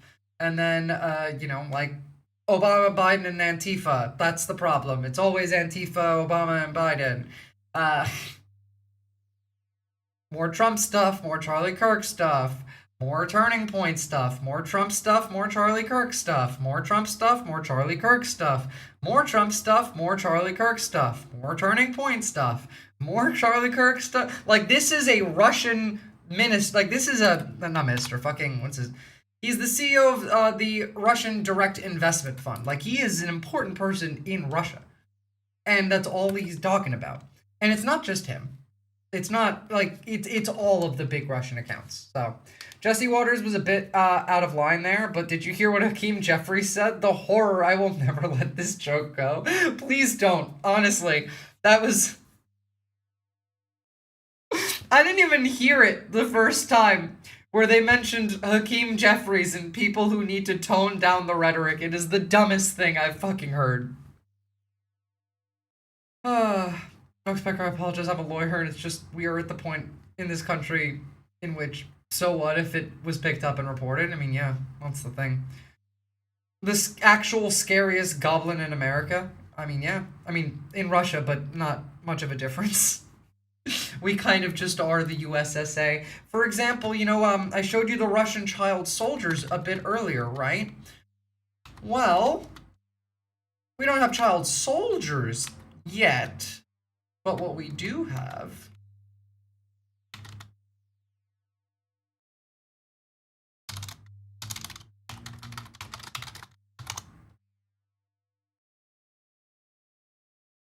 where is it? There's some photo I saw of an ICE agent who brought his fucking kid to work.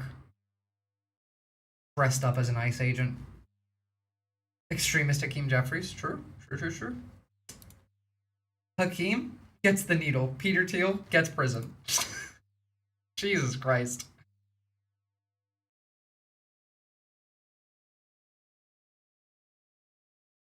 Okay. The new U.S. attorney that Donald Trump installed specifically to indict James Comey and Letitia James has never prosecuted a case in her career. I suppose it's good news for Comey and Letitia James, because they know how to do that job better. We are being told this by 3 sources that an indictment of Comey is expected in the coming days. They're also saying that this same office is expected to charge Tish James, the New York Attorney General, with mortgage fraud. And of course, Donald Trump, we all saw it posted on Truth Social in recent days, exhorting his Attorney General to charge both of those people as soon as possible. Again, you know, this is, grand juries are secret. This is a fluid situation. It's also important to know, though, that the U.S. attorney, the Trump-appointed U.S. attorney in this office, Eric Siebert, was essentially forced out last week, in part because he was refusing to bring these cases. We're told that he was opposed to both to prosecuting both James and Comey on these grounds, and he's out now. And the just like the old Trump administration, the first time round, just firing everybody that disagrees. Now, couple more things that I want to show you, not very,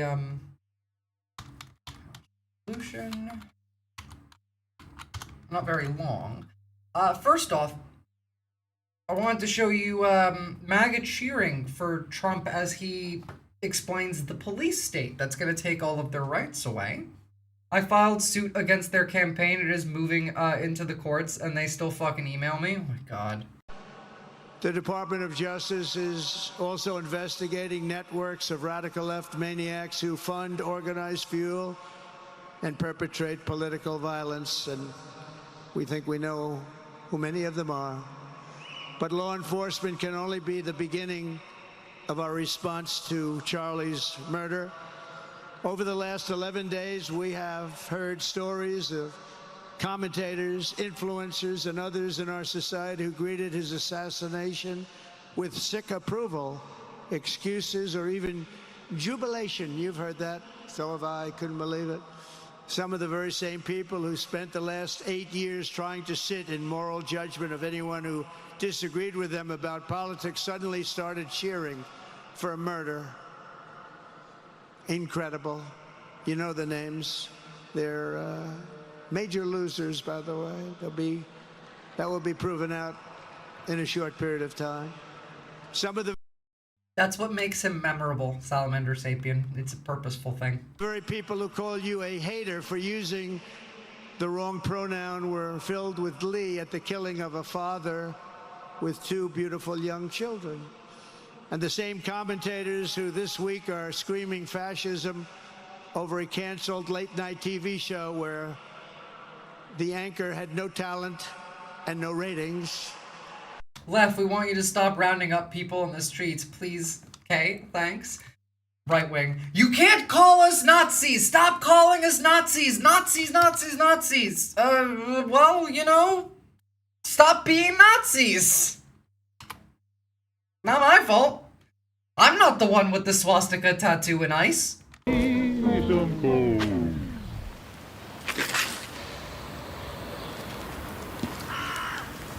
Wie bitte?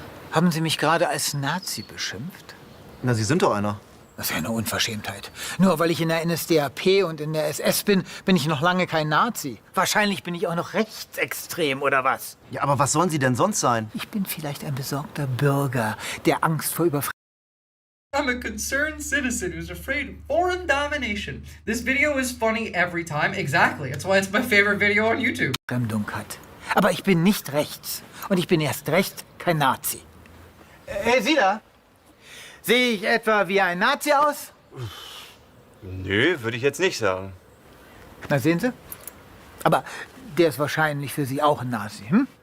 Nazis, Nazis, Nazis, lauter Nazis. Wenn einem die Argumente ausgehen, dann holt man schnell mal die gute alte Nazikeule raus. Es hat doch nichts mit Nazikeule zu tun. Sie machen sich das Leben sehr einfach. Nur weil jemand die Mainstream-Meinung nicht teilt, ist er gleich The funniest part of this to me is still hearing the word mainstream in English. ein Nazi.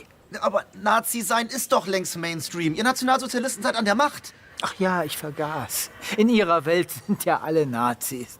Der Führer ist wahrscheinlich für Sie auch ein Nazi, was? Ja? Jetzt reicht's aber. Führerbeleidigung. Mitkommen. Das sind jetzt über... Ja, ja, ich weiß. Nazi-Methoden. That's America now, y'all. Remember when this was a joke in the before times? I don't, because I saw this during the election for the first time, and it was already pretty close, you know? It was already pretty fucking close. For me, it's the way the soldier pivots on one foot as he turns around to face the guy. I could see it. I could see it. My God.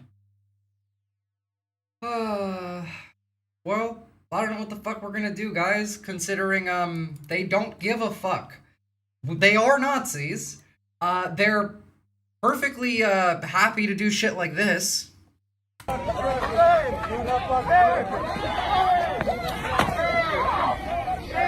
the way, that is a Democratic candidate, congressional candidate, Kat Abugzala, getting just thrown to the ground by ICE.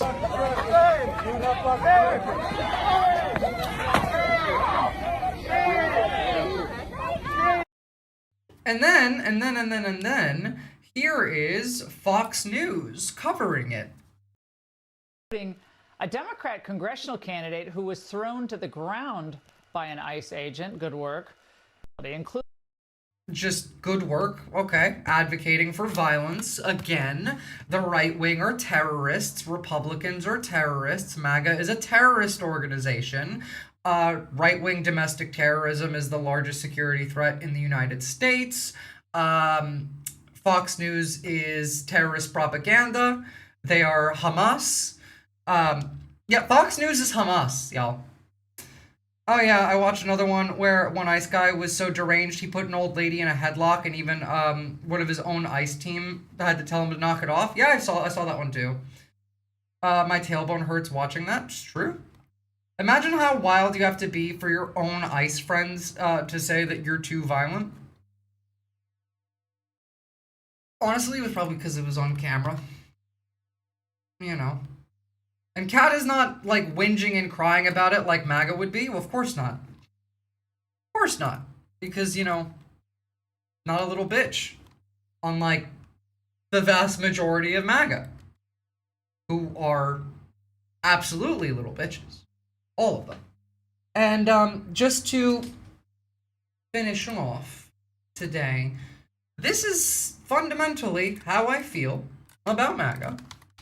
And this I do advocate for. I think every single one of you should start doing this. They're going to call me a terrorist for that.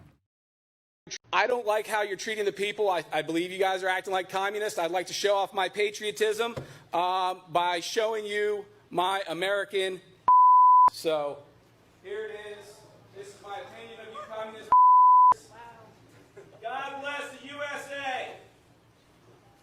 And again, I'd like to reiterate my prior position. So go ahead, can you read that? And that is what I think of you, John Barr. Can you clearly read my butt cheeks, John? Take a picture for my proctologist, would you? That's the American way. It's the American way. That man is a true patriot who loves his country. And I think you should follow his lead. Take his example. Moon these fucks. We're leftists, so by default, we do. But the real history is not what we wrote. The real history is kind of how it looked the first time. Yeah, that is true. That is true. I mean, look, things are looking pretty bad this time, too. Comedy's fucking illegal now. Look at this. Look at this shit.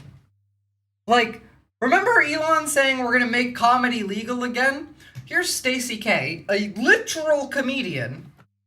As a lifelong Democrat, I didn't know what to make of Charlie Kirk. I've since spent several days jerking off to his debates. Full videos. Acting U.S. Attorney, Bill, blah, blah, blah, blah, blah.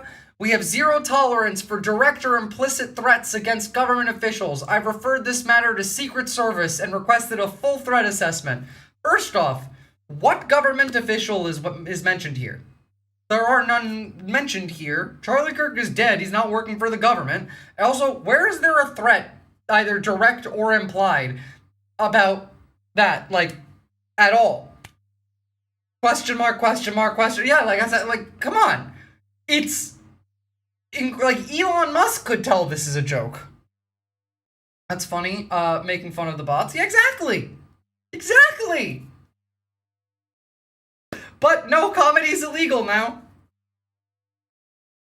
Can't even jerk off to Charlie Kirk debates anymore. What has happened in this country? I can't believe I just said those words out loud. Jesus Christ. Gooning is a personal threat now. To be clear, I do support that viewpoint. Gooning is a personal threat. Secret Service for, like, the president? I guess? I don't know. I don't know. I don't fucking know. Gooning is terrorism now. Well, I mean, they are coming for the porn, so it's only a matter of time until gooning is officially terrorism. And, I have no words. Same. You know what I do have words for, though? I'm pretty mad that conservatives are going to make me say something nice about Destiny. And I don't want to say anything nice about Destiny, but, I mean, he's correct. Here's Steven Crowder saying, you know, I was skeptical. However, after reviewing some archival footage, I've reached the conclusion that the omni-liberal is correct. Yesterday was exactly like a Nazi rally. In response to Destiny saying, quote, the Charlie Kirk, quote, memorial is indistinguishable from a Nazi rally. Fuck anyone who pretends it's not. Finish quote. Now, the argument here is that Hitler wanted to forgive his enemies and forgive the Jews and provide mercy. Or Destiny, being correct here, as dirty as that sounds to say, conservatives will find a single mean thing a Democrat says in an hour-long speech and characterize the entire speech as hateful. They will then turn around and try and find a single nice thing in hours-long hate-filled political rallies in order to hand-wave every bit of malevolence. Another example of this is the insane speech that Trump gave on January 6th. You agree. He's correct. So don't worry, I told my best friends that I do that all the time because of this joke, because I want to collect another badge for my enemies list. The SS haven't come for me yet. I mean, they will soon. Benny Johnson better be careful with his cruise shopping. I don't get it. Whatever. Though I called them his, quote, sick-ass debate dunk compilations. Need more dopamine. I can see that. Like, I have seen some of the clips of, like, him doing the, like, you know, Charlie Kirk changed my mind debates after this, and they have been very funny. I will give it that. The issue being that, like, it's not about Destiny. It's not exactly difficult to make fun of the right in a way that is very funny to get to watch. So, you know, like, anyone can do it. Anyone can. Hell, I've done it. Go check out my YouTube and watch a couple of my debates. It's really fun to fuck with the right and insult them and make them mad and cry. In fact, like, you can ask Republicans. They do it too. To the right, in fact. Anyway, that is it for today, guys. I will be here tomorrow. We'll be on this space. We're going to cover World War III a bit more in depth, assuming some insane shit does not hit the fan before then, which it very likely could. If I had to criticize Destiny's new debate tour, thing is, well, like, I would rather just criticize Destiny. I don't really give a shit about the debate tour. I mean, like, debates are bad these days. Like, they don't do anything useful. It is fun to watch him, like, ripping on right-wingers, but, like, I'd rather watch literally anyone else do that too. So there's all that. And it's a longer conversation. That's true. It is a much longer conversation there. I mean, like, there's a lot of shit going down. You know what? Actually, hold on. I forgot to show this before we're now suing the people who sued Alex Jones, I guess. Breaking DOJ task force on government weaponization against the American people has launched an investigation into the Democrat Party / FBI directing illegal lawfare against Alex Jones and InfoWars. This is over the Sandy Hook shooting that he claimed was fake and that nearly bankrupted him, trying to fight that in court. So, like, we're just doing all of it now. Basically, the right didn't get a huge online space via debate. They bought all the space and used debate to launder their ideas that they knew were unpopular. I agree. 100% agree. Where Destiny is just doing the debate part. Exactly. What we have today is tabloid-style debates, not educational debates. Again, like, if you want a real debate in today's modern age, the only way to really do that is the two people debating are not debating live. It's done, like, offline. You record it, and if the two people debating come to an agreement during the debate, then everyone could watch the debate together and decide who won. If the two people debating cannot come to an agreement during that debate, they should then go outside to a boxing ring, fight, and then after that fight, then we can watch the debate all together and then decide who won. Obviously, like, this would be consensual. It really is just the Department of persecuting our enemies. Yep, it is. It is indeed. To be fair, it's better than nothing. It's just kind of mistaking how the power is created, like, the narrative versus the facts. I don't think it's really mistaking either. Like, the thing is, like, Destiny's not exactly on our side. Like, he's fighting on our side currently, but he's not one of us. He's not a leftist. He's a liberal. And the liberals that are currently fighting, great, good to hear it. But I don't trust for even 1 second that if Trump was to die today, and J.D. Vance, of natural causes, and J.D. Vance was to become the president, all of these liberals who just hate Trump for being stupid wouldn't immediately be like, oh, well, you know, like, at least it's not Trump, and then be okay with, like, the Antichrist being in charge. Everyone forgets that if two people are sitting down to debate the human rights of one person in that debate, the person debating to save his life has already had power imposed on him. It's very true. That is very, very, very fucking true. Consent? L. Yeah, I know. Alright, I will see you guys tomorrow. Have a lovely evening. Stay safe. Go the fuck outside. Talk to your neighbors. Join the SRA. Learn how to grow food. Find food. Go fishing. Acquire water. It is, crucial to your survival. You don't have long. See you next time. Oh, and join the Discord. Good step in starting to create community.